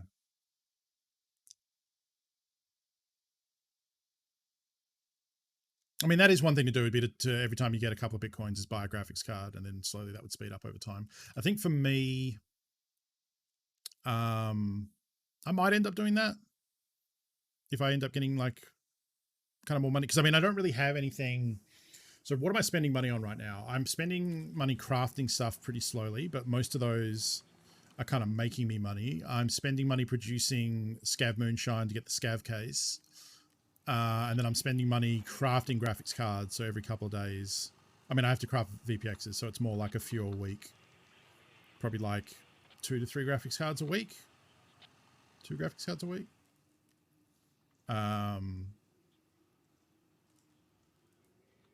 Wait.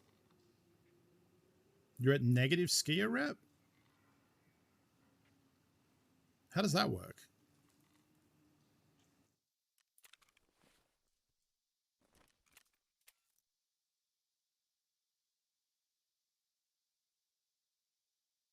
Yeah, you can craft graphics cards. They're made out of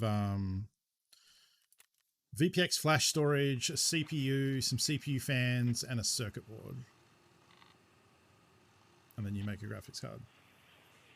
They kind of added crafts for a lot of stuff. Especially stuff that's found in raid for a quest. They kind of try to give the players ways not to just have, like, because graphic cards are rare.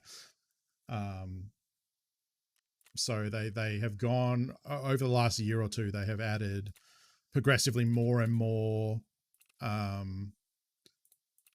ways to just craft the found in raid stuff. That's why there's a LEDX craft now. There's a defib craft. There's RFID and VPX, you know, the high end hardware that you get out of labs and stuff. Now you don't have to go to labs to get them. You can craft them, which is good because labs is brutal. It has a high entry cost and they're items that you need to progress the quest lines.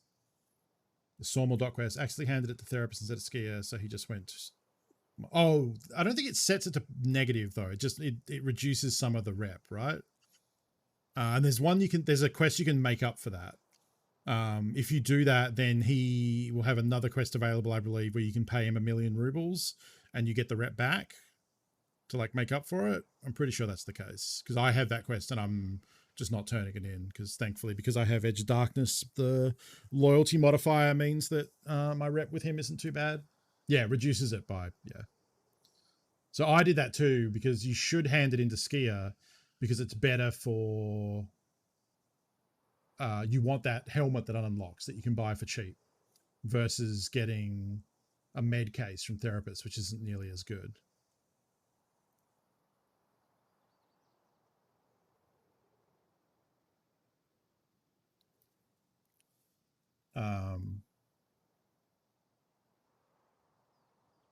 So I messed up there.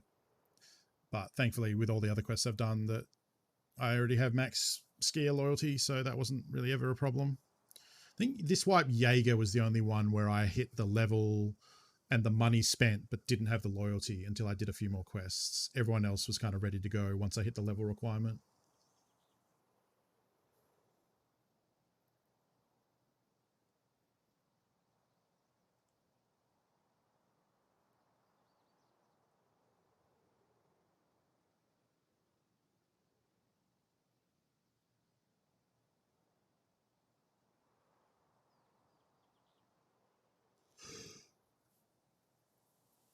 Oh.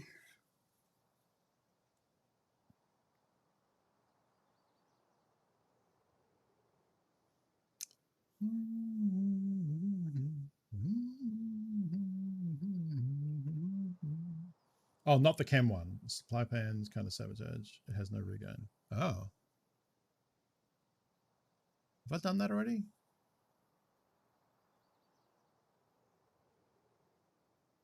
Can't remember.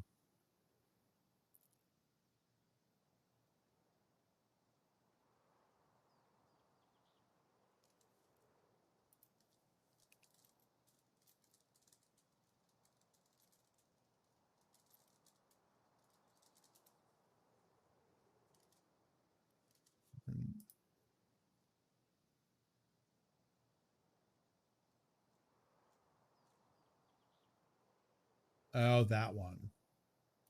Okay. Yeah, I know the one you mean. Oh, what is it with this spawn today? No shit, like, what, 4 out of 5? I think. Like, I think we spawned in a different spot one time.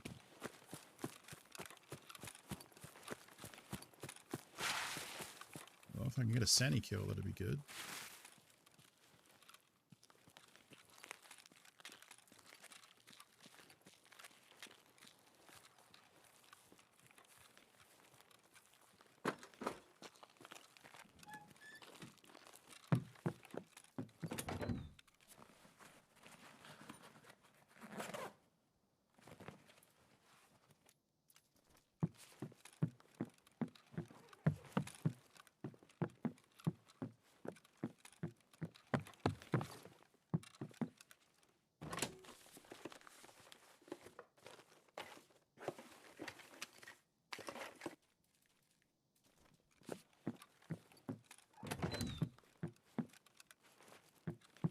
Oh, there's a second safe in here. Shit. Oh.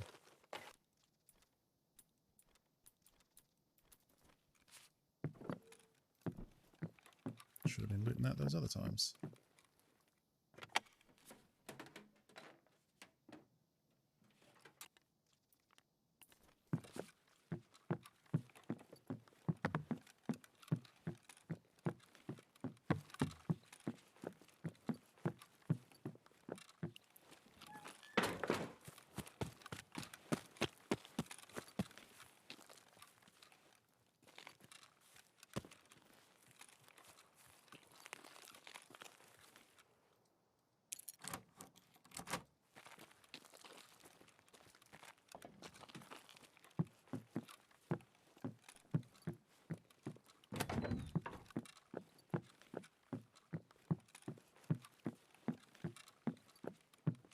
I mean, like I said, Tarkov is not a realistic game.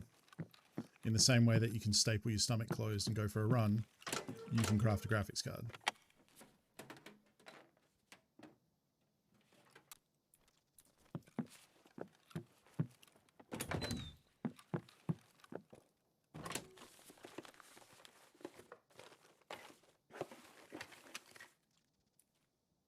Really bad. Safe loot today. Can't go in there, right? Yeah.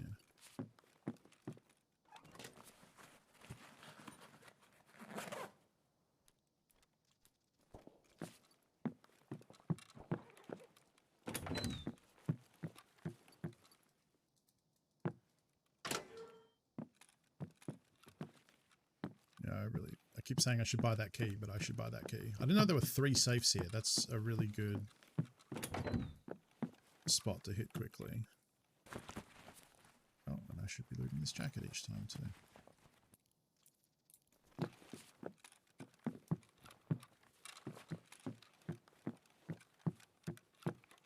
Okay, so now we need to go to resort and mark the chopper. Hang out here for a second.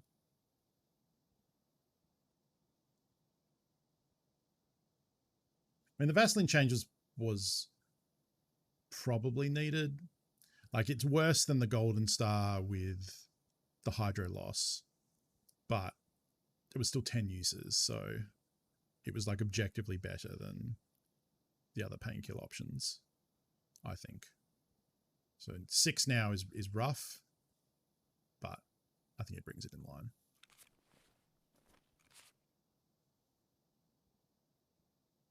Okay. Just the longer we wait, the more likely someone is to come here, so...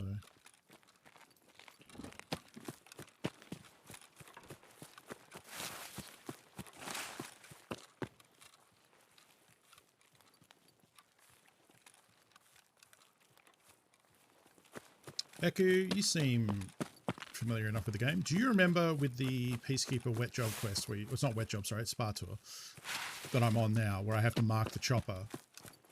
Can I mark the outside of it, or do I have to walk up the ramp? Because it's been a wipe since I did it, so I don't remember how deep I have to get in that chopper, you know?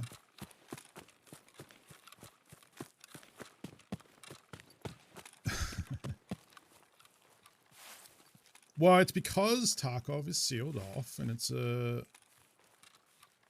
you know, political war zone or whatever the fuck. Political incident, sealed off, local war zone. The price of things that are, you know, what's available in Tarkov is not a lot coming in and out.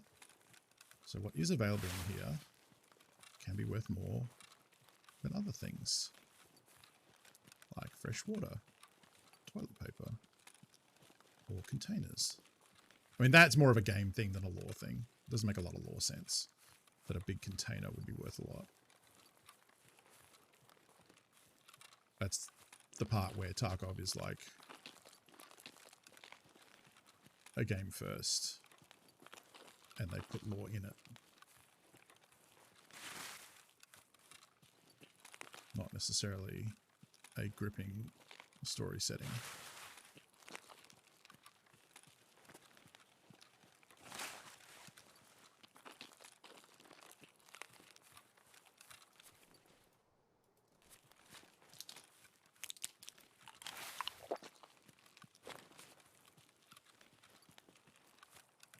I just heard scav footprints probably inside the building. Outside should be fine? Okay. I think the sales are usually end of year, right? I don't know if they do.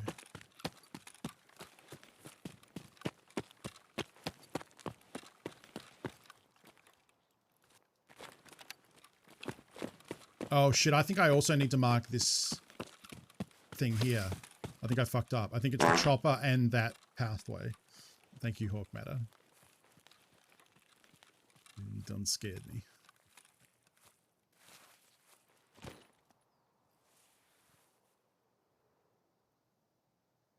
I'm gonna wait till this marker kicks in.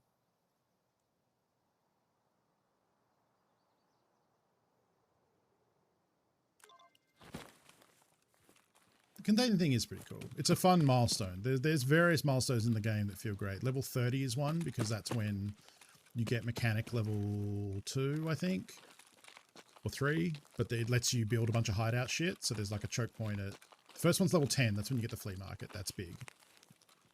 Because you can suddenly finish a bunch of quests and do a bunch of hideout stuff and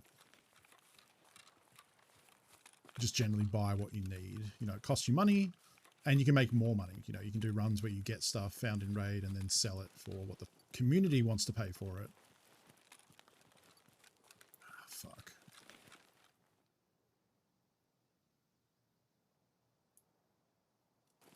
I don't want that scav shooting me. I don't know how to go.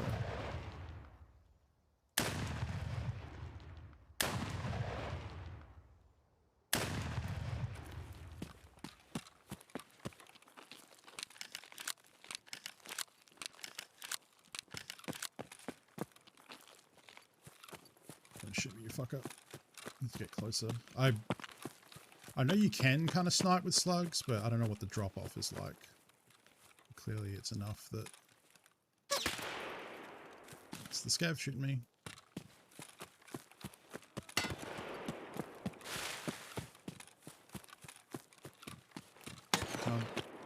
Time to go. That's going to bring some boys to the yard.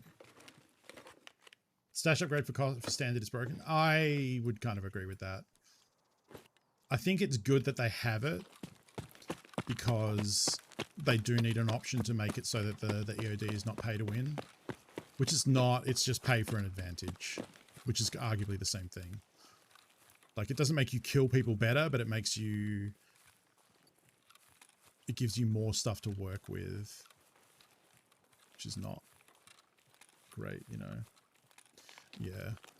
I mean, it's that thing of like, and I think this is fine. I think if a game is going to offer microtransactions, which is not Tarkov, obviously, but you could argue that the different versions of the game are a form of like paying the developers more. I think offering players the choice of, okay, you can spend money and make your time playing the game better if you have a limited amount of time. If you have a limited amount of money, you can buy the standard version of the game and use your time playing it to make your experience better. And I think that's a pretty good model, generally speaking. Level 2 stash is required for getting past and sent to level 2. I didn't know that. That's pretty rough. I did not know that. I guess Pestily hasn't got to that point in his raid series, or at least I guess I wasn't watching last season when he maybe did get to that spot. It sure is quiet.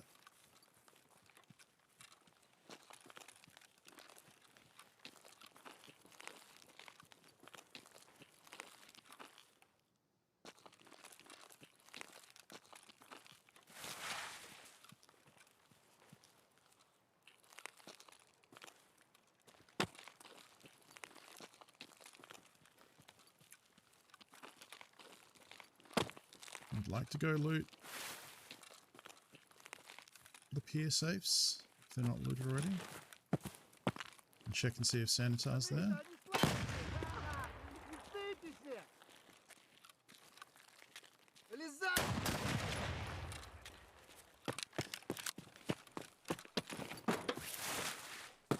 Boy, I wish I had a mission to kill scavs on shoreline instead of woods. Okay, so someone has been here because that's open. And I just made enough noise that they are here.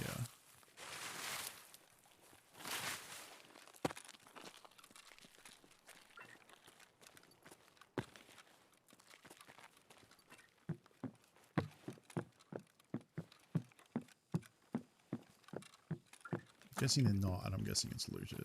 I'm shit out of luck. Yeah.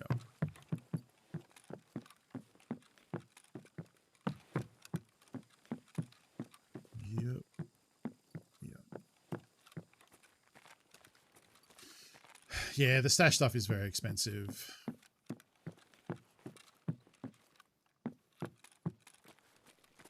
No, do I want to leave? There's not a lot of reason for me to be here still. Leave and reset. I don't have the marker to complete the other part of the quest. I could try and get this pier extract. I don't know if it's available. Maybe get sniped in the ass while I'm doing it.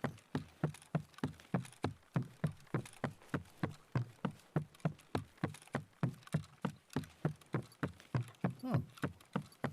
Clearly this is how that person extracted then.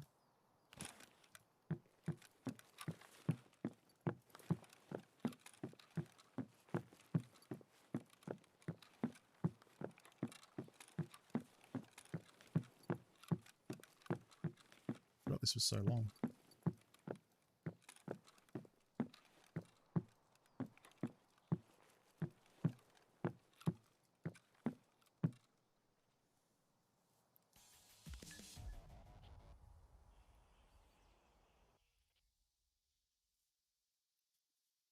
One of the big reasons I got Edge of Darkness Edition was the part where like all future DLC is free.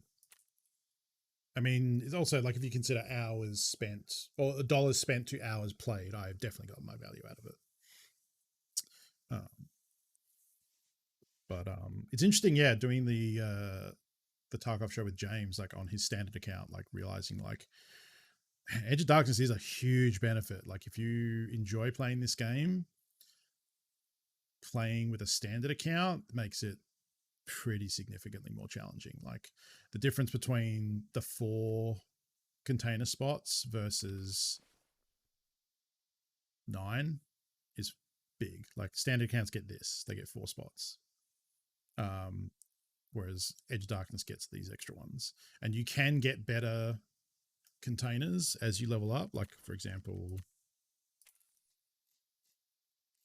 now at this stage of the game with Peacekeeper at level 4, I could trade for a beta container, but that's really pricey.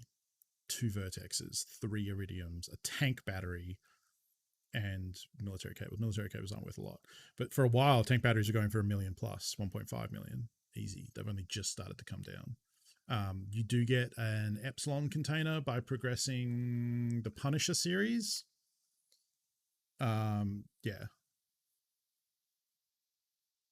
Oh, you can get the beta at Peacekeeper level 2? Okay. Yeah, Punisher is the big one because you get the Epsilon container, which is kind of the biggest one you can get prior to Kappa, I believe. So that is a big one, rushing through the Punisher series here that we're on now, which is the kill scavs with shotguns and kill PMCs. I think there's 6 parts to this. I can't really remember.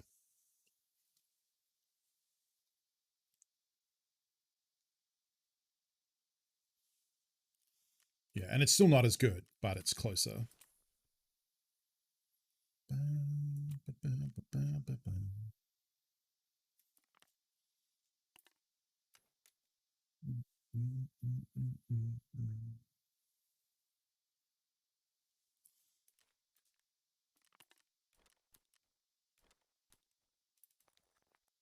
Every day and every night.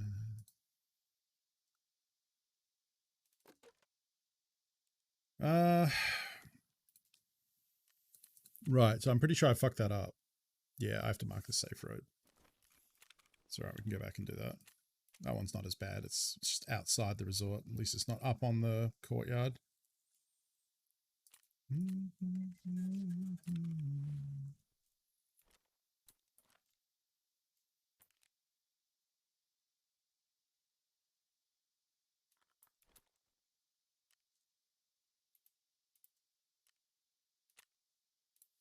It's not worth a lot.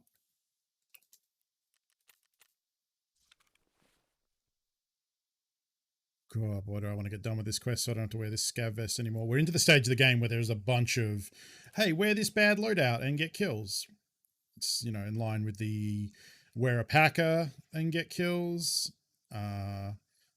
Wear the respirator and the 3M armor on interchange.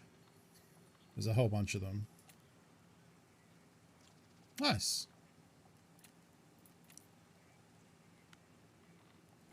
They are the just get good quests, yeah. I mean, they're doable. Like I did all of them last wipe. They were not the ones I got stuck on.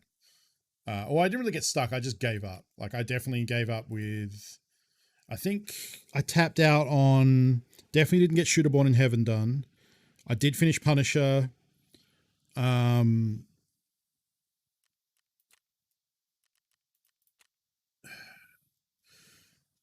don't think I finished Tarkov Shooter. I think I got to the one, I definitely got past this, but I think for Tarkov Shooter, I tapped out at the one where you need like sniper level 7 or level 9 or something weird. Like there's another step where you need like a really high sniper level. That was the one I didn't get past. Perfect Mediator is pretty good, but we basically need to get to level 40 for this because Mechanic and Ragman don't level up until 40, I believe. Yeah, that's another milestone, is hitting 40 to get the last 2 top vendors. Is it level 9? I think it's level 9, yeah. Phone keeps beeping because it's in charge. I'm just going to take that off. Okay, let's go back to Shoreline.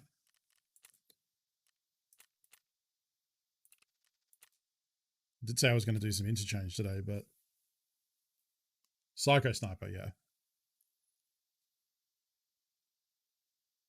Well, yeah, so I guess that's not part of Shooter Born in Heaven, but it's not Shooter. It's not part of the Tarkov Shooter, but it's, I think, a bottleneck for progressing Jaeger quests. Like it's a requirement to do something else. I don't know, something like that. I definitely did not make the push to Kappa last wipe. Here's a Tango, pretty good, making progress. You know, more of a, today is more of a typical Tarkov day. We killed some players. We got killed by some players. We got some quests done. We died doing some quests. You know, making progress though. We got to the big milestone therapist quest, got the thick item case, freed up a bunch of space in the inventory. I'll resort that later tonight and make sure there's more, little more room to work with. Yeah, going pretty good. Excited to play again with James. Not tomorrow, but the next day. Tomorrow is PUBG and then PUBG Customs. I assume Will's running them actually. If not, I'll just play PUBG. And afterwards, I want to play Gunfire Reborn, which is a new game I've been trying. It's kind of like a co-op roguelite first-person shooter, kind of similar to Borderlands, similar to Risk of Rain 2. It feels really good. I think the art style is cool and the guns are fun. I had a run this morning that went really well. I had a really great synergy between the weapons and all my perks and stuff that was really sick. I was using a gun that's a tiny dragon that you hold in your hand, and then you point him at stuff and he breathes fire on it. So my combo was I was lighting stuff on fire, and then when things are taking elemental effects, I had bonus damage multipliers and a gun, like a shotgun kinda, that would do bonus damage to things that were burning. And then if I crit, I end up switching. That's right. I switched to a flaming revolver. I had this 2-shot revolver that if it hit something, it crit for 5 times the damage. And then there was a whole thing where like the first mag in each magazine, the first round in each magazine was doing 50% more damage. I had a perk that if I switched weapons, they automatically reloaded. So I didn't have to reload any of them. I would just fire off the revolver, switch to my like hell shotgun, which has a teethy mouth on the side that you feed bullets into. then fire that, and then switch back to the revolver. And so I was never reloading. I was just constantly... Oh, I'm here. Okay, this is actually pretty good. There's a couple of caches down here we can hit that I've learned. I really need to learn the shoreline caches.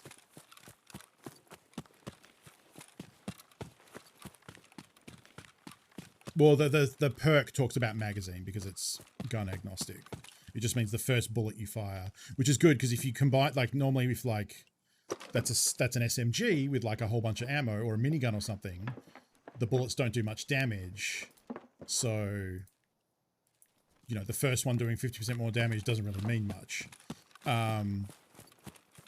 But for something like a revolver that only has 2 bullets or a sniper rifle that hit really fucking hard, doing 50% more damage is very significant. Now, where...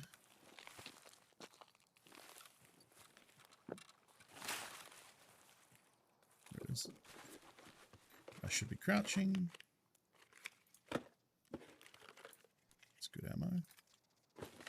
It's a gun. That's a pistol. I'll get out of this corner because if someone comes down here to loot the caches, I'm very much in the open.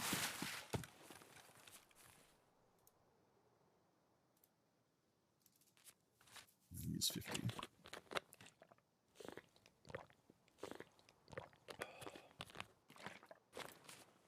Save the rest. It's probably at the radar station. Oh, no, radar station would be there, so that's interesting. That's probably players fighting. Let's go third party. Maybe, and maybe die. But we need player kills, so I don't think anything I'm holding I really give a shit about.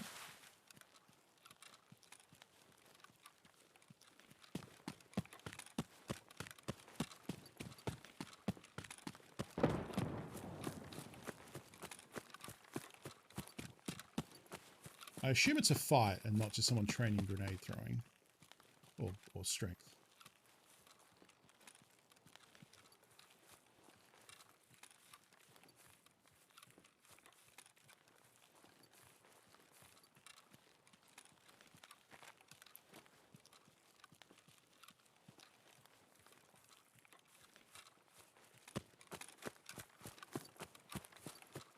I was trying to decide, do I want to like flank right and then I know they're going to be this way, or do I want to come left here? And I think left is bad because now I don't know which side they're on.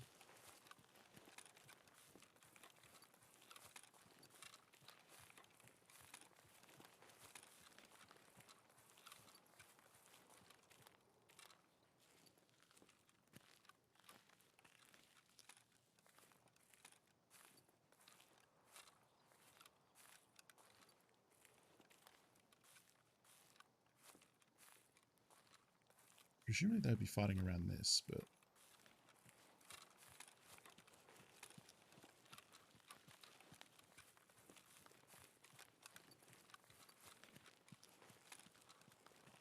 Actually, no.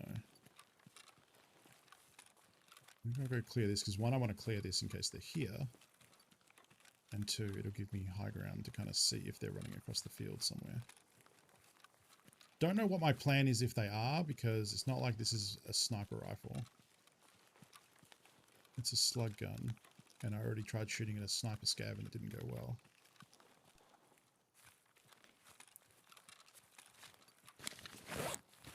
I stepped on barbed wire. Unfortunately, probably what happened is the fight is over and the person has legged it. Unless they're still looting. I need to scratch, which probably means I'm going to get headshot.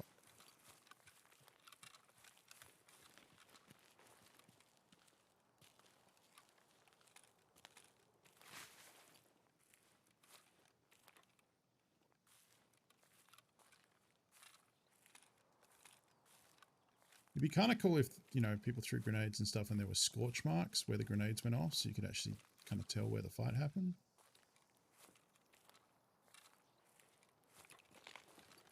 Yeah, it causes a tiny, tiny amount of damage. It's like single digits. It's more the noise it makes that's actually the problem.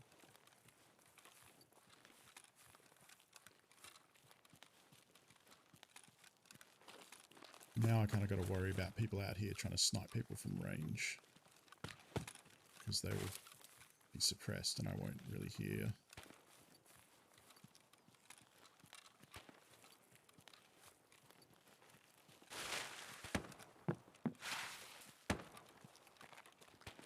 Power station, I think. Let's just try and mark the road that we need to mark, because then it's done. It's a R700, I think, which probably means it's relatively quiet. It's probably far away. It is probably a power station. Let's ignore that.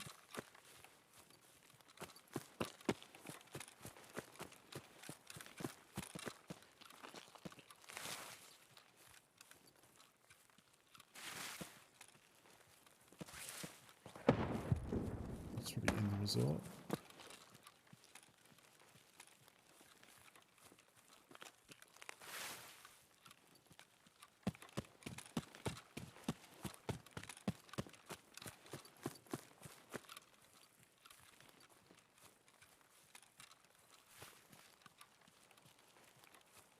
And then once you get the marketplace, we can just go into the resort and try and fight people, because we need player kills. And if we lose our stuff, then, I mean, that's not great, but we need PMC kills, so. I don't really want to sprint here in case there's anyone close enough to in the east wing who would hear it and come out to kill me.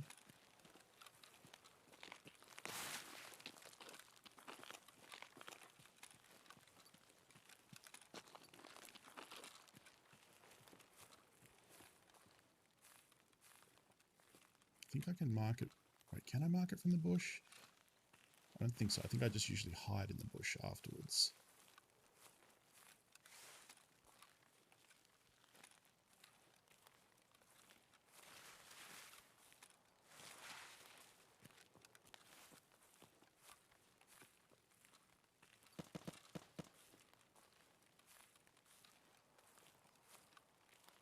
That was kind of close. I definitely just heard footsteps in here.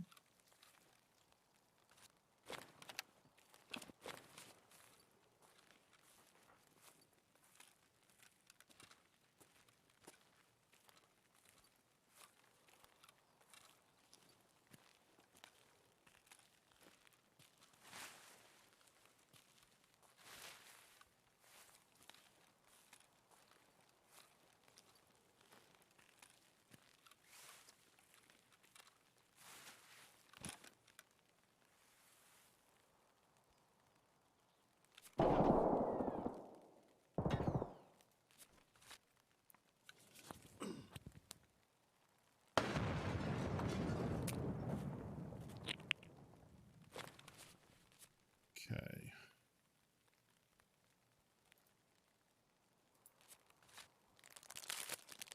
Let's take some time to eat some of this stuff that we're probably about to lose by dying.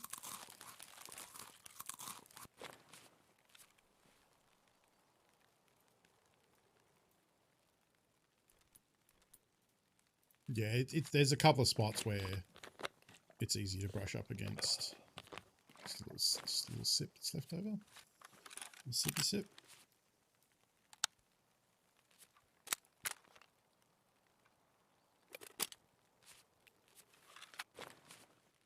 I swear that sounded like someone who was right here.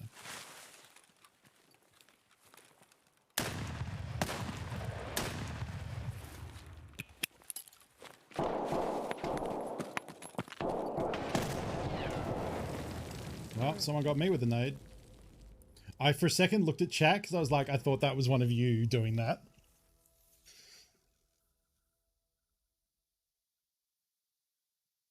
Yeah. They shoot me or nade me? I think they naded me, right? Yeah. Yeah. He must have thrown that before when I was looking at him. And then I missed my shot. So it was a really good opportunity for a headshot too. All right, but hey, we got it done. So we progressed that Peacekeeper quest. Probably going to lose that stuff because we're in a high traffic area there, and then presumably the person who killed me will go loot me. But that's okay. Again, paying to get quests done is part of Tarkov.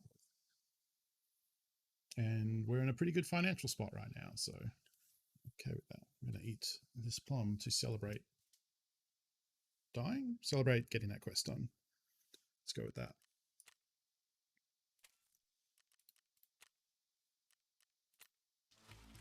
Now we can buy those grenades.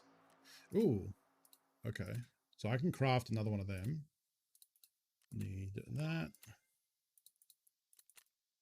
Got the bleach.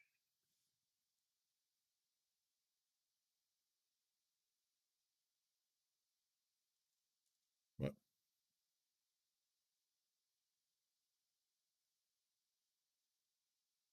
Why does it just have find in raid and not hand over?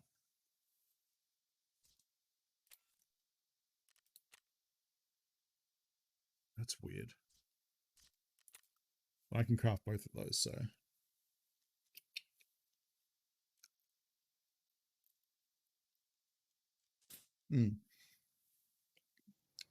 I know that, but usually it has find in raid and then hand over as a separate entry. That's what I was confused about.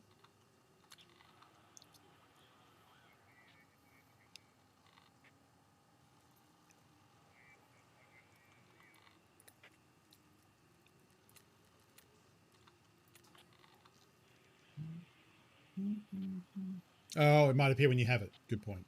Good point. 30 minutes, and we'll have the Clin. And then we need big WD-40.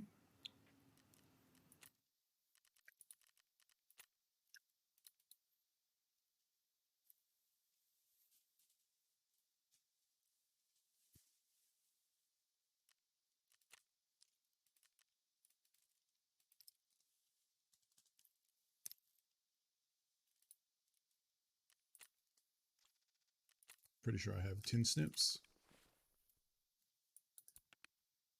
Yeah.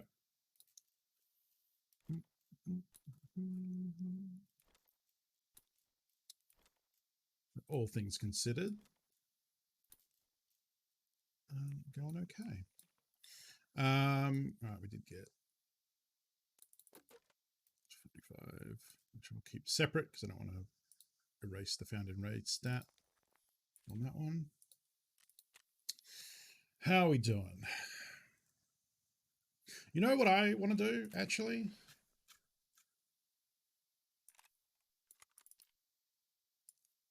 Oh man, which is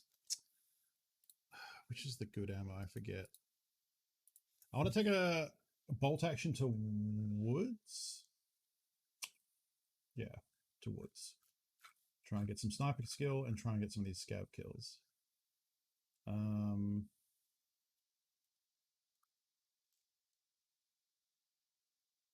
So S&B is more armor penetration, less damage. Seems fine.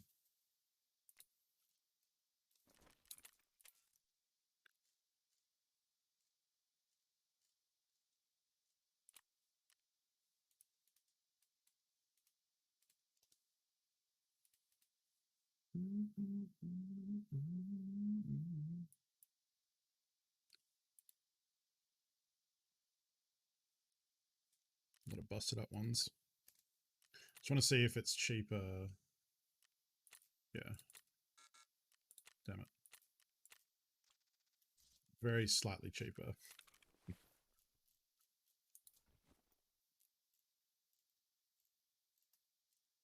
There on the double.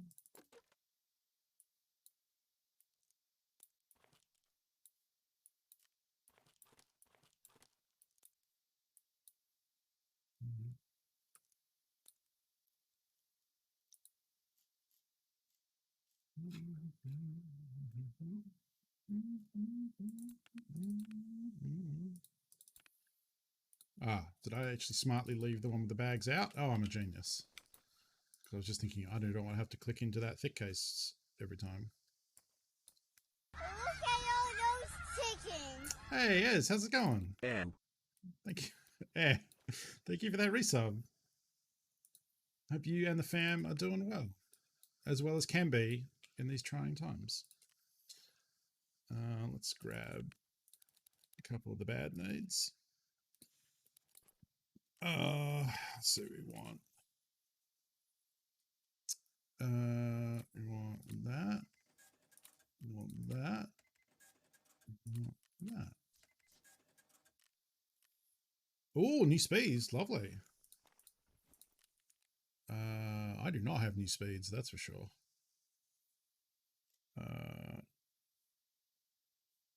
Oh, right. So we also want...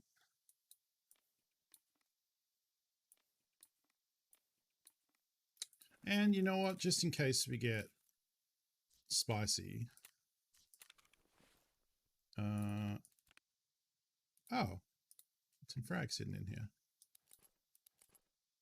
They should not be in there. There we go. Don't I have... I was going to say, I'm pretty sure I have a sidearm. Apparently loaded with armor piercing rounds.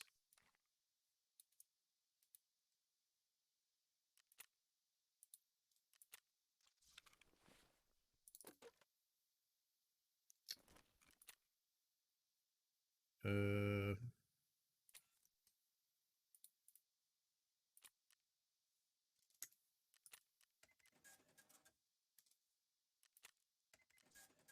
$244 megs down. Wow.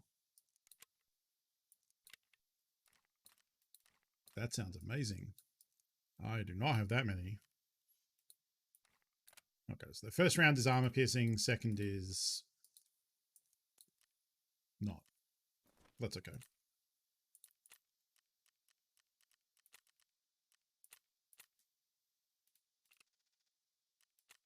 Oh. We're going there to get sniper skill.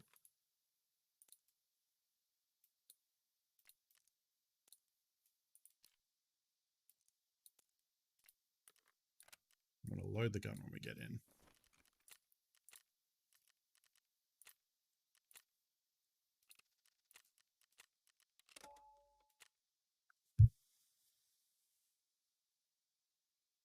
Yeah, my fiber to a node down the very far end of the street that I'm the second furthest house away from definitely cannot do that. As I understand it, by 2023 or 2024 or something, the TPG INET node group is pushing it out. Interesting. I've been pretty happy with Aussie Broadband, but if there was someone who could offer me better internet to where I am, I would upgrade pretty quickly.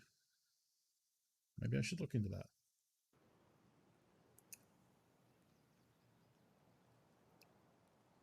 Don't think that's the case, but I could be wrong.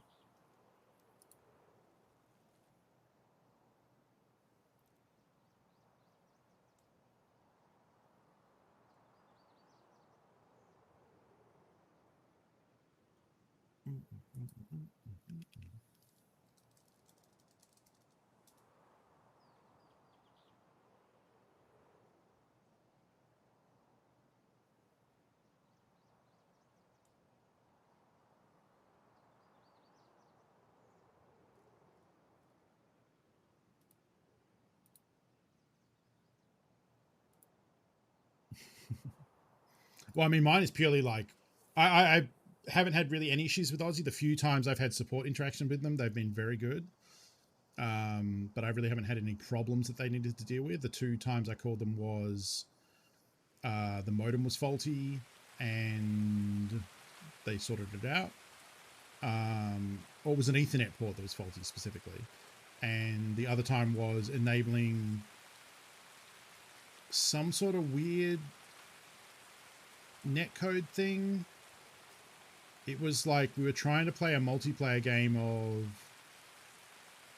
I want to say Sea of Thieves, but I don't know if that's right. There was some game where we couldn't connect, and then I looked online and I found a bunch. Couldn't really find much, and then I found one Australian forum post that was like, "Oh, are you playing this game and having this issue? Are you with Aussie Broadband? Okay, you need to call support and have them enable a flag on your account because there's some sort of like network thing they do that most people don't care about, but it blocks this game from working, and you need to enable that, and then it'll work fine." Might have been Switch, actually. Was it Switch multiplayer? It was something weird like that. I don't remember what it was. 1 gig is allegedly available where I am, but I don't believe it. Couldn't afford it anyway. The ISP business in the US. Oh, yeah. Yeah. For sure.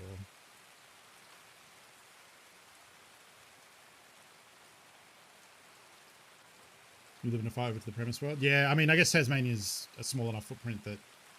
Oh, I didn't bring glasses. We're going to have a bad visual experience here. Oh, well. But yeah, it sounds like the NBN is pushing to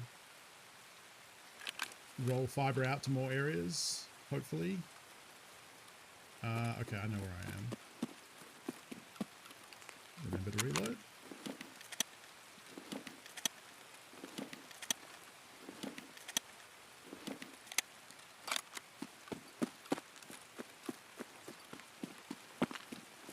I think I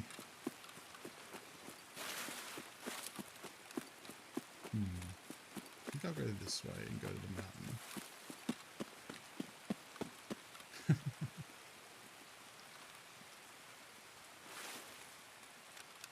We have this kind of creepy scope, but I don't know, I like the Mosin. It's fun.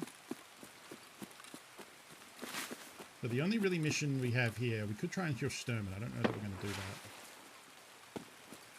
that with this rifle. I don't know why I'm running towards a player.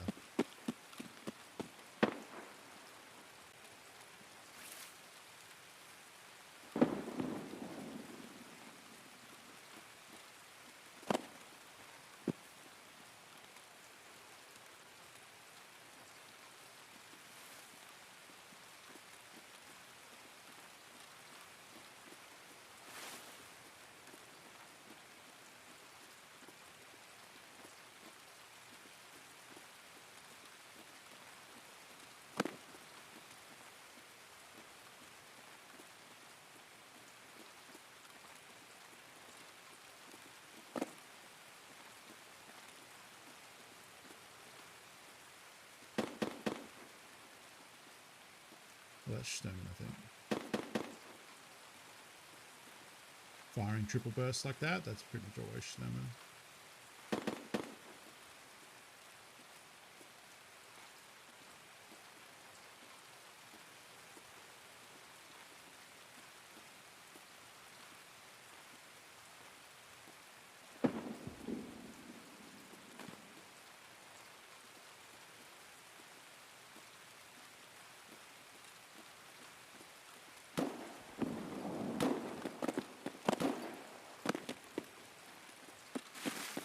Rolling Mosins?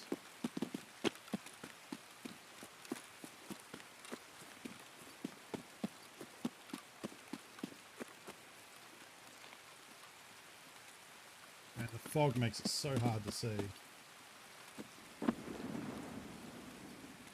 Sorry, it's hard for me to read chat while playing on this map because the shot can come from anywhere. Or just in general in this game.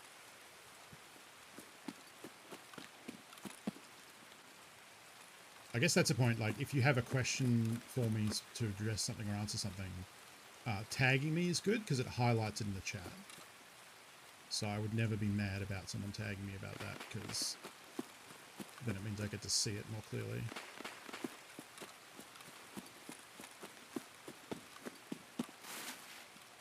You know?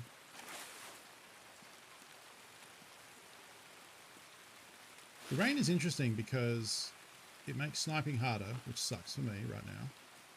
And it masks sound. So it means that like little sounds and like sneaking isn't as necessary. You can kind of be more aggressive because people can't hear shit. even with headsets on.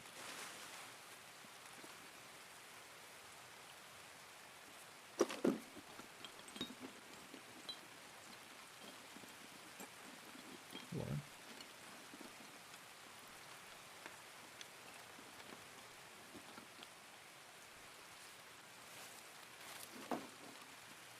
Someone is going to open that later and see like the giant gap in the middle with the items at the top of the bottom and go, what the fuck did they loot from this?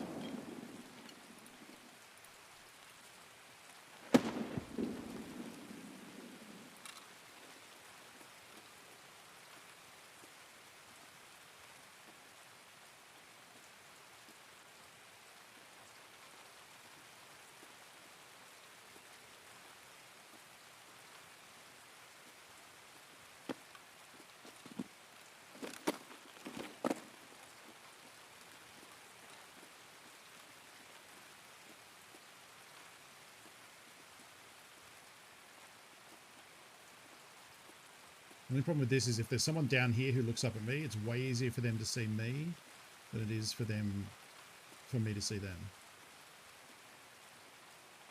Did I say that right? I'm in a danger zone.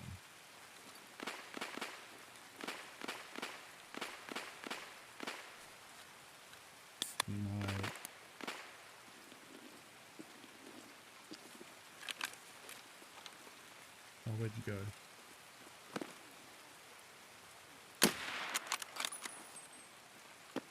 So him over there means no one else has gone up there yet, which means we can maybe get there.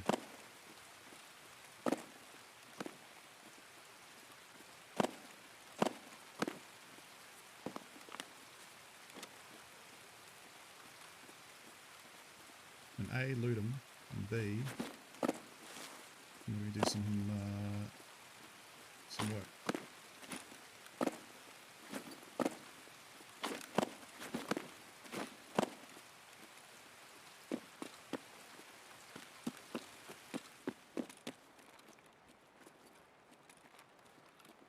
Nothing? You don't have to open this with a key, so for a mark circle it's kind of crappy. At least the loot's bad. That makes sense. So where... he was like down... yeah. Ooh, he has a good bolt action. This is a good scope. We're going to switch to using that one.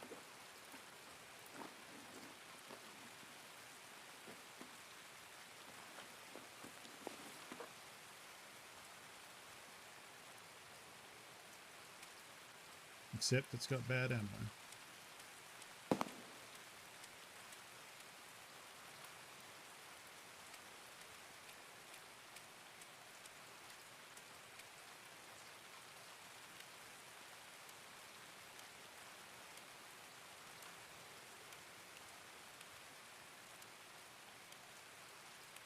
Put that for a bit.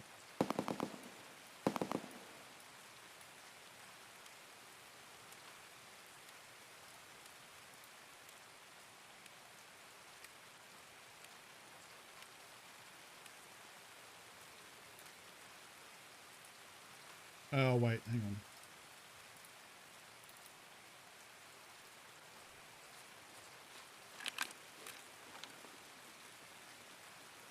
Also load this down here.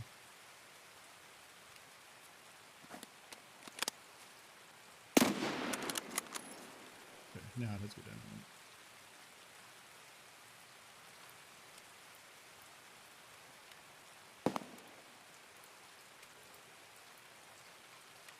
Wait. Don't tell me I just loaded the bad ammo back in. I did.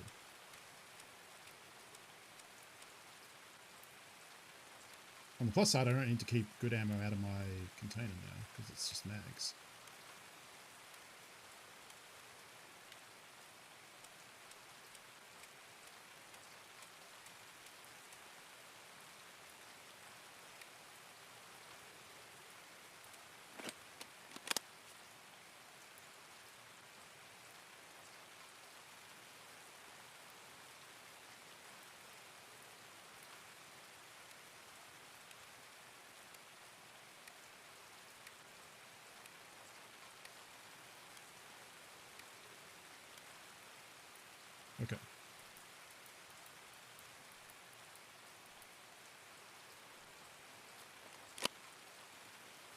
Yeah, you can check the mag, but not the chamber, I guess.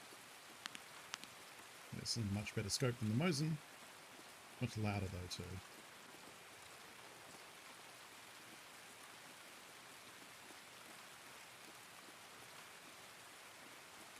Actually, I'm gonna go over here. If I can remember how to do this jump again. Oh, right. I'm overloaded, so I'm slow because of this car battery.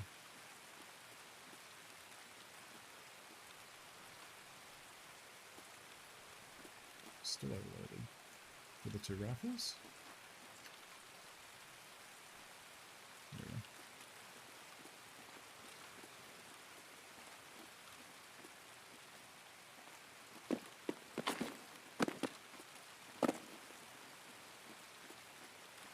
I'm doing alright, I think.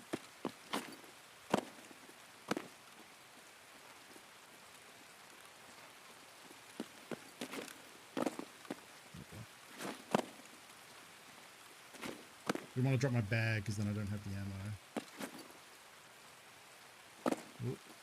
Kind of glided up there.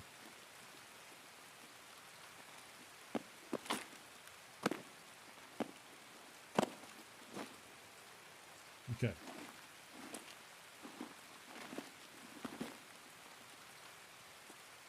And I can't see shit.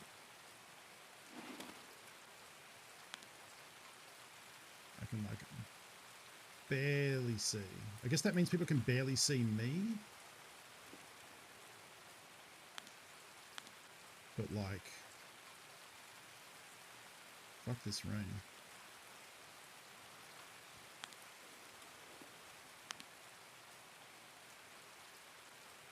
There's a body there.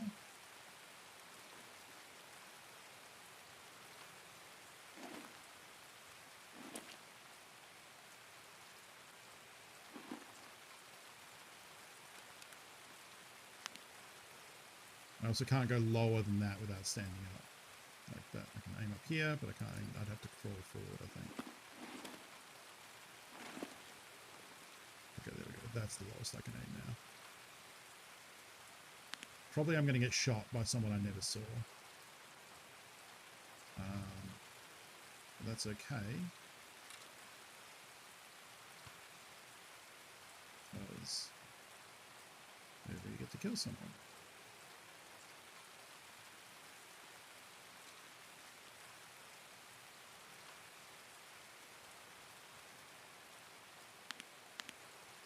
That's the entrance of the garage there, so that's a good hot spot. Scavs tend to mill around these log piles, I think, but that's probably before plays of Kirchsterman. We might have someone come out on this rock right left of us.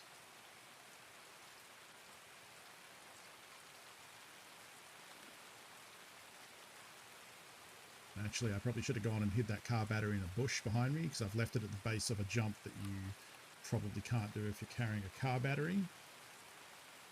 So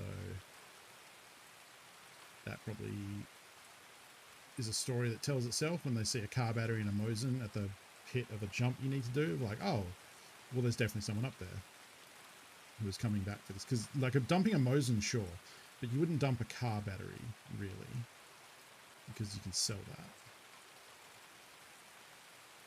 This is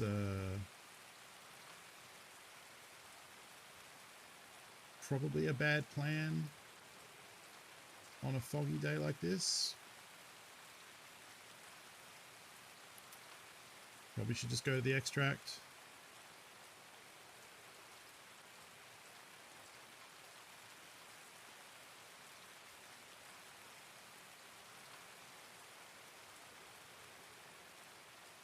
The other problem is people used to run below this mountain and through this forest here, but they don't anymore because there's no Red Rebel extract and you can go around it better ways.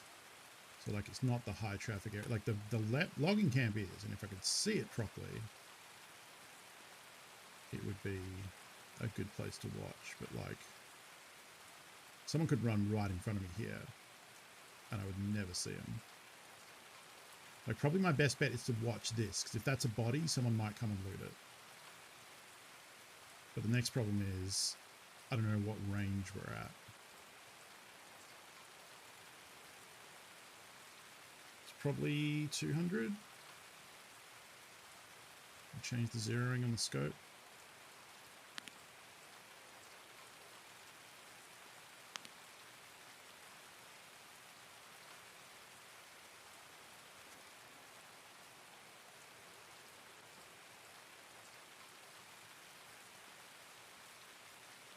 I don't know.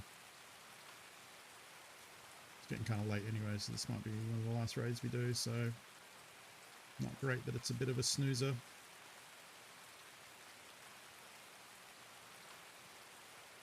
At least prone, I'm not losing a lot of arms down. I can't really see that because I'm covering it, but arm stamina is going down very slowly.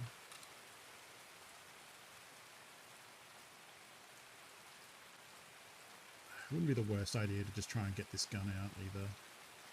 And we have a car battery and stuff, so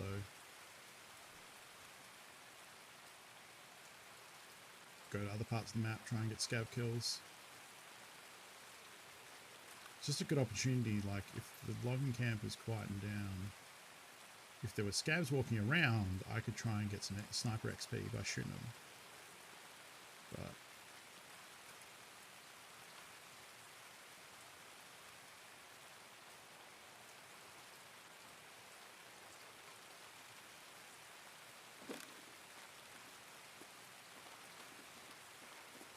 I think interesting that you say we haven't seen James panicking. Like, I would guess like the stuff he's been doing so far.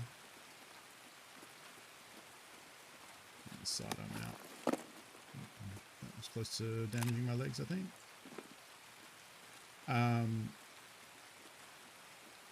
The stuff he's been doing so far has been low stakes. Like, if he dies, whatever. I think like getting a kill on the first person he kind of saw really helped his confidence with like, okay, it's not an immediate failure. It's not just a show of him dying over and over again and fucking up. Like, he immediately put a win on the board. It's like in the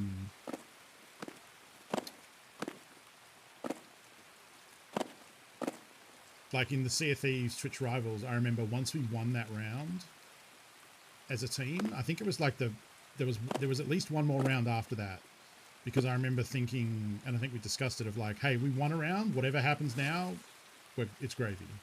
We did better than we thought we had planned to coming in.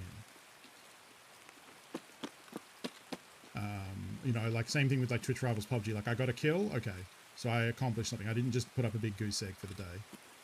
So I'm cool, you know? Pressure's off, exactly.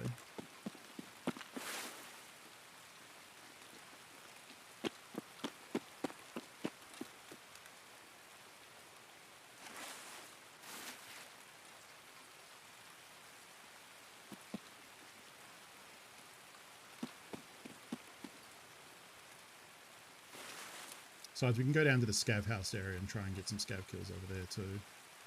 Well, not scav kills. Well, actually, yeah, scav kills, because we need to kill scavs while under the effect of a stimulant.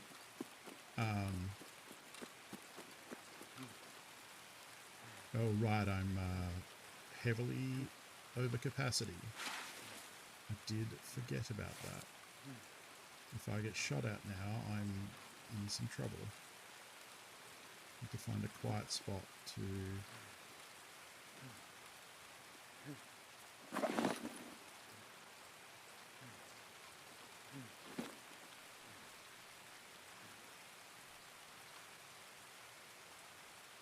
What?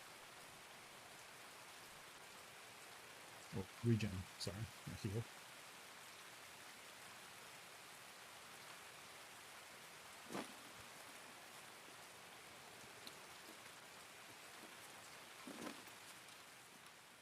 What extract I'm trying for? So I'm trying for outskirts, or bunker, because I have the key for bunker as well. So I started over near the red brick building. I forget what it's called. So my options are, I mean, you always have the option of the scav bridge. So we started over there. There's Sniper Mountain. That's scav house and outskirts down there. as well as the ZB14. That's Dickhead Rock right there. And then that's the new part of the map there. So that's north, west, east, right? No, that's east. No, you're right. Yeah, that's right. That's north. That's east. Yep. Yeah, it's different for me because I know Old Wood so well, so all I have to know is how the new part connects to it, which is basically the spine that I'm running along now. This is the seam that where New Wood starts. And yeah, honestly, the only way you really learn it is just playing it a bunch. There's no real secret to it, fortunately. I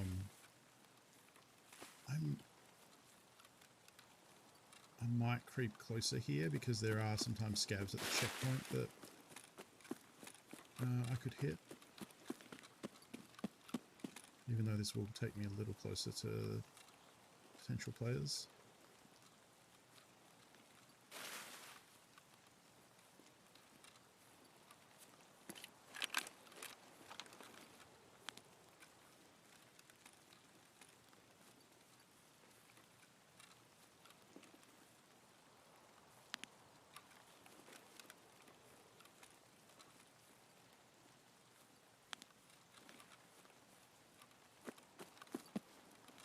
Should probably at least be close to these rocks because I'm just like standing in the open. I've heard no action since like the Sturm and stuff. It feels like people who are on this map now, like if they...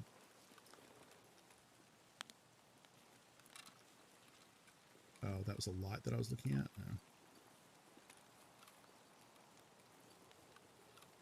No. Oh, actually, you know what? There's something we can get from the camp.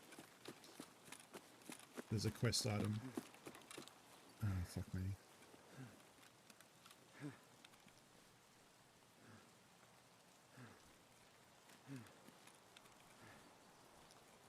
What else is heavy?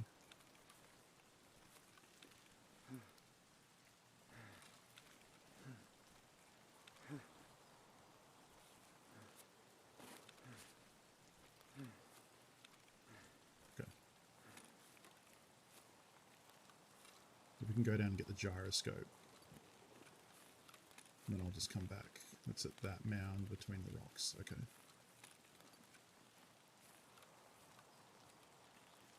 You don't have to worry about player scabs now, though.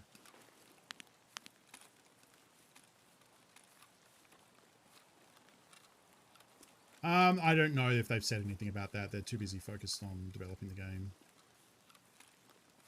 And that is not really... I think that question will come up when they're kind of getting ready for considering the game out of beta and launched. Which, as I understand it, the Streets map needs to come out. And which is the next one. No date yet. Probably sometime later this year. Either later this wipe or they will wipe and release it. I would lean more towards saying they'll probably wipe and release it. Because I don't think it's a very ambitious map.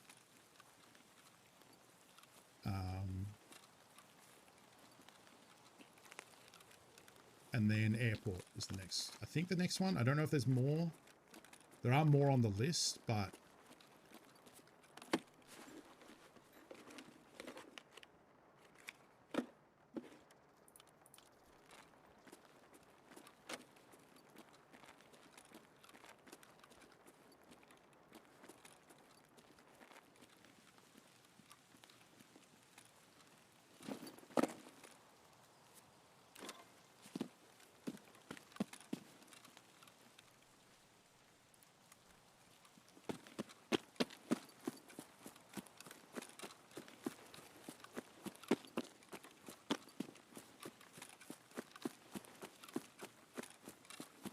Sturman's guards that died.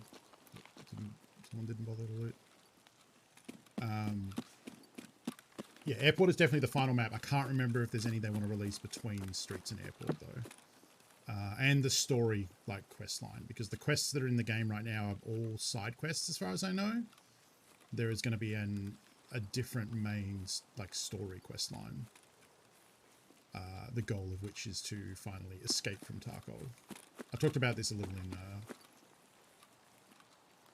in the Play It Forward stream. So I think what I'm going to do here is we're going to take that, finish that.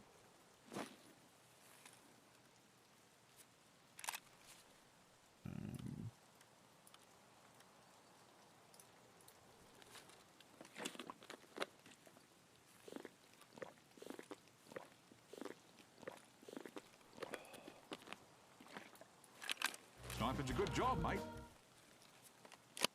Oh fuck, what did I just do?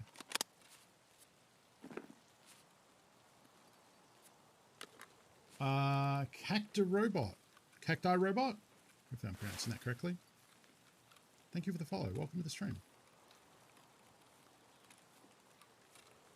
The large amount has suburbs, streets, town, miles, and terminal. Yeah, I don't know how many of them they're planning to release. They definitely only talked about streets and terminal, which is airport.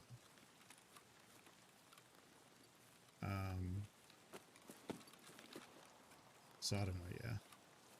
They just recently said in like kind of a developer update, talking about the patch coming soon and what they're doing, that they have just begun work on the main quest line. Well, I don't know. They definitely said we've begun work on the main quest line. I don't know if just begun is the right phrase. Oh, good if I could put that in there. I don't know if that's worth looting, but I'm going to loot it anyway.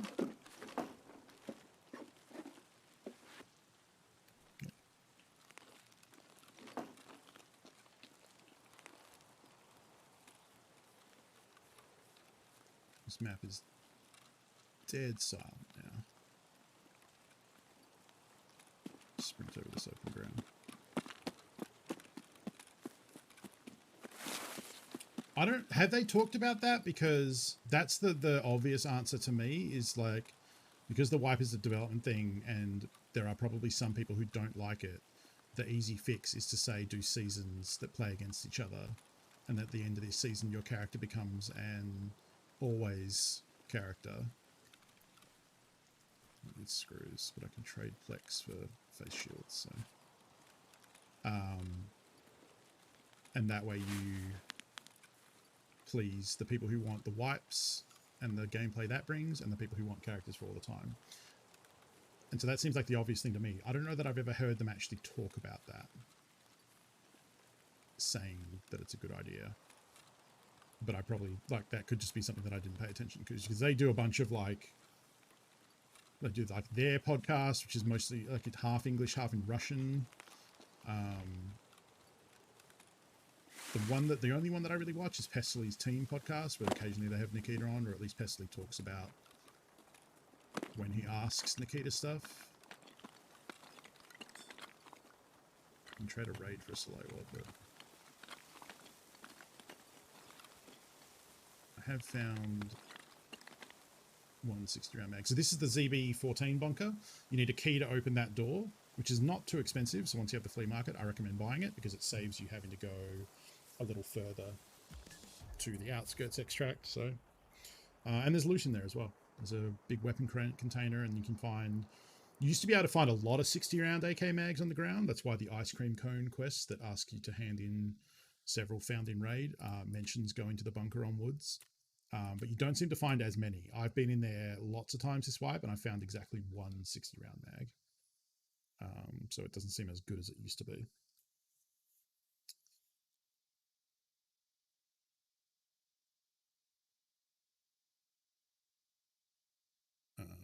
But it's still pretty good. There's a duffel bag on the outside that you can access without the key, as well as some loose hardware loot. You can find fuel, helixes. There's a green weapon crate outside, and there's a big green crate inside, the one that can spawn the Red Rebel, amongst other very good items, full guns, thermals, night vision, headsets.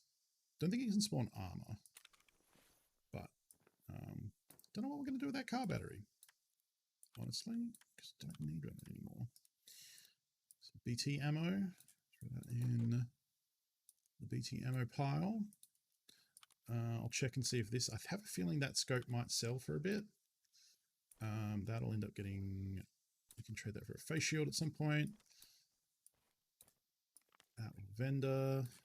music because it's entirely too quiet. Where did we end up with all these weird mags?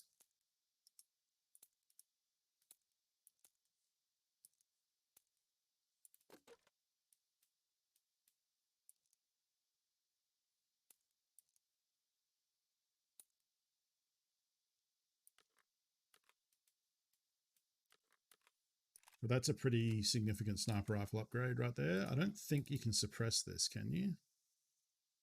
It does have a muzzle slot.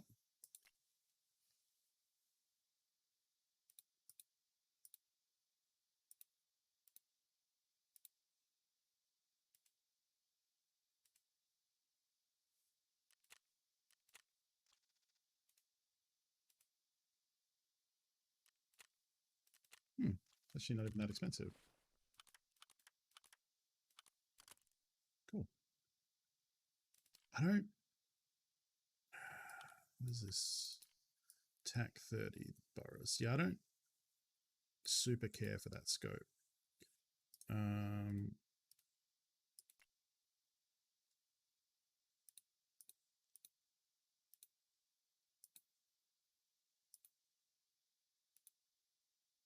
I like the air tech, yeah.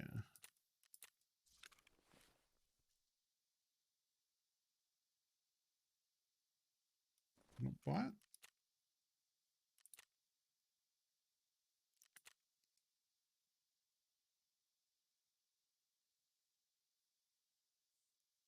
What's happening?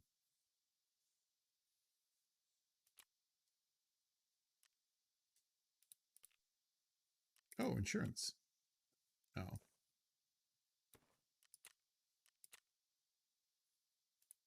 I think that was from the last time I died in that last raid, so I guess they took all my shit. Oh well, that was kind of... Oh, look, it's like frozen. That's why I didn't buy it. It's like completely locked up. Well, I'll restart the client, but that might be it for today. If Tarkov is doing a struggle...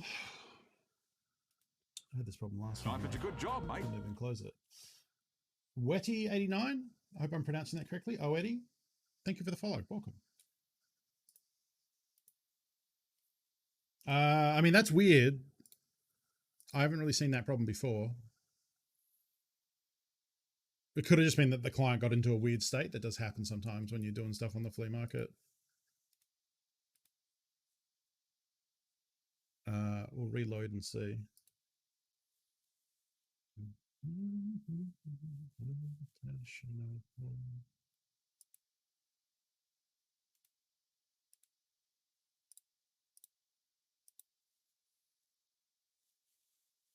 Well, looks like it's loading back up. Okay. Turn the ship around.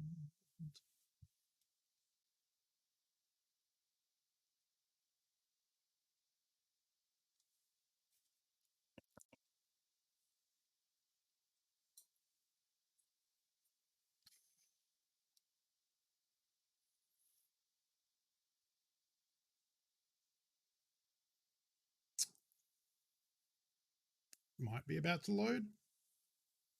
This is usually how it looks right before it pops in, or it's timing out. I can't tell. Oh no, there we go. It doesn't look like my purchases went through though.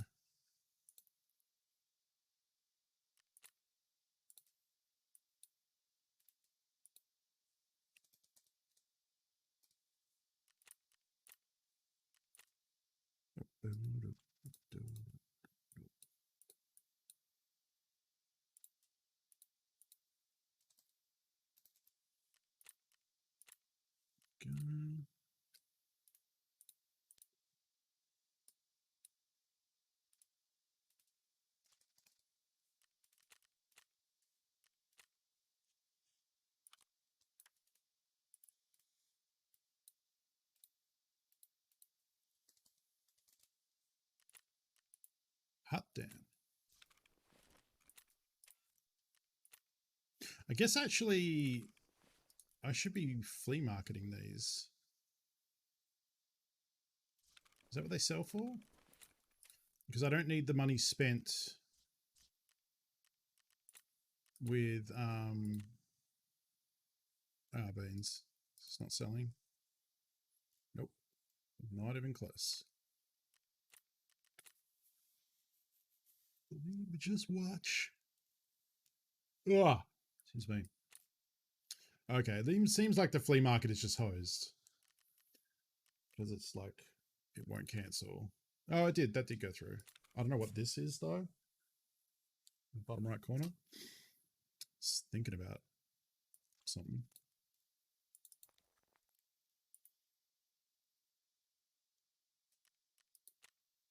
Wait a minute.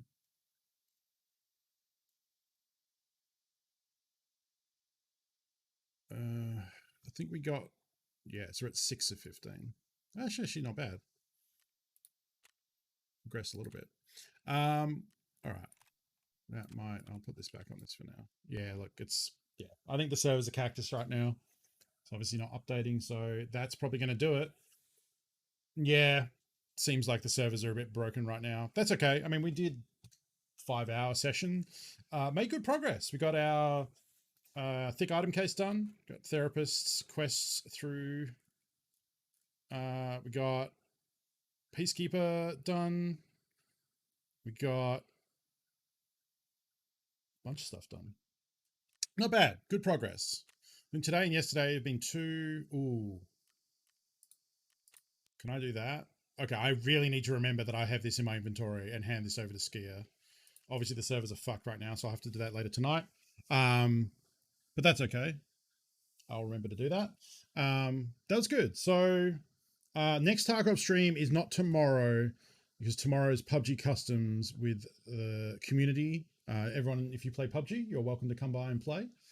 We do a bunch of goofy modes. We do stuff like Oops All LMGs, and we do Crate Mountain, where we turn the circle into a tiny, like 1 meter circle, and make the plane just drop crates on it over and over again until they build up into a big pile, and the blue slowly pushes into that.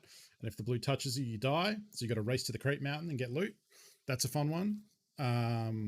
We do Scary Crate Mountain, which is the same thing, but there's no HUD, so you can't see a map or your health or the ammo.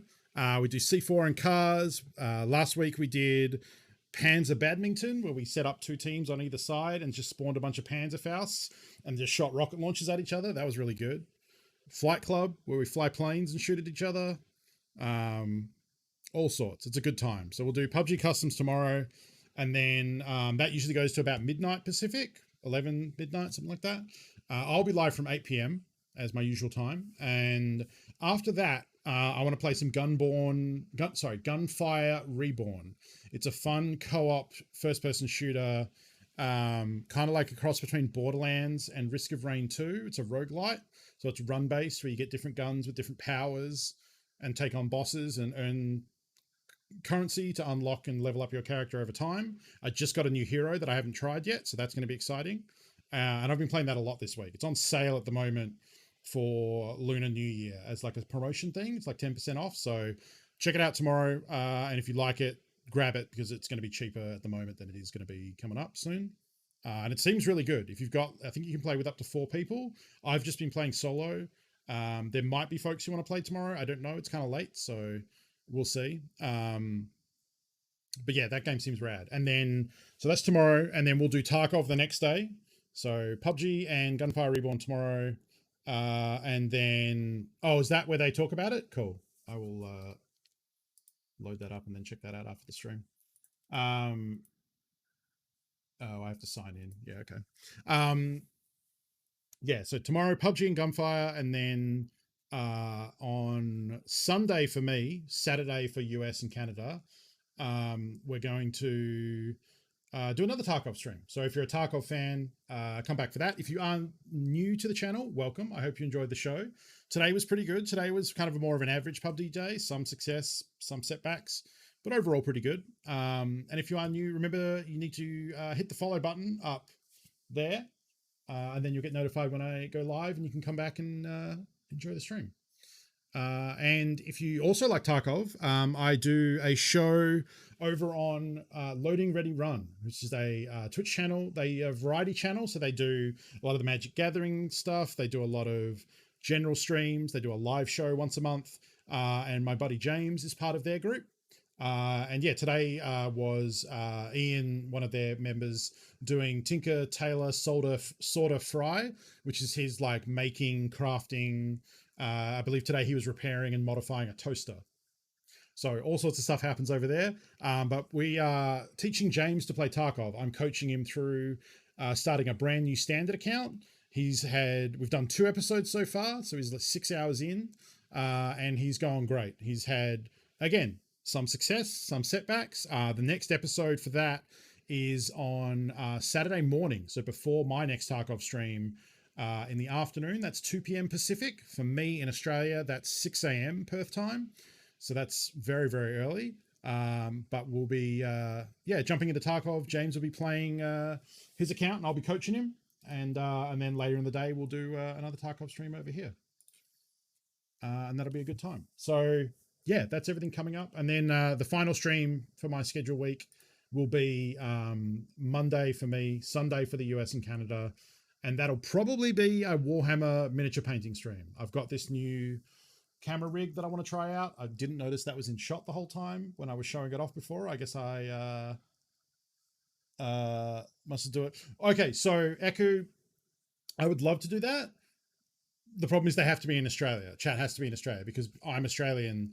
There's a 150 ping limit, and if we go over, if they're North America connecting here or I'm connecting to a North American game, we're just going to get booted and die because it's over the ping limit for the game. So assuming there are Aussies who want to do scav runs, I would totally be down to do that for sure, as long as the region thing.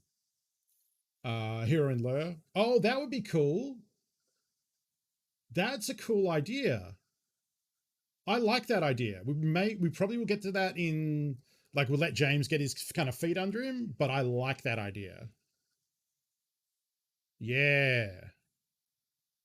I like that idea a lot. I'm going to pitch that to him and see how he feels. Yeah. No, I like that. That's good. Scav gang. Yeah, I'm into it. Maybe not all the time, but definitely like that would be fun to do, like 1 or 2 an episode or something, like Scav gang and roll through. To James vs chat. Well, hopefully, like, there are people we recognize so that we know they're not going to immediately shoot him in the head, or we just know not to play with that person again. Easy enough. That's a cool idea. I am actually looking for ideas like that for stuff to do because, like, we want to make the show interesting and entertaining. We don't want it to be James creeps around and loots and gets money and then leaves the raid. Like, we want it to be entertaining. So if you have ideas for like a type of run or like some sort of meme thing to do or like a goal for a mission, like to go in and do a specific thing, I'm open to those suggestions. And not saying we'll necessarily do them all, but if you have any ideas like that, feel free to let me know in the Discord or in the Lure Escape from Tarkov channel, or just message me or whatever. We're always looking for ideas like that to keep that show interesting. In the meantime, I'm going to be ending. So thank you for hanging out. Let me see who's up and streaming today. Let's see. Guys playing Stardew Valley. There's a couple of folks playing Tarkov. You know what? Let's last time I read a guy who was just ending, so let's make sure he is actually still going. Get out of here. All right, he's at least going for one more day because it's 10 a.m. in game, so that's the thing. Let's go raid Guy Judge. There's people who probably would tick you off on the off. I need to get a Glock with 3 lights in it for James. You can do that with shotguns. You can do 3 lasers and stuff. Oh, that's too many words. There we go. All right, let's go raid Guy Judge. He's a Canadian streamer. Right now he's playing Stardew Valley, which is a very good game. And very relaxing, and he's a good dude. So let's go say hi. It's a very big tonal shift from Tarkov for sure, but it's late, so if folks are hanging out and want a very relaxing time, Stardew Valley is the game for you. Tomorrow 8 p.m. Pacific, PUBG Customs followed by Gunfire Reborn, Tarkov the day after that, and then Warhammer painting on the last day of the week. Thank you for hanging out, folks. I hope you enjoyed the show. Thank you for spending your time with me. Thank you to everyone who hung out and watched. Thank you to everyone who subbed. I super appreciate the support. You can catch me in the Discord if you have a question about Tarkov or anything like that. Feel free to shoot it there. I might be asleep, but I would answer it when I get to it. And take care of yourselves. I'll see you next time. Later.